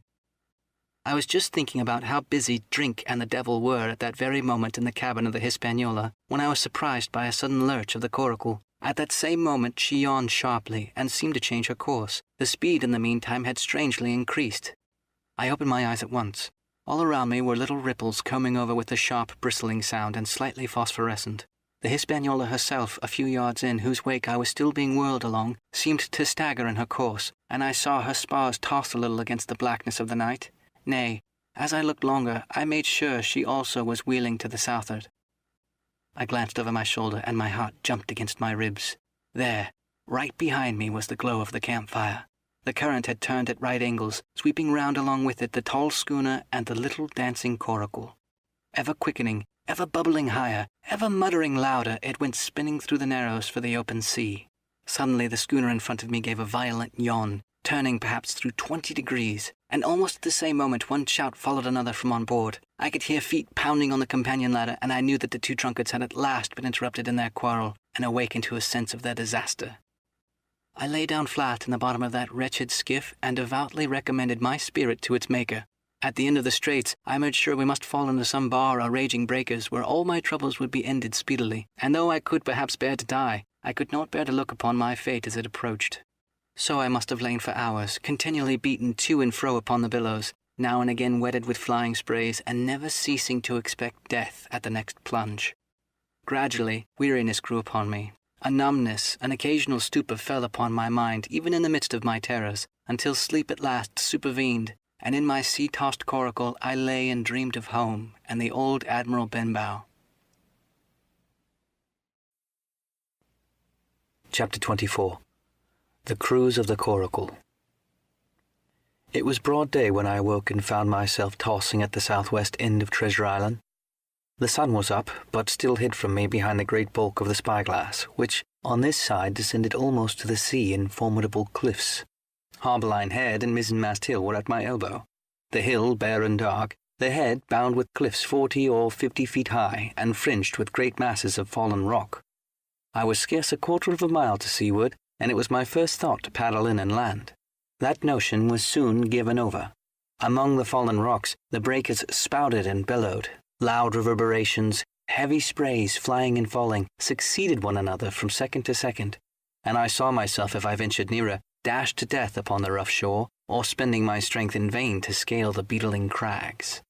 Nor was that all, for crawling together on the flat tables of rock, or letting themselves drop into the sea with loud reports, I beheld huge, slimy monsters, soft snails, as it were, of incredible bigness, 2 or 3 score of them together, making the rocks echo with their barkings. I have understood since that they were sea lions, and entirely harmless, but the look of them, added to the difficulty of the shore and the high running of the surf, was more than enough to disgust me of that landing place. I felt willing rather to starve at sea than to confront such perils. In the meantime I had a better chance, as I supposed, before me. North of Harbourline Head, the land runs in a long way, leaving at low tide a long stretch of yellow sand. To the north of that again, there comes another cape, Cape of the Woods, as is marked upon the chart, buried in tall green pines, which descended to the margin of the sea. I remembered what Silva had said about the current that sets northward along the whole west coast of Treasure Island, and seeing from my position that I was already under its influence, I preferred to leave Harbourline Head behind me, and reserved my strength for an attempt to land upon the kindlier-looking Cape of the Woods. There was a great, smooth swell upon the sea, the wind blowing steady and gentle from the south. There was no contrariety between that and the current, and the billows rose and fell unbroken. Had it been otherwise, I must long ago have perished. But as it was, it is surprising how easily and securely my little and light boat could ride. Often, as I still lay at the bottom and kept no more than an eye above the gunwale, I would see a big blue summit heaving close above me. Yet the coracle would but bounce a little, dance as if on springs, and subside on the other side into the trough, as lightly as a bird.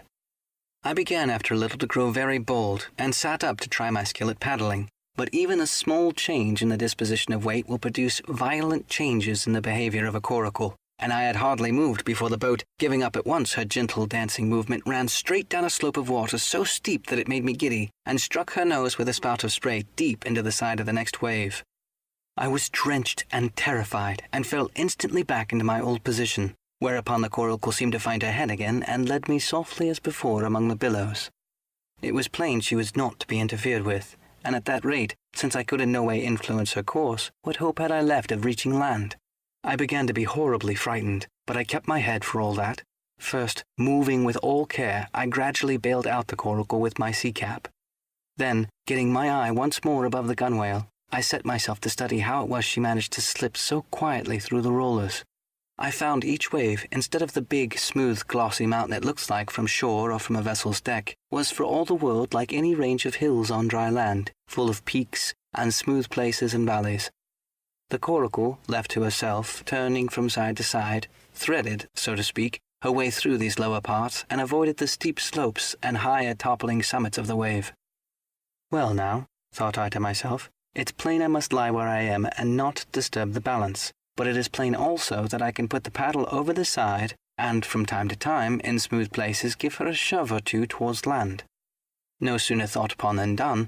There I lay on my elbows, in the most trying attitude, and every now and again gave a weak stroke or two to turn her head to shore. It was very tiring and slow work, yet I did visibly gain ground, and as we drew nearer the Cape of the Woods, though I saw I must infallibly miss that point, I had still made some 100 yards of easting. I was indeed close in. I could see the cool green tops swaying together in the breeze. I felt sure I should make the next promontory without fail. It was high time, for I now began to be tortured with thirst. The glow of the sun from above, its thousandfold reflection from the waves, the sea-water that fell and dried upon me, caking my very lips with salt, combined to make my throat burn and my brain ache. The sight of the trees so near at hand had almost made me sick with longing, but the current had soon carried me past the point, and as the next reach of sea opened out, I beheld a sight that changed the nature of my thoughts. Right in front of me, not half a mile away, I beheld the Hispaniola under sail. I made sure, of course, that I should be taken, but I was so distressed for want of water that I scarce knew whether to be glad or sorry at the thought, and long before I had come to a conclusion, surprise had taken entire possession of my mind, and I could do nothing but stare and wonder. The Hispaniola was under her mainsail and 2 jibs, and the beautiful white canvas shone in the sun like snow, or silver. When I first sighted her, all her sails were drawing. She was lying a course about northwest, and I presume the men on board were going round the island on their way back to the anchorage.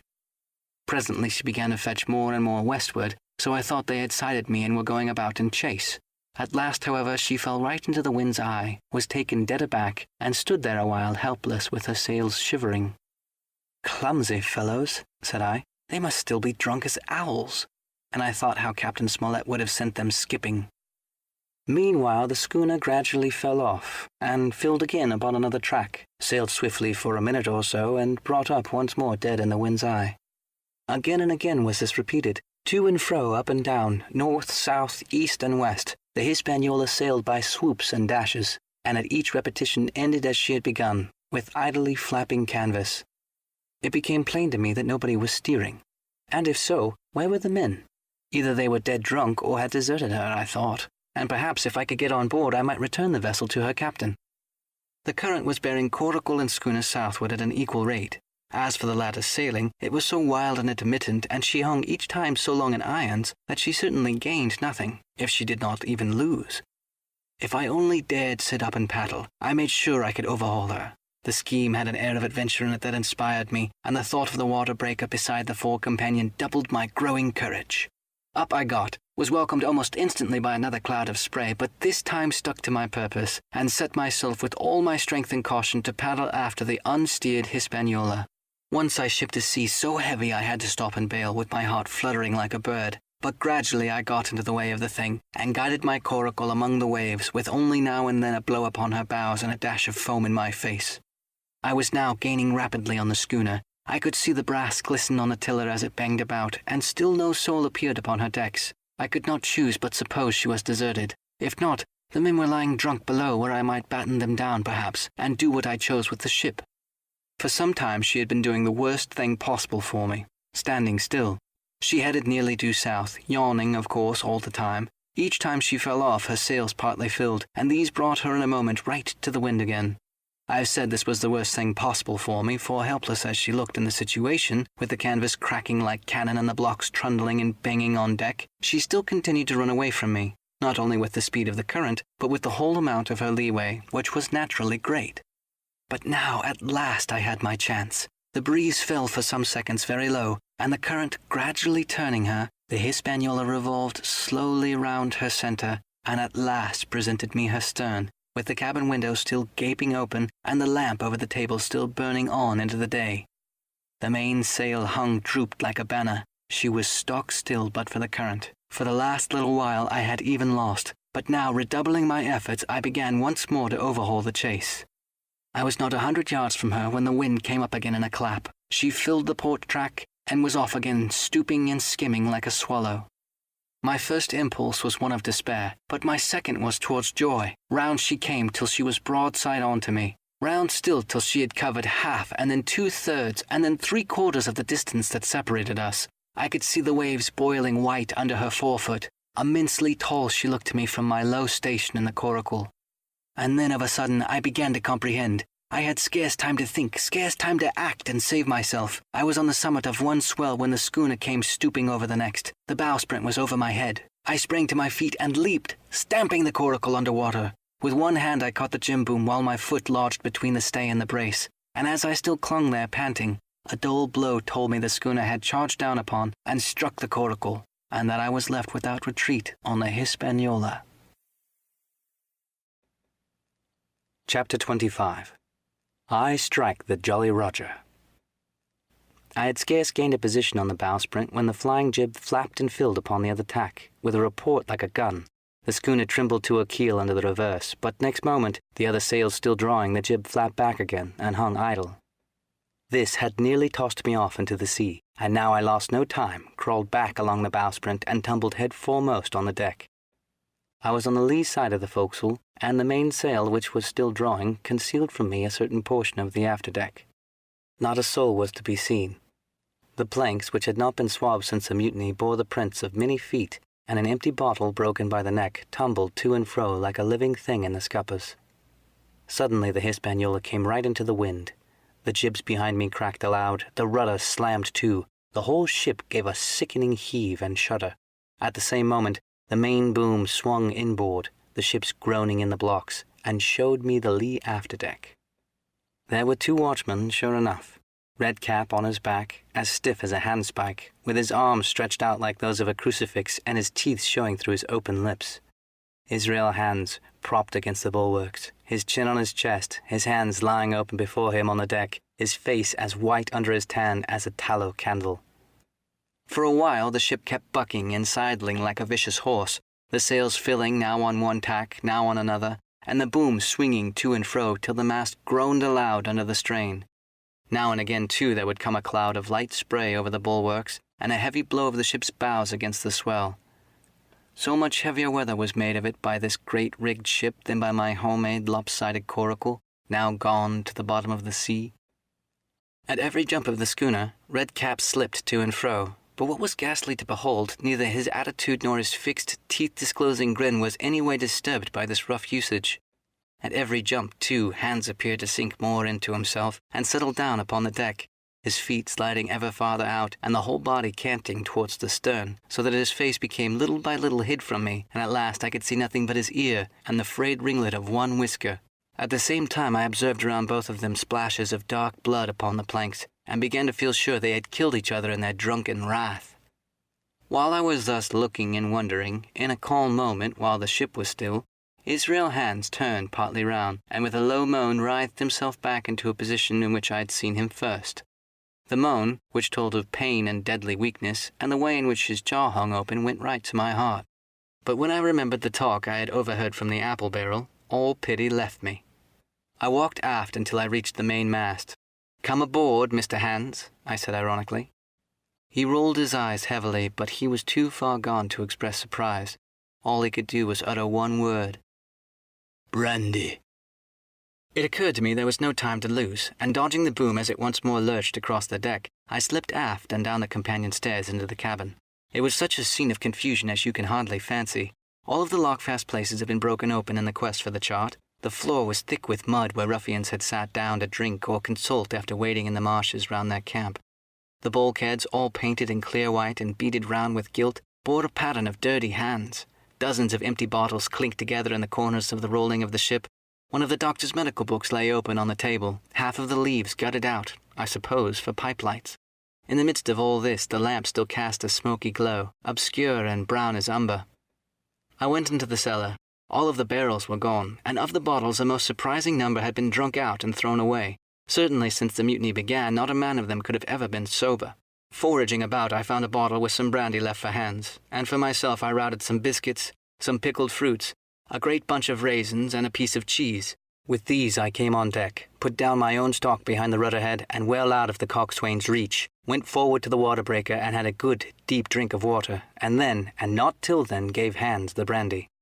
He must have drunk a gill before he took the bottle from his mouth. "Aye," said he. "By thunder, I wanted some of that." I sat down already in my corner and begun to eat. "Much hurt?" I asked him. He grunted, or rather I might say he barked. "If that doctor were aboard," he said, "I'd be right enough in a couple of turns, but I don't have no manner of luck, you see, and that's what's the matter with me. As for that swab, he's good and dead, he is," he said, indicating the man with the red cap. "He weren't no seaman anyhow.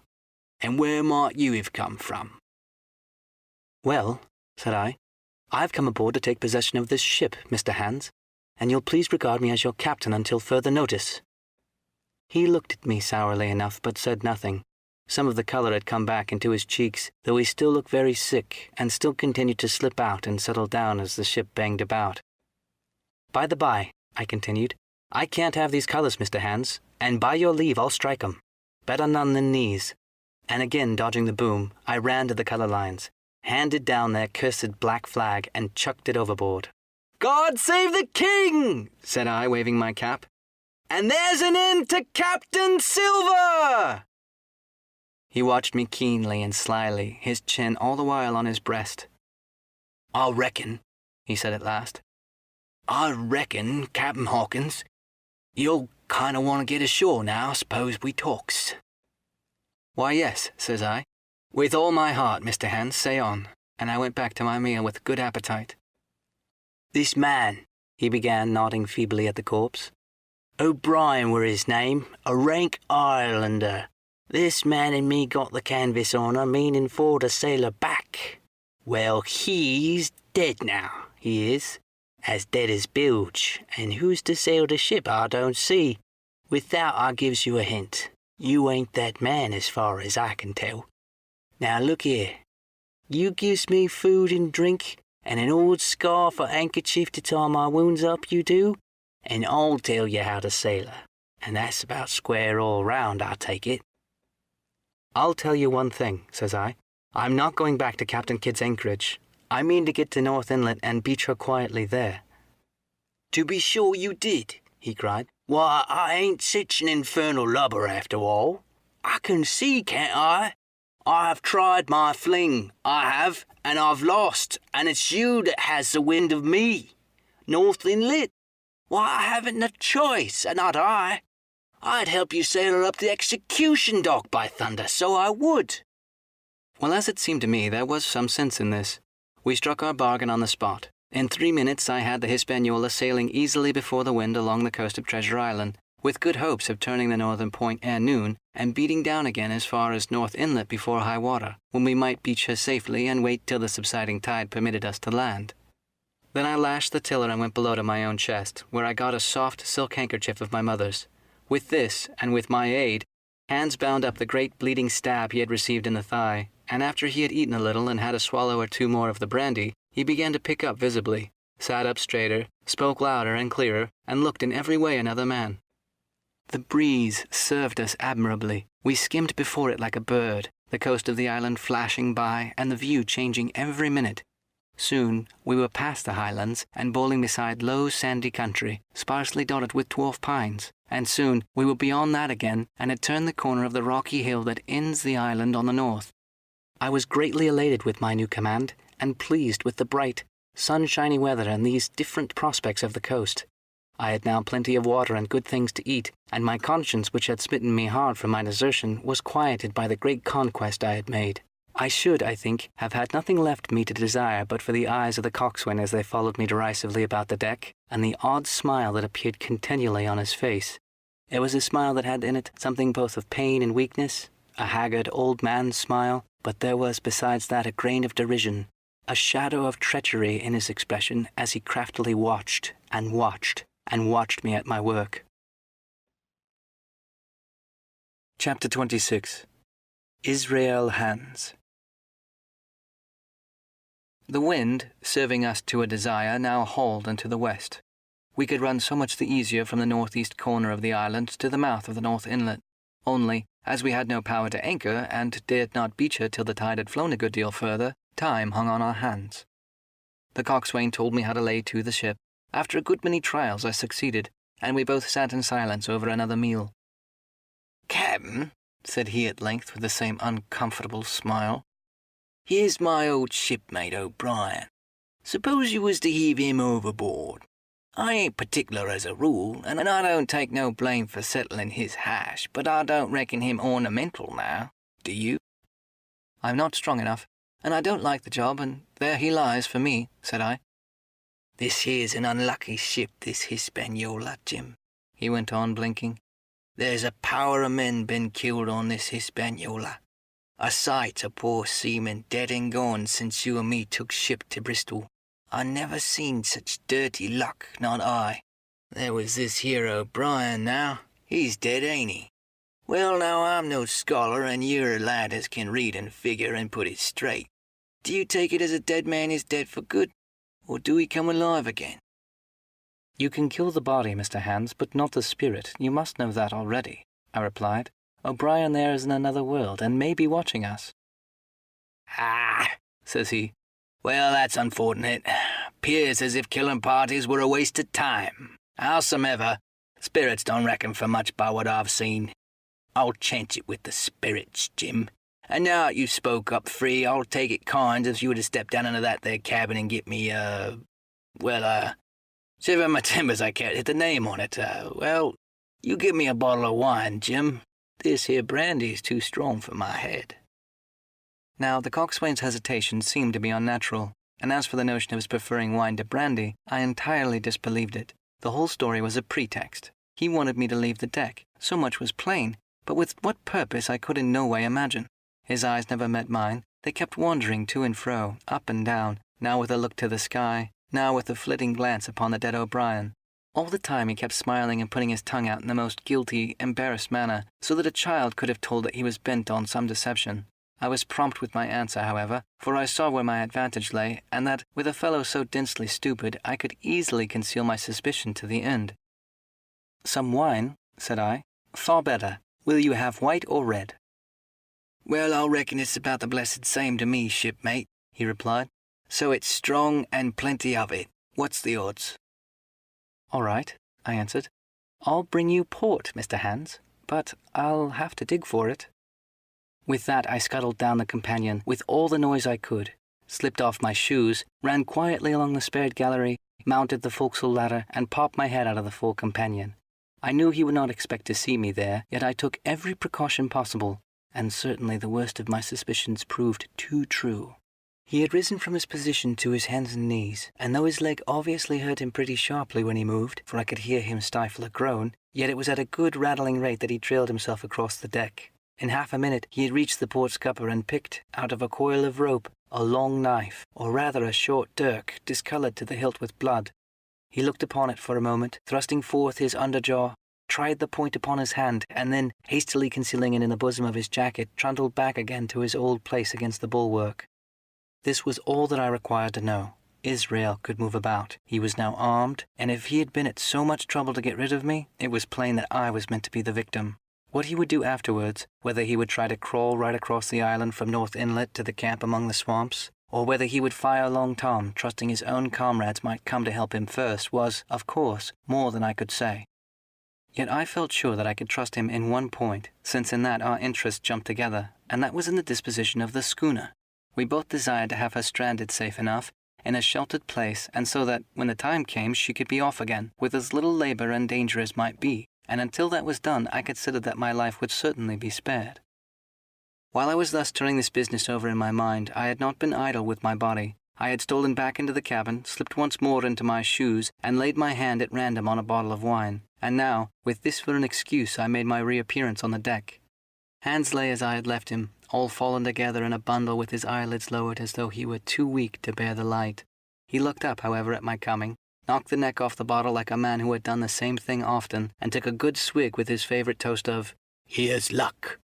Then he lay quiet for a little, and then, pulling out a stick of tobacco, begged me to cut him a quid. "Cut me a junk of that," says he, "for I haven't no knife, and hardly strength enough so be as I had. Ah, Jim, I reckon I've missed stays. Cut me a quid as'll likely be my last, lad, for I'm for my long home, and no mistake." "Well," said I, "I'll cut you some tobacco, but if I was you, and thought myself so badly, I would go to my prayers like a Christian man." "Why?" said he. "Now you tell me why." "Why?" I cried. "You were asking me just now about the dead. You've broken your trust. You've lived in sin and lies and blood. There's a man you've killed lying at your feet this moment, and you ask me why? For God's mercy, Mr. Hans, that's why." I spoke with a little heat, thinking of the bloody dirk he had hidden in his pocket and designed in his ill thoughts to end me with. He, for his part, took a great draught of the wine, and spoke with the most unusual solemnity. "For 30 years I've sailed the seas and seen good and bad and better and worse, fair weather and foul, provisions running out, knives going and what not. Well, now I'll tell you, I've never seen good come of goodness yet. Him as strikes first is my fancy. Dead men don't bite, there's my view. Amen, so be it. And now you look here," he added suddenly, changing his tone. "We've had about enough of this foolery. The tide's made good enough by now. You just take my orders, Captain Hawkins, and we'll sail slap in and be done with it." All told, we had scarce 2 miles to run, but the navigation was delicate. The entrance to this northern anchorage was not only narrow and shoal, but lay east and west, so that the schooner must be nicely handled to be got in. I think I was a good, prompt subaltern, and I am very sure that Hans was an excellent pilot, for we went about and dodged in, shaving the banks, with a certainty and a neatness that were a pleasure to behold. Scarcely had we passed the heads before the land closed around us. The shores of North Inlet were as thickly wooded as those of the southern anchorage, but the space was longer and narrower and more like what in truth it was, the estuary of a river. Right before us at the southern end, we saw the wreck of a ship in the last stages of dilapidation. It had been a great vessel of 3 masts, but had lain so long exposed to the injuries of the weather that it was hung about with great webs of dripping seaweed, and on the deck of it shore bushes had taken root and now flourished thick with flowers. It was a sad sight, but it showed us the anchorage was calm. "Now," said Hans, "look there. There's a pet bit for to beach a ship in. Fine flat sand, never a cat's paw, trees all around it, and flowers a blowing like a garden on that old ship." "And once beached," I inquired, "how shall we get her off again?" "Why so," he replied. "You take a line ashore there on the other side at low water, take a turn about one of them big pines, bring it back, take a turn around the capspan, and lie for the tide. Come high water, all hands take a pull upon the line, and off she comes as sweet as nature. And now, boy, you stand by. We're near the bit now, and she's too much way on her. Starboard a little, so, steady, starboard. Larboard a little, steady, steady." So he issued his commands, which I breathlessly obeyed, till all of a sudden he cried, "Now, me hearty, luff!" And I pulled the helm hard up, and the Hispaniola swung round rapidly and ran stem on for the low wooded shore. The excitement of these last manoeuvres had somewhat interfered with the watch I had kept hitherto, sharply enough upon the coxswain. Even then I was still so much interested waiting for the ship to touch that I had quite forgot the peril that hung over my head, and stood craning over the starboard bulwarks watching the ripples spread wide before the bows. I might have fallen without a struggle for my life had not a sudden disquietude seized upon me and made me turn my head. Perhaps I had heard a creak or seen his shadow moving with the tail of my eye. Perhaps it was instinct like a cat's, but sure enough, When I looked round, there was Hans, already halfway towards me with the dirk in his right hand. We must both have cried out aloud when our eyes met, but while mine was a shrill cry of terror, his was a roar of fury like a charging bully's. At the same instant, he threw himself forward and I leapt sideways towards the bows. As I did so, I let go of the tiller, which sprang sharp to leeward, and I think this saved my life, for it struck Hans across the chest and stopped him for the moment dead. Before he could recover, I was safe out of the corner where he had trapped me, with all the deck to dodge about. Just forward of the mainmast I stopped, drew my pistol from my pocket, took a cool aim, though he had already turned and was once more coming directly after me, and drew the trigger. The hammer fell, but there followed neither flash nor sound. The priming was useless with sea-water. I cursed myself for my neglect. Why had I not long before reprimed and reloaded my only weapons? Then I should not have been as now, a mere fleeing sheep before this butcher. Wounded as he was, it was wonderful how fast he could move, his grizzled hair tumbling over his face, and his face itself as red ensign with his haste and fury. I had no time to try my other pistol, nor indeed much inclination, for I was sure it would be useless. One thing I saw plainly. I must not simply retreat before him, or he would speedily hold me boxed into the bows, as a moment since he had so nearly boxed me into the stern. Once so caught, and 9 or 10 inches of the blood-stained dirk would be my last experience on this side of eternity. I placed my palms against the mainmast, which was a goodish bigness, and waited every nerve upon a stitch. Seeing that I meant to dodge, he also paused, and a moment or two passed in feints on his part and corresponding movements upon mine.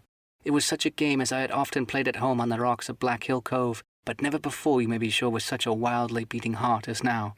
Still, as I say, it was a boy's game, and I thought I could hold my own against an elderly seaman with a wounded thigh. Indeed, my courage had begun to rise so high that I allowed myself a few darting thoughts on what would be the end of the affair, and while I saw certainly that I could spin it out for long, I saw no hope of any ultimate escape.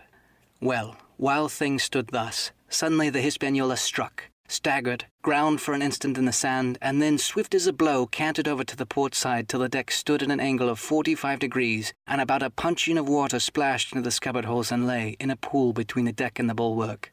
We were both of us capsized in a second, and both of us rolled almost together into the scuppers, the dead red cap, with his arms still spread out, tumbling stiffly after us. So near were we, indeed, that my head came against the coxswain's foot with a crack that made my teeth rattle. Blow and all, I was the first afoot again, for Hans got involved with the dead body. The sudden canting of the ship had made the deck no place for running on. I had to find some new way of escape, and that upon the instant, for my foe was almost touching me. Quick as thought, I sprang into the mizzen shrouds, rattled up hand over hand, and did not draw breath till I was seated on the cross trees.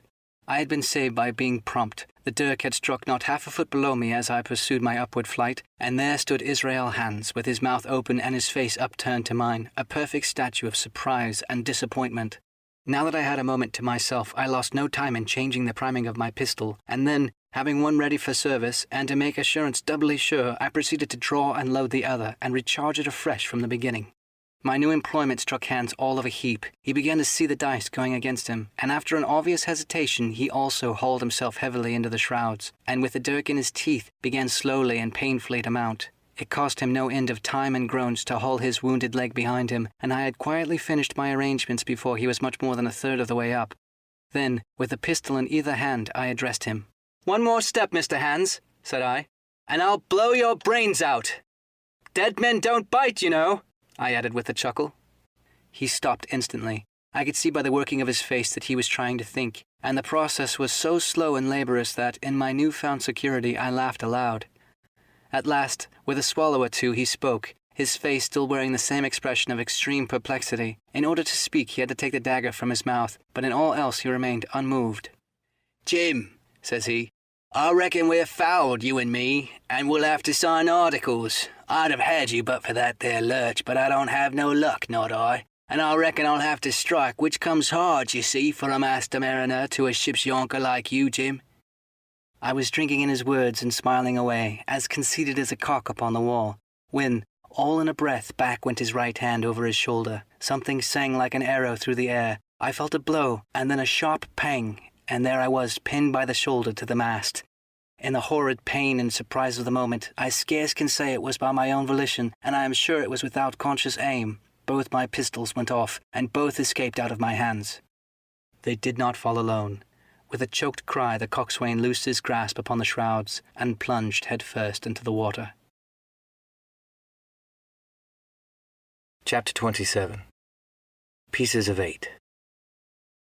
Owing to the cant of the vessel, the masts hung far out over the water, and from my perch on the crosstrees I had nothing below me but the surface of the bay. Hans, who was not so far up, was in consequence nearer to the ship, and fell between me and the bulwarks. He rose once to the surface in a lather of foam and blood, and then sank again for good. As the water settled, I could see him lying huddled together in the clean, bright sand in the shadow of the vessel's sides. A fish or two whipped past his body. Sometimes, by the quivering of the water, he appeared to move a little, as if he were trying to rise. But he was dead enough for all that, being both shot and drowned, and he was food for fish in the very place where he had designed my slaughter.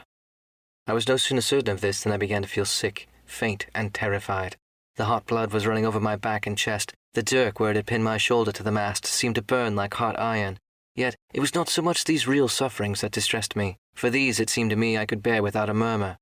It was the horror I had upon my mind of falling from the crosstrees into that still green water beside the body of the coxswain. I clung with both hands till my nails ached, and I shut my eyes as if to cover up the peril. Gradually, my mind came back again. My pulse quieted down to a more natural time, and I was once more in possession of myself. It was my first thought to pluck forth the dirk, but it either stuck too hard or my nerve failed me, and I desisted with a violent shudder. Oddly enough, that very shudder did the business. The knife, in fact, had come the nearest in the world to missing me altogether. It held me by a mere pinch of skin, and this the shudder tore away. The blood ran down the faster, to be sure, but I was my own master again, and only tacked to the mast by my coat and shirt. These last I broke through with a sudden jerk, and then regained the deck by the starboard shrouds. For nothing in the world would I have again ventured, shaken as I was, upon the overhanging port shrouds from which Israel had so lately fallen. I went below and did what I could for my wound. It pained me a good deal and still bled freely, but it was neither deep nor dangerous, nor did it greatly gall me when I used my arm. Then I looked around me, and, as the ship was now in a sense my own, I began to think of clearing it from its last passenger, the dead man O'Brien. He had pitched, as I had said, against the bulwarks, where he lay like some horrible, ungainly sort of puppet, life-sized indeed, but how different from life's colour or life's comeliness. In that position I could easily have my way with him, and, as the habit of tragical adventures had worn off almost all my terror for the dead, I took him by the waist as if he had been a sack of bran, and with one good heave tumbled him overboard. He went in with the sounding plunge. The red cap came off and remained floating on the surface, and as soon as the splash subsided I could see him and Israel lying side by side, both wavering in the tremulous movement of the water. O'Brien, though still quite a young man, was very bald. There he lay, with his bald head across the knees of the man who had killed him, and the quick fishes steering to and fro over both. I was now alone upon the ship. The tide had just turned. The sun was within so few degrees of setting that already the shadows of the pines upon the western shore began to reach right across the anchorage, and fall in patterns on the deck. The evening breeze had sprung up, and though it was well warded off with the hill with the two peaks upon the east, the cordage had begun to sing a little softly to itself, and the idle sails to rattle to and fro. I began to see danger to the ship. The jib I speedily doused and brought tumbling to the deck, but the mainsail was a harder matter. Of course, when the schooner canted over, the boom had swung outboard, and the cap of it and a foot or two of sail hung even under water. I thought this made it still more dangerous, yet the strain was so heavy that I half feared to meddle. At last I got my knife and cut the halyards. The peak dropped instantly. A great belly of loose canvas floated broad upon the water, and since, pull as I liked, I could not budge the downhaul, that was the extent of what I could accomplish. For the rest, the Hispaniola must trust to luck, like myself. By this time the whole anchorage had fallen into shadow. The last rays I remember falling through a glade of wood and shining bright as jewels on the flowery mantle of the wreck. It began to be chill. The tide was rapidly fleeting seaward, the schooner settling more and more on her beam ends. I scrambled forward and looked over. It seemed shallow enough, and holding the cut hawser in both hands for a last security, I let myself drop softly overboard. The water scarcely reached my waist. The sand was firm and covered with ripple marks, and I waded ashore in great spirits, leaving the Hispaniola on her side with her mainsail trailing wide over the surface of the bay. About the same time, the sun went fairly down, and the breeze whistled low in the dusk among the tossing pines. At least and at last I was off the sea, nor had I returned thence empty-handed. There lay the schooner, clear at last from the Buccaneers, and ready for our own men to board and get to sea again. I had nothing nearer my fancy than to get home to the stockade and boast of my achievements.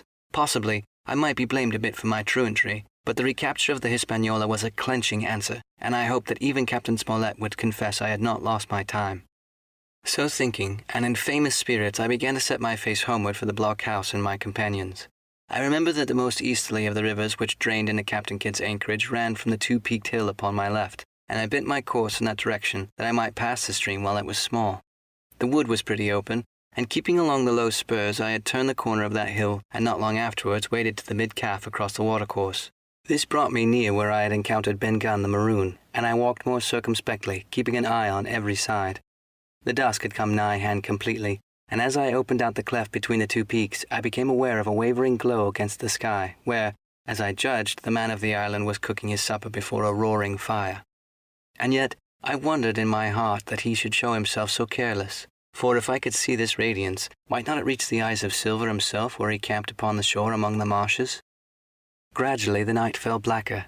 It was all I could do to guide myself even roughly towards my destination. The double hill behind me and the spyglass on my right hand loomed faint and fainter. The stars were few and pale, and in the low ground where I wandered I kept tripping among bushes and rolling into sandy pits.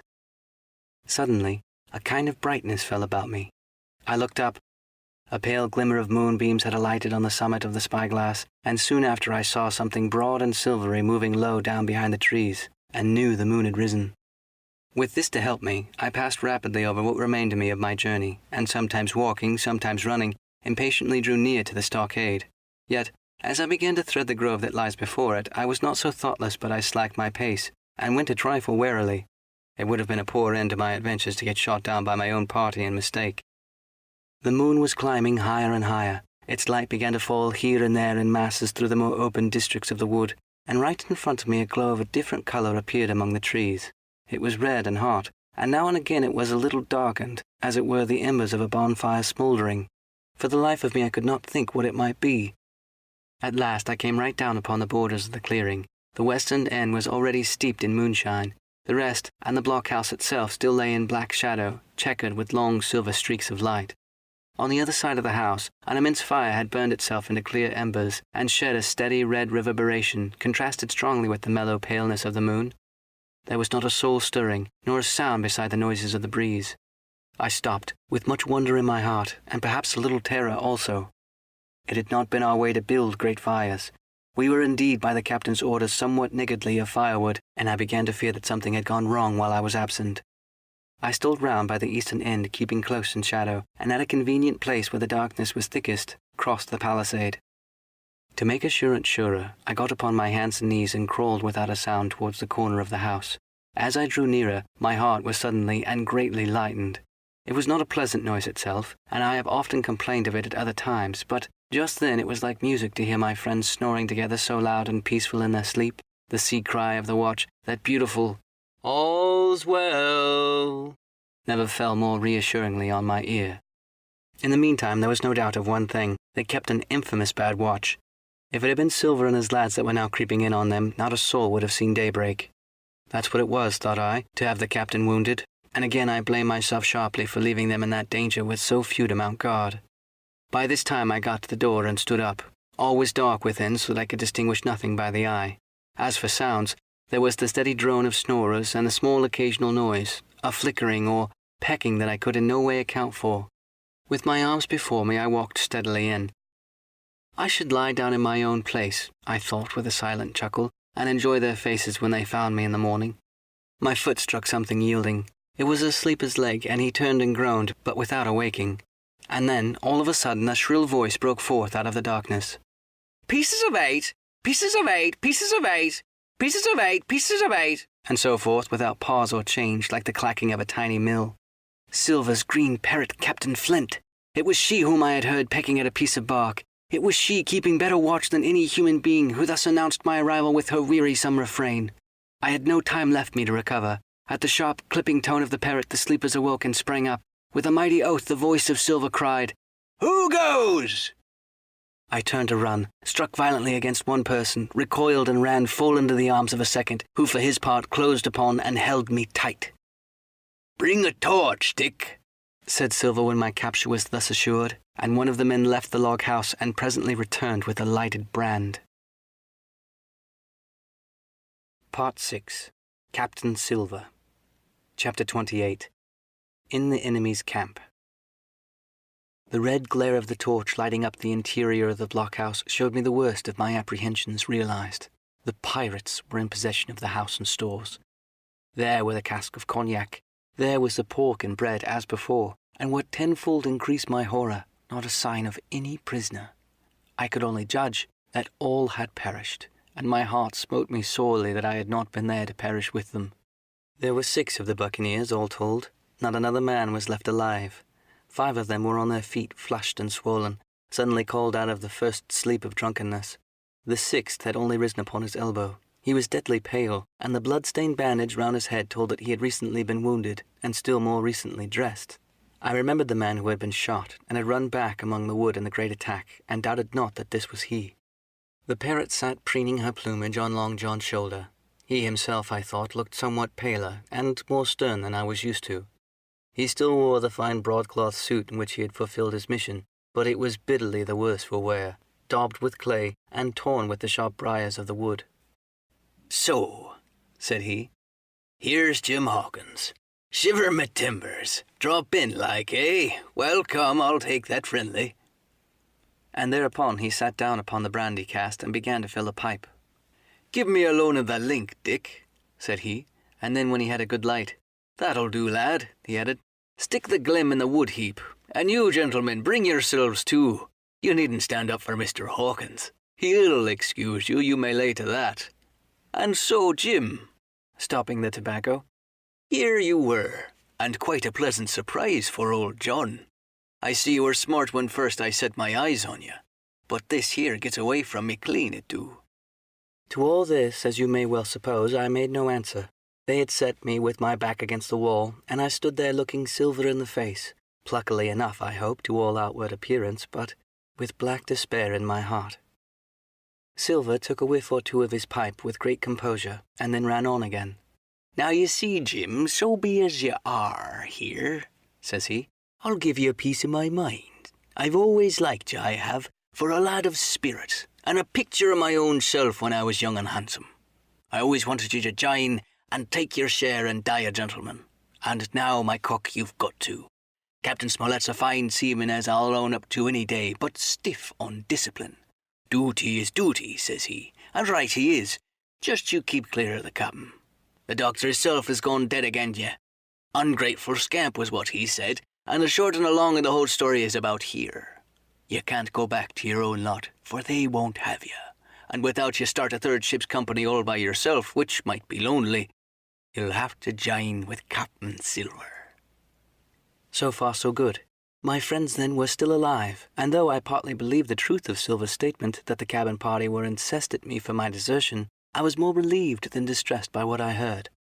"I don't say nothing as to your being in our hands," continued Silva, "though there you are, and you may lay to it.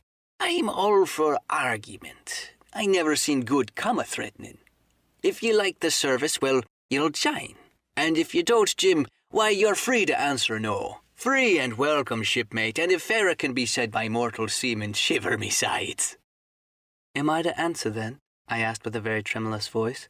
Through all this sneering talk, I was made to feel the threat of death that overhung me, and my cheeks burned and my heart beat painfully in my breast. "Lad," said Silva, "no one's a-pressing of you. Take your bearings. None of us won't hurry you, mate. Time goes so pleasantly in your company, you see." "Well," says I, growing a bit bolder, "if I'm to choose, I declare I have a right to know what's what, and why you're here, and where my friends are." "What's what?" repeated one of the Buccaneers in a deep growl. "Ah, he'd be a lucky one I'd knowed that. You'll perhaps batten down your hatches till you're spoke to, my friend," cried Silver translucently to this speaker. And then, in his first gracious tones, he replied to me. "Yesterday morning, Mr. Hawkins," said he, "in a dog watch, down came Dr. Livesley with a flag of truce. Says he, 'Captain Silver, you're sold out. Ship's gone.' Well, maybe we'd been taking a glass and a song to help it round. I won't say no. Lestwise, none of us had looked out. We looked out, and by thunder, the old ship was gone. Never seen a pack of fools look fishier, and you may lay to that if I tells you that looked the fishiest. Well, says the doctor, let's bargain. We bargained, him and I, and here we are. Stores, brandy, blockhouse, the firewood she was thoughtful enough to cut, and in a manner of speaking the whole blessed boat from Crosstrees to Kelson. As for them, they've tramped. I don't know where they are." He drew again quietly at his pipe. "And least you should take it into that head of yours," he went on, "that you was included in the treaty. Here's the last words that was said. 'How many are you?' says I, 'to leave?' 'Four,' says he, 'four and one of us wounded. As for that boy, I don't know where he is. Confound him,' says he. Nor I don't much care. We're about sick of him." These was his words. "Is that all?" I asked. "Well, it's all you're to hear, my son," returned Silver. "And now I am to choose?" "And now you are to choose, and you may lay to that," said Silva. "Well," said I, "I'm not such a fool, but I know pretty well what I have to look for. Let the worst come to the worst, it's little I care. I've seen too many die since I fell in with you, but there's a thing or two I have to tell you," I said, and by this time I was quite excited. "And the first is this. Here you are in a bad way. Ship lost, treasure lost, men lost, your whole business gone to wreck, and if you want to know who did it, it was I. I was in the apple barrel the night we sighted land, and I heard you, John, and you, Dick Johnson, and Hans, who is now at the bottom of the sea, and told every word you said before the hour was out. And as for the schooner, it was I who cut her cable, and it was I that killed the men you had aboard her, and it was I who brought her to where you'll never see her more, not one of you. The laugh's on my side. I've had the top of this business from the first. I no more fear you than I fear a fly. Kill me if you please, or spare me, but one thing I'll say, and no more. If you spare me, bygones are bygones, and when you fellows are in court for piracy, I'll save you all I can. It's for you to choose. Kill another and do yourself no good, or spare me and keep a witness to save you from the gallows." I stopped, for I tell you I was out of breath, and to my wonder not a man of them moved, but all sat staring at me like as many sheep. And while they were staring, I broke out again. "And now, Mr. Silva," said I believe you are the best man here, and if things go the worst, I'll take it kind if you let the doctor know the way I took it."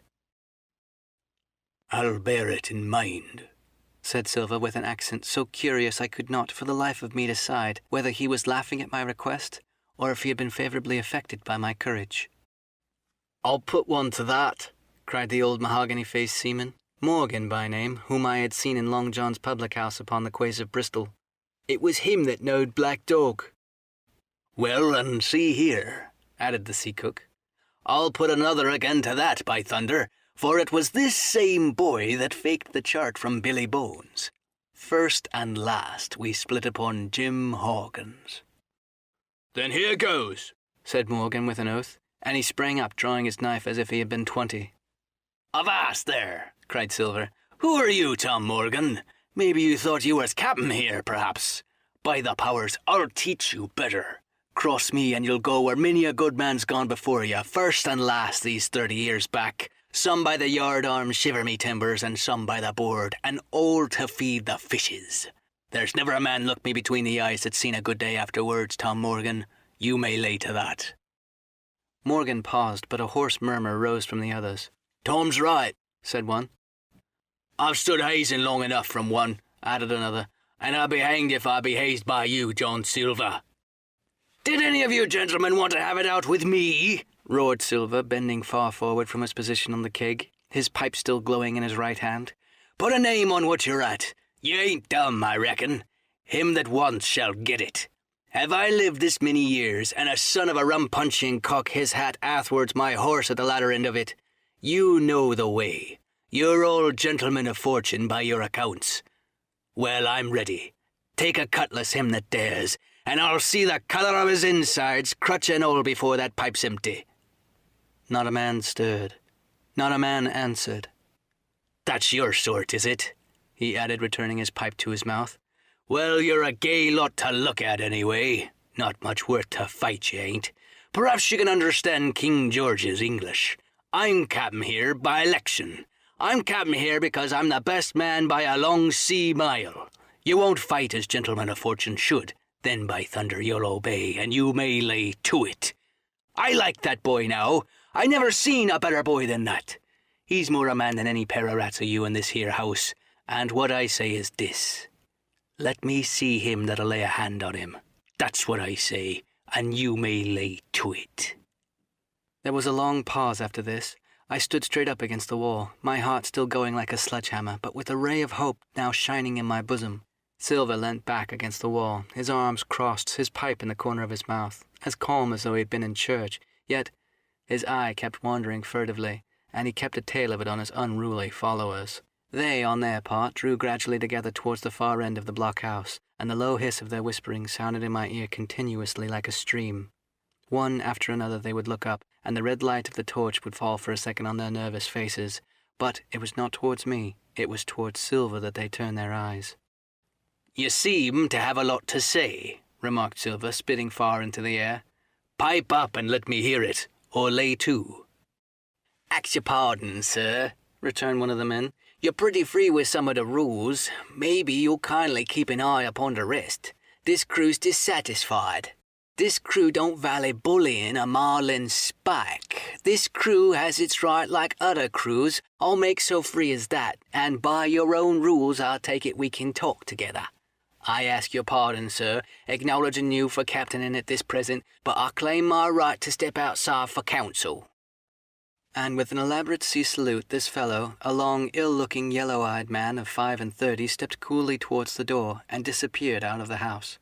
One after another, the rest followed his example, each making a salute as he passed, each adding some apology. "'According to the rules," said one. "Forecastle counsel," said Morgan. And so, with one remark or another, all marched out and left Silver and me alone with the torch. The sea cook instantly removed his pipe. "Now, look you here, Jim Hawkins," said he in a steady whisper that was no more than audible. "You're within half a plank of death, and what's alongside worse, of torture.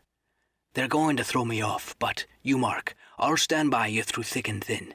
I didn't mean to, no, not till you spoke up. I was about desperate to lose that much blunt and be hanged into the bargain. But I see you was the right sort. I says to myself, you stand by Hawkins, John, and Hawkins'll stand by you. You're his last card, and by living thunder, John, he's yours. Back to back, says I. You save your witness, and he'll save your neck." I began dimly to understand. "You mean all's lost?" I asked. "Aye, by gum I do," he answered. "Ship gone, neck gone, that's the size of it. Once I looked into that bay, Jim Hawkins, and seen no schooner, well, I'm tough, but I gave out. As for that lot and their counsel, mark me, they're outright fools and cowards. I'll save your life if so be as I can from them, but see here, Jim, tit for tat. You saved Long John from swinging." I was bewildered. It seemed a thing so hopeless he was asking. He, the old Buccaneer, the ringleader throughout. "What I can do, that I'll do," I said. "It's a bargain," cried Long John. "You speak up plucky, and by thunder I've a chance." He hobbled to the torch where it stood, propped among the firewood, and took a fresh light to his pipe. "Understand me, Jim," he said, returning. "I've a head on my shoulders, I have. I'm on Squire's side now. I know you've got that ship safe somewheres. How you done it I don't know, but safe it is. I guess Hans and O'Brien turned soft. I never much believed in neither of them. Now you mark me. I ask no questions, nor I won't let others. I know when a game's up, I do, and I know a lad that's staunch. Ah, you that's young, you and me might have done a power of good together." He drew some cognac from the cask into a tin cannikin. "Will you taste, messmate?" he asked, and when I refused, "Well, I'll take a drain myself, Jim," said he. "I need a corker, for there's trouble on hand. And talking of trouble, why did that doctor give me the chart, Jim?" My face expressed a wonder so unaffected that he saw the needlessness of further questions. "Ah, well, he did, though," said he. "And there's something under that, no doubt. Something surely under that, Jim, bad or good." And he took another swallow of the brandy, shaking his great fair head like a man who looks forward to the worst. Chapter 29. The Black Spot Again. The council of buccaneers lasted some time when one of them re-entered the house, and with repetition of the same salute, which had in my eyes an ironical air, begged for a moment's loan of the torch. Silva briefly agreed, and this emissary retired again, leaving us together in the dark. "There's a breeze coming, Jim," said Silva, who had by this time adopted quite a friendly and familiar tone. I turned to the loophole nearest me and looked out. The embers of the great fire had so far burned themselves out, and now glowed so low and duskily that I understood why these conspirators desired a torch. About halfway down the slope to the stockade they were collected in a group. One held the light, another was on his knees in their midst, and I saw the blade of an open knife shine in his hand with varying colours in the moon and torchlight. The rest were all somewhat stooping, as though watching the manoeuvres of this last. I could just make out that he had a book as well as a knife in his hand, and was still wondering how anything so incongruous had come in their possession, when the kneeling figure rose once more to his feet, and the whole party began to move together towards the house. "Here they come," said I, and I returned to my former position, for it seemed beneath my dignity that they should find me watching them. "Well, let 'em come, lad. Let 'em come," said Silva cheerily. "I've still a shot in my locker." The door opened, and the 5 men standing huddled together just inside pushed one of their number forward. In any other circumstance it would have been comical to see his slow advance, hesitating as he set each foot down, but holding his right closed hand in front of him. "Step up, lad," cried Silver. "I won't eat you. Hand it over, lubber. I know the rules, I do. I won't hurt any deputation." Thus encouraged, the Buccaneer stepped forth more briskly, and having passed something to Silva from hand to hand, slipped yet more smartly back again to his companions. The sea cook looked at what had been given him. "The black spot. I thought so," he observed. "Where might you got the paper? Why, hello, look here now. This ain't lucky. You're going to cut this out of a Bible. What fool cut a Bible?" "Oh, there," said Morgan. "There, what did I say? No good'll come of that, I said." "Well, you've about fixed it now among you," continued Silver. "You'll all swing now, I reckon. What soft-headed lubber had a Bible?" "It was Dick," said one. "Dick, was it? Then Dick can get to prayers," said Silver. "He's seen his slice of luck, has Dick, you may lay to that." But here the long man with the yellow eyes struck in. "Belay that talk, John Silver," he said. "This crew has tipped you the black spot in full council, as in duty bound. Just you turn it over, as in duty bound, and see what's wrote there. Then you can talk." "Thank ye, George," replied the sea cook. "You always was brisk for business, and has the rules by heart, George, I'm pleased to see. Well, what is it, anyway? Ah, disposed, that's it, is it? Very pretty wrote, to be sure. Like print, I swear. Your hand all right, George? Why, you're getting quite a leading man in this here crew. You'll be captain next, I shouldn't wonder. Just oblige me with that torch again, will you? This pipe don't draw." "Come now," said George. "You don't fool this crew no more. You're a funny man by your account, but you're over now, and you'll maybe step down off that barrel and help vote." "I thought you said you knowed the rules," returned Silva contemptuously. "Lestwise, if you don't, I do, and I wait here, and I'm still your captain, mind, till you're out with your grievances and I reply. In the meantime, your black spot ain't worth a biscuit. After that, we'll see." "Oh," replied George, "you don't be under no kind of apprehension. We're all square, we are. First, you made a hash of this cruise. You'll be a bold man to say no to that. Second, you let the enemy out of this here trap for nothing. What did they want out? I don't know, but it's pretty plain they wanted it. Third, you wouldn't let us go at them upon the march. Oh, we see through you, John Silva. You want to play booty, that's what's wrong with you. And then fourth, there's this here boy." "Is that all?" asked Silva quietly. "Enough, too," retorted George. "We're all swinging sun-dry by your bungling." "Well, now, look here. I'll answer these 4 points one after another. I'll answer 'em. I made a hash of this cruise, did I? Well, now, you all know what I wanted. And you know that if it had been done, that we'd have been aboard the Hispaniola this night as ever was. Every man of us alive and fit and full of good plum duff, and the treasure in the hold of her, by thunder. Well, who crossed me? Who forced my hand as was the lawful captain? Who tipped me the black spot the day we landed and began this dance? Ah, it's a fine dance, I'm with you there, and looks mighty like a hornpipe in a rope's end at execution dock by London Tower, it does. But who done it? Why, it was Anderson, and Hans, and you, George Merry. And you're the last above board of that same meddling crew, and you have the Davy Jones insolence to up and stand for captain over me? You that sank the lot of us? By the powers, this tops the stiffest yarn to nothing." Silva paused, and I could see by the face of George and his late comrades that these words had not been said in vain. "That's for number one," cried the accused, wiping sweat from his brow, for he had been talking with a vehemence that shook the house. Why, I give you my word, I'm sick to speak to you. You've neither sense nor memory, and I leave it to fancy why your mother was at that let you come to see. See! Gentlemen of fortune! I reckon tailor is your trade. Go on, John, said Morgan. Speak up to the others. Ah, the others, returned John. They're a nice lot, ain't they? You say this cruise is bungled. Ah, by gum, if you could understand how bad it's bungled, you would see. We're that near the gibbet my neck's stiff with thinking on it. You seen 'em, maybe, hanging on chains, birds about 'em, seamen pointing 'em out as they go down with the tide. Who's that? Says one. That? Why, that's John Silva, I knowed him well, says another. And you can hear the chains a-jangling as you go about and reach for the other buoy. Now that's about where we are. Every mother's son of us thinks to him and Hans and Anderson and the other ruination fools of you. And if you want to know about number 4 and that boy, why, shiver my timbers, isn't he a hostage? Are we going to waste a hostage? No, not us. He might be our last chance, and I shouldn't wonder. Kill that boy. Not me, mates. And number 3. Ah, well, there's a deal to say to number 3. Maybe you don't count it nothing to have a real college doctor to see you every day. You, John, with your head broke, or you, George Mary, with that og shakes upon you not 6 hours agone, and has your eye the colour of lemon peels to the same moment on the clock. And maybe perhaps you didn't know that there's a consort coming either. But there is, and not so long till then, and we'll see who'll be glad to have a hostage when it comes to that. And as for number 2 and why I made a bargain, well, you came crawling on your knees to me to make it. On your knees you came, you was that downhearted, and you'd have starved too if I hadn't, but that's a trifle.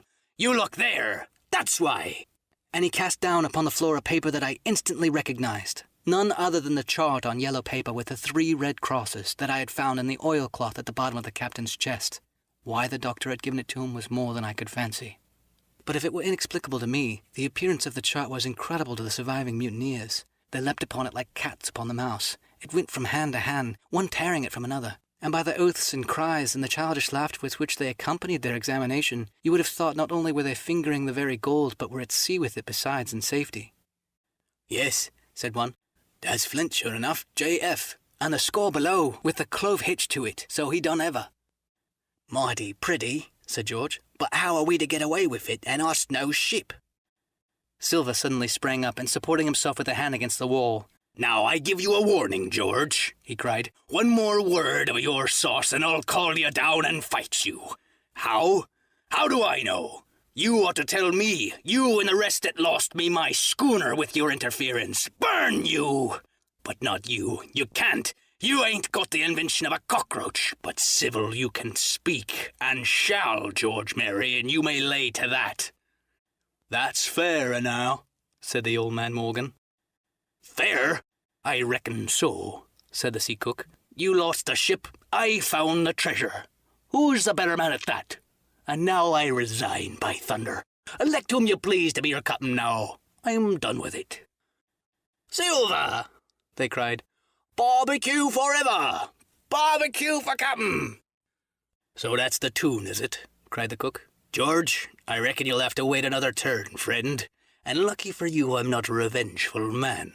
But that's what's never my way. And now, shipmates, this black spot. 'Tain't much good now, is it?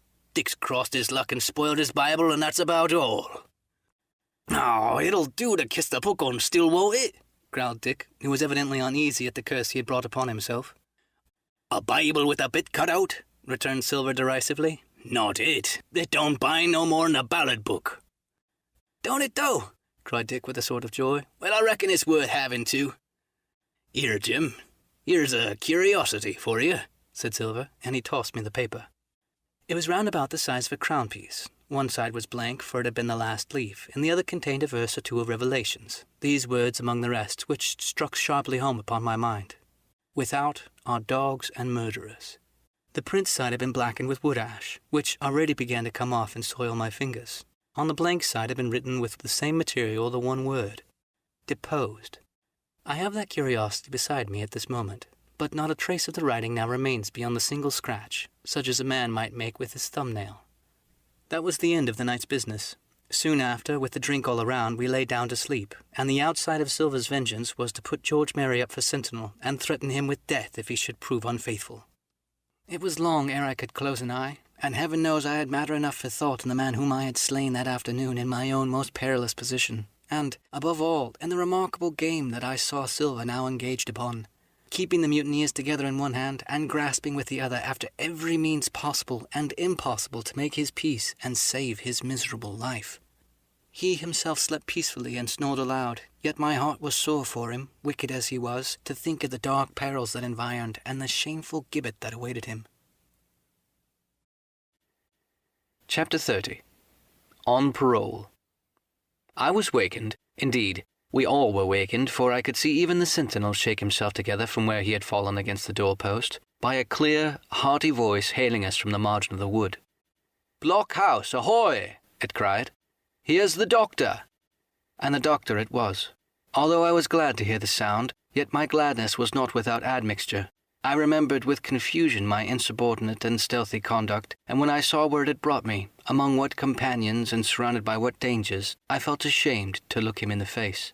He must have risen in the dark, for the day had hardly come, and when I ran to the loophole and looked out, I saw him standing, like Silva once before, up to the mid-leg in creeping vapour. "You doctor! Top of the morning to you, sir," cried Silva, broad awake and beaming with good nature in a moment. "Bright and early, to be sure, and it's the early bird, as the saying goes, that gets the rations. George, shake up your timbers, son, and help Dr. Livesey over the ship's side. All a doing well, your patience was, all well and merry." So he padded on, standing on the hilltop with his crutch under his elbow and one hand upon the side of the log house, quite the old John in voice, manner, and expression. "We've quite a surprise for you too, sir," he continued. "We've a little stranger here. A no-boarder and lodger, sir, and looking fit and taut as a fiddle. Slept like supercargo, he did, right alongside of John. Stem to stem we was all night." Dr. Livesey was by this time across the stockade and pretty near the cook, and I could hear the alteration in his voice as he said, "Not Jim." "The very same Jim as ever was," says Silva. The doctor stopped outright. Although he did not speak, it was some seconds before he seemed able to move on.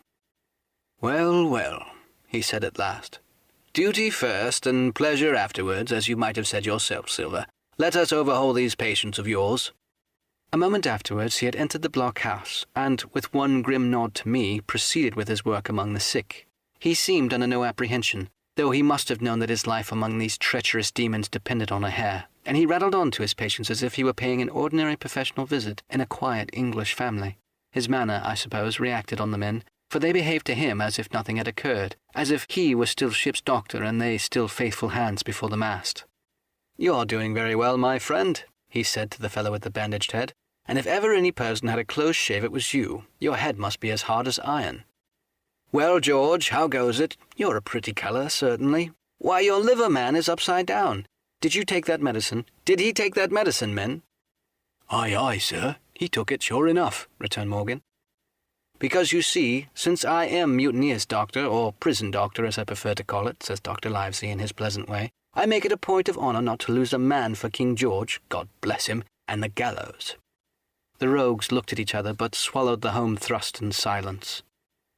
"Dick don't feel well, sir," said one. "Don't he?" replied the doctor.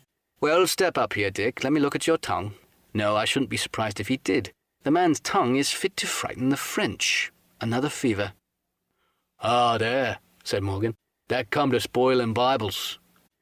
"That comes, as you call it, of being errant asses," retorted the doctor, "and not having sense enough to know honest air from poison, and dry land from vile, pestiferous slough. I think it most probable, though of course it's only an opinion, that you'll all have the deuce to pay before you get that malaria out of your systems. Camp in a bog, would you? Silva, I'm surprised at you. You're less of a fool than many, take you all round, but you don't appear to me to have the rudiments of a notion of the rules of health. Well," he added after he had dosed them round, and they had taken his prescriptions with really laughable humility, more like charity school-children than blood-guilty mutineers and pirates. "Well, that's done for today, and now I should wish to have a talk with that boy, please." And he nodded his head in my direction carelessly. George Merry was at the door, spitting and sputtering over some bad-tasted medicine, but at the first words of the doctor's proposal, he swung round with a deep flush and cried, "No!" and swore. Silva struck the barrel with his open hand. "Silence!" he roared and looked about him positively like a lion.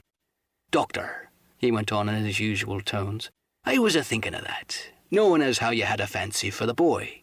We're all humbly grateful for your kindnesses, and as you see, puts faith in you and takes your drugs down like that much grog. And I take it I've found a way as'll suit all. Hawkins, will you give me your word of honour as a young gentleman? For a young gentleman you are, although poor-born. Your word of honour not to slip your cable." I readily gave the pledge required. "Then, Doctor," said Silva, "you just step outside of that stockade, and once you're there I'll bring the boy down on the inside, and I reckon you can yarn through the spars. Good day to you, sir, and all our duties to the squire and Captain Smollett." The explosion of disapproval, which nothing but Silva's black looks had restrained, broke out immediately after the doctor left the house. Silva was roundly accused of playing double, trying to make a separate peace for himself, of sacrificing the interests of his accomplices and victims, and, in one word, of the identical exact thing that he was doing. It seemed to me so obvious in this case that I could not imagine how he was to turn their anger. But he was twice the man the rest were, and his last night's victory had given him a huge preponderance on their minds. He called them all fools and dolts, you can imagine, said it was necessary I should talk to the doctor, flooded the chart in their faces, asked them if they could afford to break the treaty the very day they were bound to treasure hunting. "No, by thunder," he cried. "It's us must break the treaty when the time comes. Until then I'll gammon that doctor if I have to ile his boots with brandy." And then he bade them get the fire lit and stalked out upon his crutch with his hand upon my shoulder, leaving them in disarray and silenced by his volubility rather than convinced. "Slow, lad, slow," he said. "They might round upon us in a twinkle of an eye if we was seen to hurry." Very deliberately then did we advance across the sand to where the doctor awaited us on the other side of the stockade, and as soon as we were within easy speaking distance, Silva stopped. "You'll make a note of this here also, Doctor," says he, "and the boy'll tell you how I saved his life, and were disposed for it too, and you may lay to that. Doctor, when a man's staring as near the wind as me, playing Chuck Farland with the last breath in his body like, you wouldn't think it too much, mayhap, to give him one good word. You'll please bear in mind it's not my life only now, it's that boy's life into the bargain, and you'll speak me fair, Doctor, and give me a bit of hope to go on for the sake of mercy." Silva was a changed man once he was out there and had his back to his friends in the blockhouse. His cheeks seemed to have fallen in, his voice trembled. Never was a soul more dead and earnest. "Why, John, you're not afraid?" asked Dr. Livesey. "Doctor, I'm no coward, no, not I. Not so much," and he snapped his fingers. "If I was, I wouldn't say it. But I'll own up fairly, I've got the shakes upon me for the gallows. You're a good man and true, I've never seen a better man. And you'll not forget what I done good, not any more than you'll forget the bad, I know. And I step aside, see here, and leave you and Jim alone, and you'll put that down for me too, for it's a long stretch is that." So saying, he stepped back a little way till he was out of earshot, and there sat down upon a tree stump and began to whistle, spinning round now and again upon his seat so as to command a sight, sometimes of me and the doctor, and sometimes of his unruly ruffians as they went to and fro in the sand between the fire, which they were busy rekindling, and the house from which they brought forth pork and bread to make the breakfast. "So, Jim," said the doctor sadly, "here you are. As you have brewed, so shall you drink, my boy.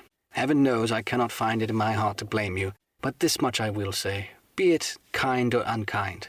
When Captain Smollett was well, you dared not have gone off, and when he was ill and couldn't help it, by George, it was downright cowardly." I will own that I here began to weep. "Doctor," said I, "you might spare me. I have blamed myself enough. My life's forfeit anyway, and I should have been dead by now if Silva hadn't stood for me. And, Doctor, believe this. I can die, and I dare say I deserve it, but what I fear is torture. If they come to torture me—" "Jim," the doctor interrupted, and his voice was quite changed. "Jim, I can't have this. Whip over and we'll run for it." "Doctor," said I passed my word." I know," he cried. "We can't help that, Jim, now. I'll take that on my shoulders. Hullabolus, blame and shame, my boy, but stay here, I cannot let you. Jump. One jump and you're out, and we'll run for it like antelopes." "No," I replied. You know right well you wouldn't do the thing yourself. Neither you, nor squire, nor captain, and no more will I. Silva trusted me. I passed my word, and back I go.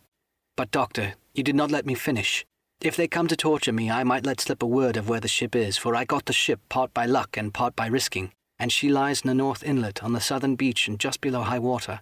At half-tide she must be high and dry." "The ship!" exclaimed the doctor.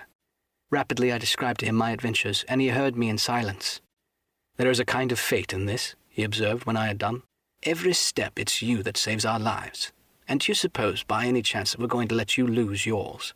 That would be a poor return, my boy. You found out the plot. You found Ben Gunn. The best deed you ever did or will do, though you live to 90. Oh, by Jupiter, talking of Ben Gunn.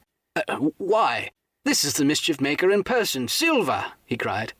"Silva, I'll give you a piece of advice," he continued as the cook drew near again. "Don't you be in any great hurry after that treasure."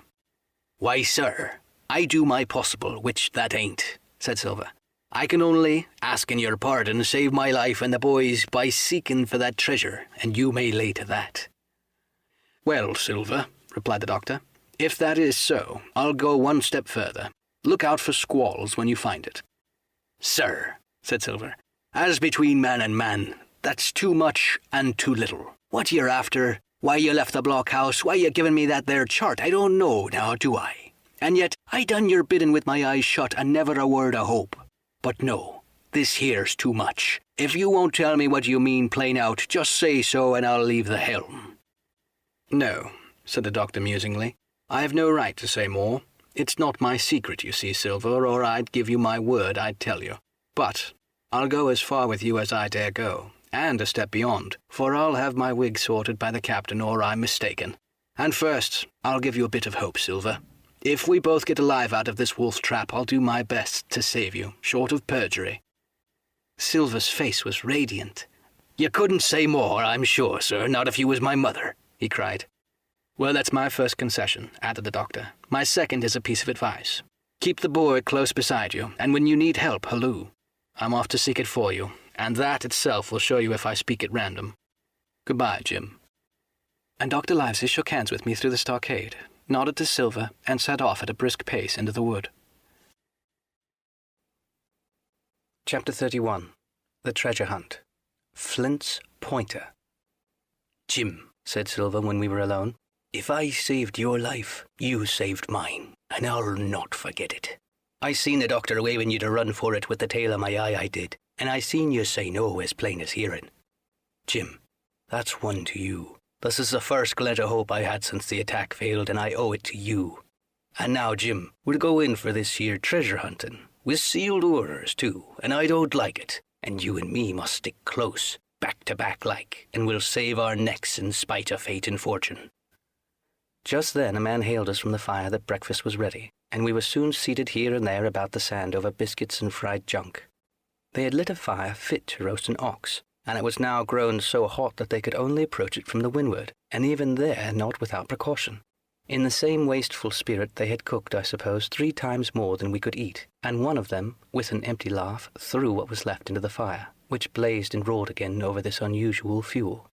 I never in my life saw men so careless of the morrow. Hand-to-mouth was the only word that can describe their way of doing, and what with wasted food and sleeping sentries, though they were bold enough for a brush and be done with it, I could see their entire unfitness for anything like a prolonged campaign. Even Silva, eating away with Captain Flint upon his shoulder, had not a word of blame for their recklessness, and this the more surprised me, for I thought he had never shown himself so cunning as he did then. "Aye, mates," he said, "it's lucky you have barbecue to think for you with this here head. I got what I wanted, I did. Sure enough, they have the ship. Where they have it I don't know yet, but once we hit the treasure, we'll have to jump about and find out. And then, mates, us that has the boats, I reckon, has the upper hand." Thus he kept running on with his mouth full of hot bacon. Thus he restored their hope and confidence, and I more than suspect repaired his own at the same time. "As for the hostage," he continued, "that's his last talk, I guess, with them he loves so dear. I got my piece of news and thank you to him for that, but it's over and done. I'll take him in a line when we go treasure hunting, for we'll keep him like so much gold in case of accidents, you mark. And in the meantime, once we got the ship and treasure both off to sea like jolly companions, why then We'll talk Mr. Hawkins over, we will, and we'll give him his share, to be sure, for all his kindness." It was no wonder the men were in a good humour now. For my part, I was horribly cast down. Should the scheme he had now sketched prove feasible, Silva, already doubly a traitor, would not hesitate to adopt it. He had still a foot in either camp, and there was no doubt he would prefer wealth and freedom with the pirates to a bare escape from hanging, which was the best he had to hope on our side. Nay, even if things so fell out that he was forced to keep his faith with Dr. Livesey, even then what danger lay before us? What a moment would that be when the suspicions of his followers turned to certainty, and he and I should have to fight for dear life, he a cripple and I a boy, against 5 strong and active seamen. Add to this double apprehension the mystery that still hung over the behavior of my friends, their unexplained desertion of the stockade, their inexplicable secession of the chart, or harder still to understand, the doctor's last warning to Silva, "Look out for squalls when you find it," and you will readily believe how little taste I found in my breakfast, and with how uneasy a heart I set forth behind my captors on the quest for treasure. We made a curious figure had anyone been there to see us, all in soiled sailor clothes and all but me armed to the teeth. Silva had 2 guns slung about him, one before and one behind, beside the great cutlass at his waist, and a pistol in each pocket of his square-tailed coat. To complete his strange appearance, Captain Flint sat perched upon his shoulder and gabbling odds and ends of purposeless sea talk. I had a line about my waist and followed obediently after the sea cook, who held the loose end of the rope, now in his free hand, now in his powerful teeth. For all the world I was led like a dancing bear. The other men were variously burthened, some carrying picks and shovels, for that had been the very first necessity they brought ashore from the Hispaniola, others laden with pork, bread, and brandy for the midday meal. All the stores, I observed, came from our stock, and I could see the truth of Silva's words from the night before. Had he not struck a bargain with the doctor, he and his mutineers, deserted by the ship, must have been driven to subsist on clear water and the proceeds of their hunting. Water would have been little to their taste. A sailor is not usually a good shot, and besides all that, when they were so short of edibles, it was not likely they would be very flush of powder. Well, thus equipped, we all set out, even the fellow with the broken head, who should certainly have kept in shadow, and straggled one after another to the beach where the 2 gigs awaited us. Even these bore the traces of the drunken folly of the pirates, one in a broken thwart, and both in their muddy and unbaled condition. Both were to be carried along with us for the sake of safety, and so, with our numbers divided between them, we set forth upon the bosom of the anchorage. As we pulled over, there was some discussion on the chart. The Red Cross was, of course, far too large to be a guide, and the terms of the note on the back, as you will hear, admitted some ambiguity. They ran, the reader may remember, thus: Tall tree, Spyglass shoulder, bearing to a point of NNE, Skeleton Island, ESE, and by E, 10 feet. A tall tree was thus the principal mark. Now right before us the anchorage was bounded by a plateau from 200 to 300 feet high, adjoining on the north the sloping southern shoulder of the Spyglass, and rising again towards the south into the rough, cliffy eminence called Mizzen-mast Hill. The top of the plateau was dotted thickly with pine trees of varying height. Every here and there, one of a different species rose 40 or 50 feet clear above its neighbor, and which of these was the particular tall tree of Captain Flint could only be decided on the spot, and by the reading of the compass. Yet although this was the case, every man on board the boats had picked a favorite of his own ere they were halfway over, Long John alone shrugging his shoulders and bidding them to wait till they were there. We pulled easily, by Silva's directions, not to weary the hands prematurely, and after quite a long passage landed at the mouth of the second river, that which runs down the woody cleft of the Spyglass. Thence, bending to our left, we began to ascend the slope towards the plateau. At the first outset, heavy, miry ground and a matted, marish vegetation greatly delayed our progress. But by little and little, the hill began to steepen and become stony underfoot, and the wood to change its character and to grow in a more open order. It was indeed a most pleasant portion of the island that we were now approaching. A heavy scented broom and many flowering shrubs had almost taken the place of grass. Thickets of green nutmeg trees were dotted here and there with the red columns and broad shadows of the pines, and the first mingled their spice with the aroma of the others. The air, besides, was fresh and stirring, and this, under the sheer sunbeams, was a wonderful refreshment to our senses. The party spread itself abroad in a fan shape, shouting and leaping to and fro. About the center and a good way behind the rest, Silva and I followed, I tethered by my rope, he ploughing, with deep pants among the sliding gravel. From time to time, indeed, I had to lend him a hand, or he must have missed his footing and fallen backward down the hill. We had thus proceeded for about half a mile, and were approaching the brow of the plateau, when a man upon the farthest left began to cry aloud, as if in terror. Shout after shout came from him, and the others began to run in his direction. "He can't found the treasure," said old Morgan, hurrying past us from the right. "for that's clean atop." Indeed, as we found when we also reached the spot, it was something very different.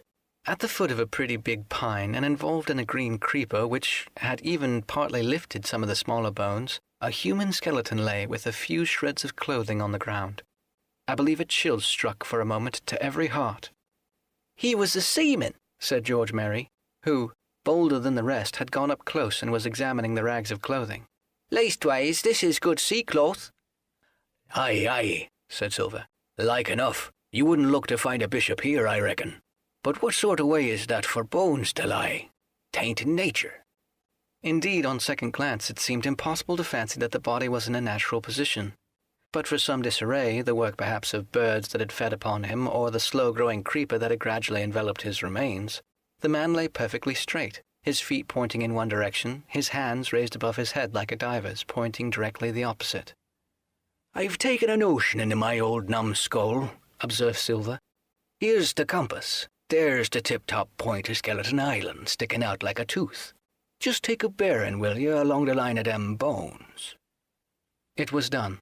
The body pointed straight in the direction of the island, and the compass read duly E-S-E, and by E. "I thought so," cried the cook. "This here's a pointer. Right up there is our line for the Pole Star and the Jolly Dollars. But by thunder, if it don't make me cold inside to think of Flint, this is one of his jokes, and no mistake. Him and these 6 were alone here. He killed 'em, every man, and this one he hauled here and laid down by compass. Shiver me timbers! They're long bones, and the hair'd been yellow. Aye, this would have been Allardyce. You mind Allardyce, Tom Morgan?" "Aye, aye," returned Morgan. "I mind him. He owed me money, he did, and took my knife ashore with him." "Speaking of knives," said another, "why don't we find his lying round? Flint weren't the man to pick a seaman's pocket, and the birds, I guess, would leave it be." "By the powers, and that's true," cried Silva. "There ain't a thing left here," said Mary, still feeling round among the bones. "Not a copper doit or a baccy box. It don't look natural to me." "No, by gum, it don't," agreed Silva. "Not natural, nor not nice, says you. Great guns, messmates, but if Flint was living, this would have been a hot spot for you and me. 6 they were, and 6 we are, and bones is what they are now." "I saw him dead with these here deadlights," said Morgan. "Billy took me in. There he laid with penny pieces on his eyes." "Dead? Aye. Sure enough, he's dead and gone below," said the fellow with the bandage. "But if ever spirit walked, it would be Flint's. Dear heart, but he died bad, did Flint." "Aye, that he did," observed another. "Now he raged, and now he hollered for rum, and now he sang 15 Mint, where his only song, mate, and I tell you true, I never rightly liked to hear it since. It was main hot, and the windy was open, and I could hear the old song coming out as clear, and the death haul on the man already." Come, said Silver. "Stow this talk. He's dead, and he don't walk, that I know. Leastwise, he don't walk by day, and you may lay to that. Care killed the cat. Fetch ahead for the doubloons." We started, certainly, but in spite of the hot sun and staring daylight, the pirates no longer ran separate and shouting through the woods, but kept side by side and spoke with bated breath. The terror of the dead Buccaneer had fallen on their spirits. Chapter 32. The Treasure Hunt. The Voice Among the Trees. Partly from the dampening influence of this alarm, partly to rest Silva and the sick folk, the whole party sat down as soon as they had gained the brow of the ascent. The plateau being somewhat tilted towards the west, this spot on which we had paused commanded a wide prospect on either hand. Before us, over the tree-tops, we beheld the Cape of the Woods fringed with surf. Behind, we not only looked down upon the anchorage in Skeleton Island, but saw clear across the spit in the eastern lowlands, a great field of open sea upon the east. Sheer above us rose the Spyglass, here dotted with single pines and there with black precipices. There was no sound but that of the distant breakers, mounting from all round, and the chirp of countless insects in the brush. Not a man, not a sail upon the sea. The very largeness of the view increased the sense of solitude. Silva, as he sat, took certain bearings with the compass. "There are 3 tall trees," said he, "about in the right line from Skeleton Island. Spyglass Shoulder, I take it, means the lower point there. It's child's play to find the stuff now. I've half a mind to dine first." "I don't feel sharp," growled Morgan. "Thinking of Flint, I think it were, has done me." "Ah, well, my son, you praise your stars he's dead," said Silva. "He were an ugly devil," cried the third pirate with a shudder. "That blue in the face, too." "That was how the rum took him," added Mary. "Blue. Well, I reckon he was blue. That's a true word." Ever since they had found the skeleton and got upon that train of thought, they had spoken lower and lower, and they had almost got to whispering by now, so that the sound of their talk hardly interrupted the silence of the wood. All of a sudden, out of the middle of the trees in front of us, a thin, high, trembling voice struck up a well-known air and words. 15 men on a dead man's chest, yo ho, ho, and a bottle of rum." I have never seen men more dreadfully affected than the pirates. The colour went from their 6 faces like enchantment. Some leaped to their feet. Some clawed hold of the others. Morgan grovelled on the ground. "It's Flint, by God!" cried Mary. The song had stopped as suddenly as it began. Broke off, you would have said, in the middle of a note, as though someone had laid a hand upon the singer's mouth. Coming through the clear, sunny atmosphere among the green treetops, I thought it had sounded airily and sweetly, and the effect on my companions was the stranger. "Come," said Silva, struggling with his ashen lips to get the word out. "this won't do. Stand by to go about. This is a rum start. I can't name the voice, but it's someone skylarking. Someone that's flesh and blood, and you may lay to that."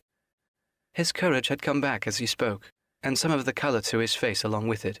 Already the others had begun to lend an ear to this encouragement, and were coming a little to themselves, when the same voice broke out again, not this time singing, but in a faint, distant hail that echoed yet fainter among the clefts of the Spyglass. "Darby McGraw," it wailed, for that is the word that best describes the sound. "Darby McGraw, Darby McGraw."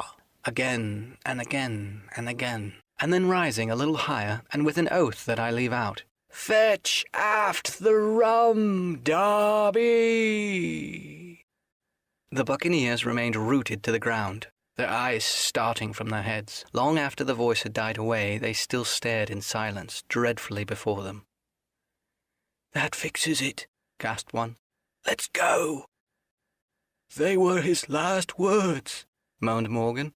"His last words above board." Dick had his Bible out and was praying volubly. He had been well brought up, had Dick, before he came to sea and fell among bad companions. Still Silva was unconquered. I could hear his teeth rattle in his head, but he had not yet surrendered.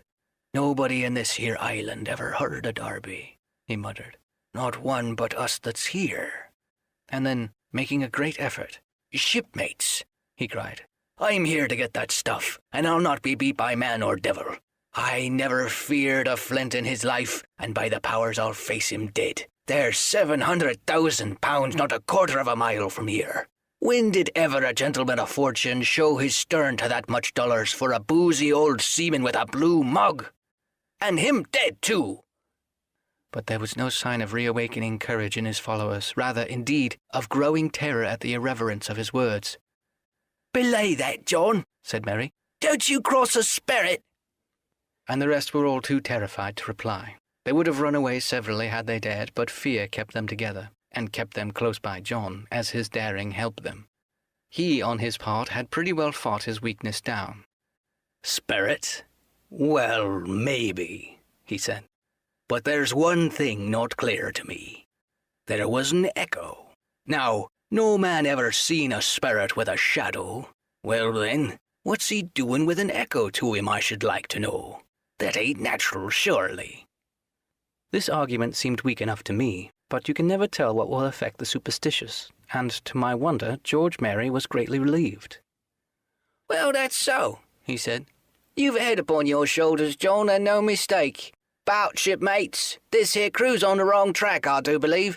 And come to think of it, it was like Flint's voice, I grant you, but not just so clear away like it, after all. It was like somebody else's voice now. It was like a... By the powers! Ben Gunn! Roared Silva. Aye, and so it were, cried Morgan, springing on his knees. Ben Gunn it were. It don't make much odds, do it now? Asked Dick. Ben Gunn's not here in the body any more'n Flint. But the older hands greeted this remark with scorn. Why, nobody minds Ben Gunn, cried Mary. Dead or alive, nobody minds him. It was extraordinary how their spirits had returned and how the natural colour had revived in their faces. Soon they were chatting together with intervals of listening, and not long after, hearing no further sound, they shouldered the tools and set forth again, Mary walking first with Silva's compass to keep them on the right line with Skeleton Island. He had said the truth. Dead or alive, nobody minded Ben Gunn. Dick alone still held his Bible, and looked around him as he went with fearful glances. But he found no sympathy, and Silva even joked with him on his precautions. I told you, said he. I told you you had spoiled your Bible. If it ain't no good to swear by, what do you suppose the Spirit would give for it? Not that. And he snapped his big fingers, halting a moment on his crutch. But Dick was not to be comforted. Indeed, it was soon plain to me that the lad was falling sick, hastened by heat, exhaustion, and the shock of his alarm. The fever predicted by Dr. Livesey was evidently growing swiftly higher. It was fine, open walking here upon the summit. Our way lay a little downhill, for, as I have said, the plateau tilted towards the west. The pines, great and small, grew wide apart, and even between the clumps of nutmeg and azalea, wide open spaces baked in the hot sunshine. Striking as we did pretty near the northwest across the island, we drew, on the one hand, ever nearer under the shoulder of the Spyglass, and on the other, looked ever wider over the western bay where I had once tossed and trembled in the oracle. The first of the tall trees was reached, and by the bearings proved the wrong one. So with the second. The third rose nearly 200 feet into the air above a clump of underwood, a giant of a vegetable, with a red column big as a cottage, and a wide shadow around in which a company could have maneuvered. It was conspicuous far to sea, on both east and west, and might have been entered as a sail mark upon the chart. But it was not its size that now impressed my companions. It was the knowledge that 700,000 pounds in gold lay somewhere buried below its spreading shadow. The thought of the money as it drew nearer swallowed up their previous terrors. Their eyes burned in their heads, their feet grew speedier and lighter. Their whole soul was found up in that fortune, that whole lifetime of extravagance and pleasure that lay waiting there for each of them. Silva hobbled, grunting on his crutch. His nostrils stood out and quivered. He cursed like a madman when the flies settled on his hot and shiny countenance. He plucked furiously at the line that held me to him, and from time to time turned his eyes upon me with a deadly look. Certainly he took no pains to hide his thoughts, and certainly I read them like print. In the immediate nearness of the gold, all else had been forgotten. His promise and the doctor's warning were both things of the past, and I could not doubt that he hoped to seize upon the treasure, find and board the Hispaniola under cover of night, cut every honest throat about that island, and sail away as he had first intended, laden with crimes and riches. Shaken as I was with these alarms, it was hard for me to keep up with the rapid pace of the treasure hunters. Now and again I stumbled, and it was then that Silva plucked so roughly at the rope and launched at me his murderous glances. Dick, who had dropped behind us now and brought up the rear, was babbling to himself both prayers and curses as his fever kept rising. This also added to my wretchedness, and to crown all, I was haunted by the thought of the tragedy that had once been acted on that plateau, when that ungodly buccaneer with the blue face, he who had died at Savannah singing and shouting for drink, had there, with his own hand, cut down his 6 accomplices. This grove that was now so peaceful must then have rung with cries, I thought, and even with the thought I could believe I heard it ringing still. We were now at the margin of the thicket. "Huzzah, mates! All together!" shouted Mary, and the foremost broke into a run. And suddenly, not 10 yards further, we beheld them stop. A low cry arose. Silva doubled his pace, digging away with the foot of his crutch like one possessed, and the next moment he and I also had come to a dead halt. Before us was a great excavation. not very recent, for the sides had fallen in and grass had sprouted on the bottom. In this were the shaft of a pick broken in two, and the boards of several packing cases strewn around. On one of these boards I saw branded with a hot iron the name Walrus, the name of Flint's ship. All was clear to probation. The catch had been found and rifled. The £700,000 were gone. Chapter 33. The Fall of a Chieftain. There was never such an overturn in this world. Each of these 6 men was as though he had been struck. But with Silva, the blow passed almost instantly. Every thought of his soul had been set full stretched like a racer on that money. Well, he was brought up, in a single second, dead, and he kept his head, found his temper, and changed his plan before the others had had time to realize the disappointment. "Jim," he whispered, "take that and stand by for trouble." And he passed me a double-barreled pistol. At the same time he began quietly moving northward, and in a few steps he had put a hollow between us 2 and the other 5. Then he looked at me and nodded, as much as to say, "Here is a narrow corner," as indeed I thought it was. His looks were not quite friendly, and I was so revolted at these constant changes that I could not forbear whispering, "So you've changed sides again." There was no time left for him to answer in. The Buccaneers, with oaths and cries, began to leap, one after another, into the pit, and to dig with their fingers, throwing the boards aside as they did so. Morgan found a piece of gold. He held it up with a perfect spout of oaths. It was a 2-guinea piece, and it went from hand to hand among them for a quarter of a minute. 2 guineas? roared Mary, shaking it at Silva. That's your £700,000, is it? You're a man for bargains, ain't you? You're him that never bungled nothing, you wooden-headed lubber. "Dig away, boys," said Silva with the coolest insolence. "You'll find some pig nuts, and I shouldn't wonder." "Pig nuts?" repeated Mary in a scream. "Mates, do you hear that? I'll tell you now, that man there knew all along. Look in the face of him and you'll see it wrote there." "Aye, Mary," repeated Silva, "standing for captain again. You're a pushing lad, to be sure."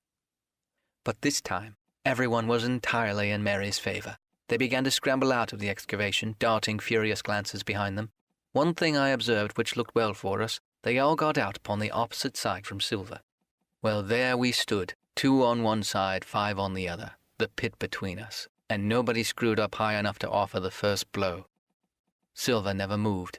He watched them very upright on his crutch, and he looked as cool as ever I saw him. He was brave and no mistake. At last Mary seemed to think a speech might help matters. "Mates," says he, "there's 2 of them alone there.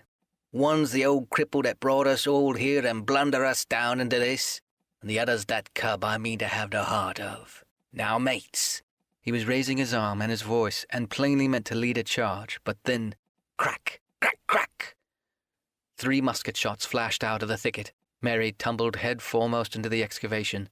The man with the bandage spun round like a teetotum and fell all his length upon his side, where he lay dead, but still twitching, and the other 3 turned and ran for it with all their might.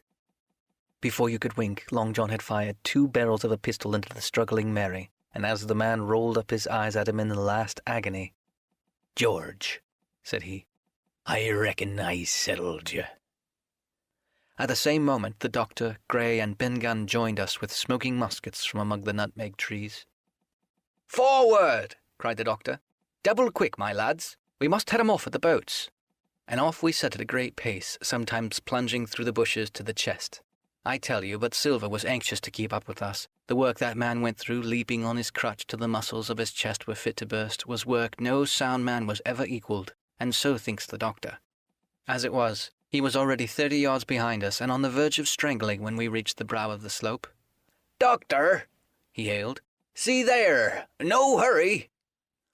Sure enough, there was no hurry. In the more open part of the plateau, we could see the 3 survivors still running in the same direction as they had started, right for Mizzenmast Hill. We were already between them and the boats, and so we 4 sat down to breathe, while Long John, mopping his face, came slowly up with us.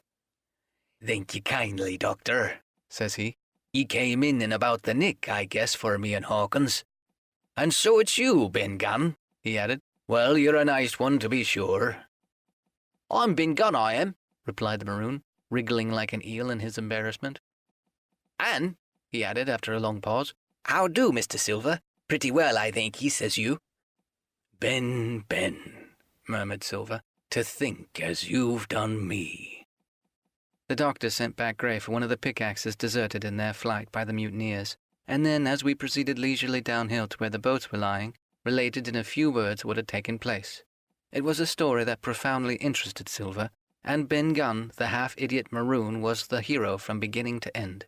Ben, in his long, lonely wanderings about the island, had found the skeleton. It was he that had rifled it.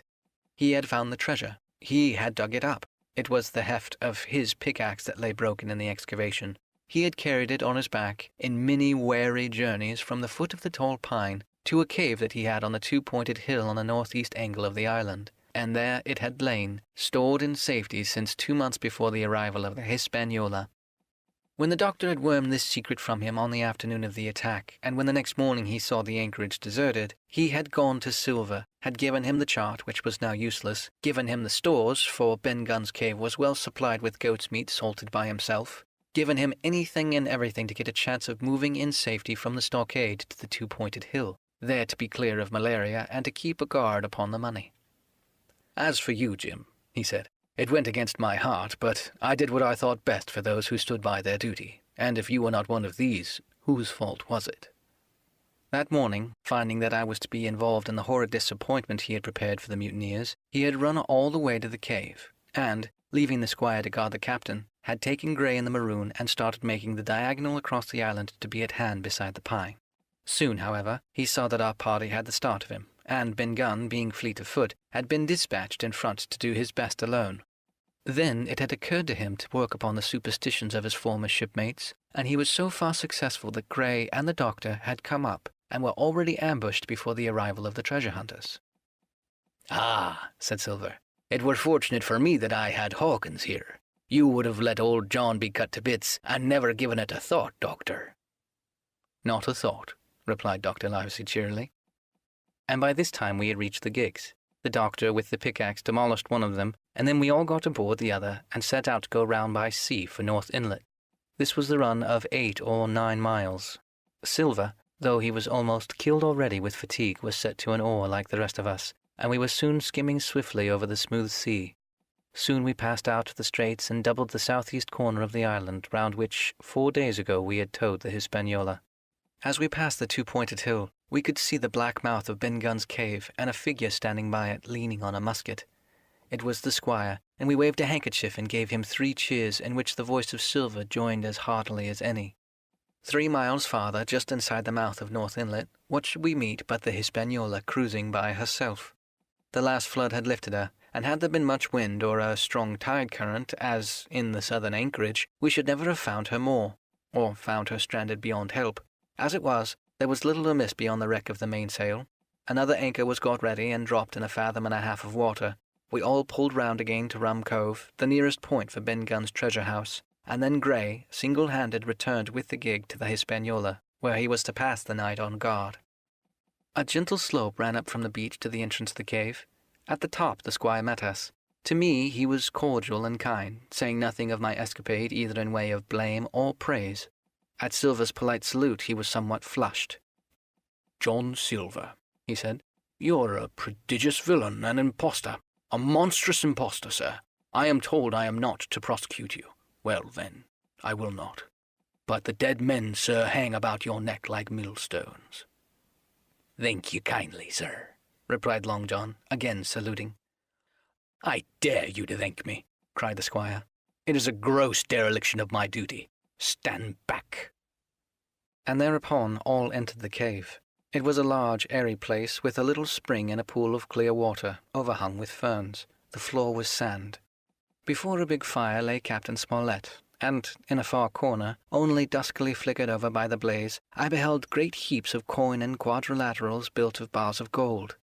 That was Flint's treasure, that we had come so far to seek, and that had cost already the lives of 17 men from the Hispaniola.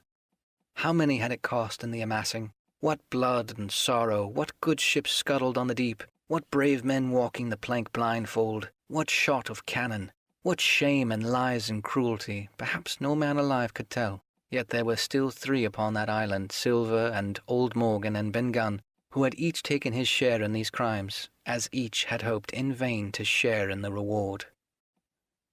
"Come in, Jim," said the captain. "You're a good boy, in your line, Jim, but I don't think that you and me'll go to sea again. You're too much in the born favourite for me. Is that you, John Silva? What brings you here, man?" "Come back to do my duty, sir," returned Silva. "Ah," said the captain, and that was all he said. What a supper I had of it that night, with all my friends around me, and what a meal it was, with Ben Gunn's salted goat and some delicacies and a bottle of old wine from the Hispaniola. Never, I am sure, were people gayer or happier, and there was Silva, sitting back almost out of the firelight, but eating heartily, prompted to spring forward when anything was wanted, even joining quietly in our laughter, the same bland, polite, obsequious seaman of the voyage out. Chapter 34. And last.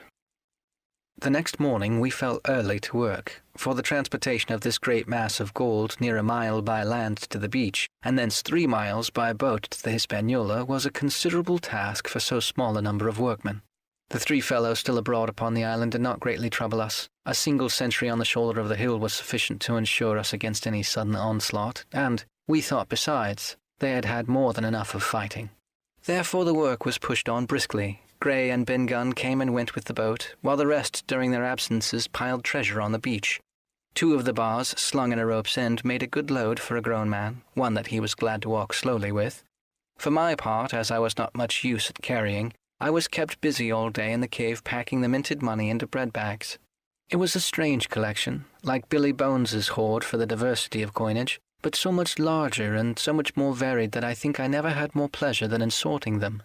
English, French, Spanish, Portuguese, Georges and Louis, doubloons and double guineas and manorias and sequins, the pictures of all the kings of Europe for the last 100 years. Strange oriental pieces stamped with what looked like wisps of string or bits of spiderweb, round pieces and square pieces, and pieces with board through the middle, as if to wear them round your neck. Nearly every variety of money in the world must, I think, have found a place in that collection. And for number, I am sure that they were like autumn leaves, so that my back ached with stooping and my fingers with sorting them out. Day after day this work went on. By every evening a fortune had been stowed aboard, but there was another fortune waiting for the morrow, and all this time we heard nothing of the 3 surviving mutineers. At last, I think it was on the 3rd night, the doctor and I were strolling on the shoulder of the hill where it overlooks the lowlands of the isle, when, from out of the thick darkness below, the wind brought us noise between shrieking and singing. It was only a snatch that reached our ears, followed by the former silence. "Heaven forgive them," said the doctor. "'Tis the mutineers." "All drunk, sir," struck in the voice of Silva from behind us. Silva, I should say, was allowed his entire liberty, and in spite of daily rebuffs, seemed to regard himself once more as quite a privileged and friendly dependent. Indeed, it was remarkable how well he bore these slights, and with what unwary politeness he kept on trying to integrate himself with all. Yet I think none treated him better than a dog, unless it was Ben Gunn, who was still terribly afraid of his old quartermaster, or myself, who had really something to thank him for. Although, for that matter, I suppose, I had reason to think even worse of him than anybody else, for I had seen him meditating a fresh treachery upon the plateau. Accordingly, it was pretty gruffly that the doctor answered him. "Drunk or raving," said he. "Right you were, sir," replied Silva, "and precious little odds which to you and me." "I suppose you would hardly ask me to call you a humane man," returned the doctor with a sneer, "and so my feelings may surprise you, Master Silva. But if I was sure they were raving, as I am morally certain one at least of them is down with the fever, I should leave this camp, and, at whatever risk to my own carcass, take the assistance of my skill." "Ask your pardon, sir. You would be very wrong," quoth Silva. "You would lose your precious life, and you may lay to that. I'm on your side now, hand and glove, and I shouldn't wish for to see the party weakened, let alone yourself, seeing as I know what I owes you. But these men down there, they couldn't keep their word, no, not supposing they wished to, and what's more, they couldn't believe you as I could." "No," said the doctor, "you're the man to keep your word. We know that. Well, that was about the last news we heard of the 3 pirates. Only once we heard a gunshot a great way off and supposed them to be hunting. A council was held, and it was decided that we must desert them on the island, to the huge glee, I must say, of Ben Gunn, and with strong approval of Grey. We left a good stock of powder and shot, the bulk of the salt coat, a few medicines and some other necessities, tools, clothing, a spare sail, a fathom or 2 of rope, and by the particular desire of the doctor, a handsome present of tobacco. That was about our last doing on the island. Before that, we had got the treasure stowed and had shipped enough water and the remainder of the goat meat in case of any distress. And at last, one fine morning we weighed anchor, which was about all we could manage, and stood out of North Inlet, the same colours flying that the captain had flown and fought under at the palisade. The 3 fellows must have been watching us closer than we thought, for as we soon had proved, for coming through the Narrows, we had to lie very near the southern point, and there we saw all 3 of them kneeling together on a spit of sand, with their arms raised in supplication. It went to all our hearts, I think, to leave them in that wretched state, but we could not risk another mutiny, and to take them home for the gibbet would have been a cruel sort of kindness. The doctor hailed them and told them of the stores we had left, and where they were to find them. But they continued to call us by name and to appeal to us for God's sake to be merciful and not leave them to die in such a place. At last, seeing the ship still bore on her course and was now swiftly drawing out of earshot, one of them, I know not which it was, leapt to his feet with a hoarse cry, whipped his musket to his shoulder and sent a shot whistling over Silva's head and through the mainsail. After that, we kept under the cover of the bulwarks, and when next I looked out they had disappeared from the spit, and the spit itself had almost melted out of sight in the growing distance.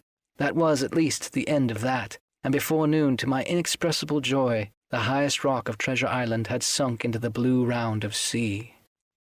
We were so short of men that everyone on board had to bear a hand. Only the captain, lying on a mattress in the stern and giving his orders, for though greatly recovered, he was still in want of quiet. We laid her head for the nearest port in Spanish America, for we could not risk the voyage home without fresh hands. And, as it was, what with the baffling winds and a couple of fresh gales, we were all worn out before we reached it.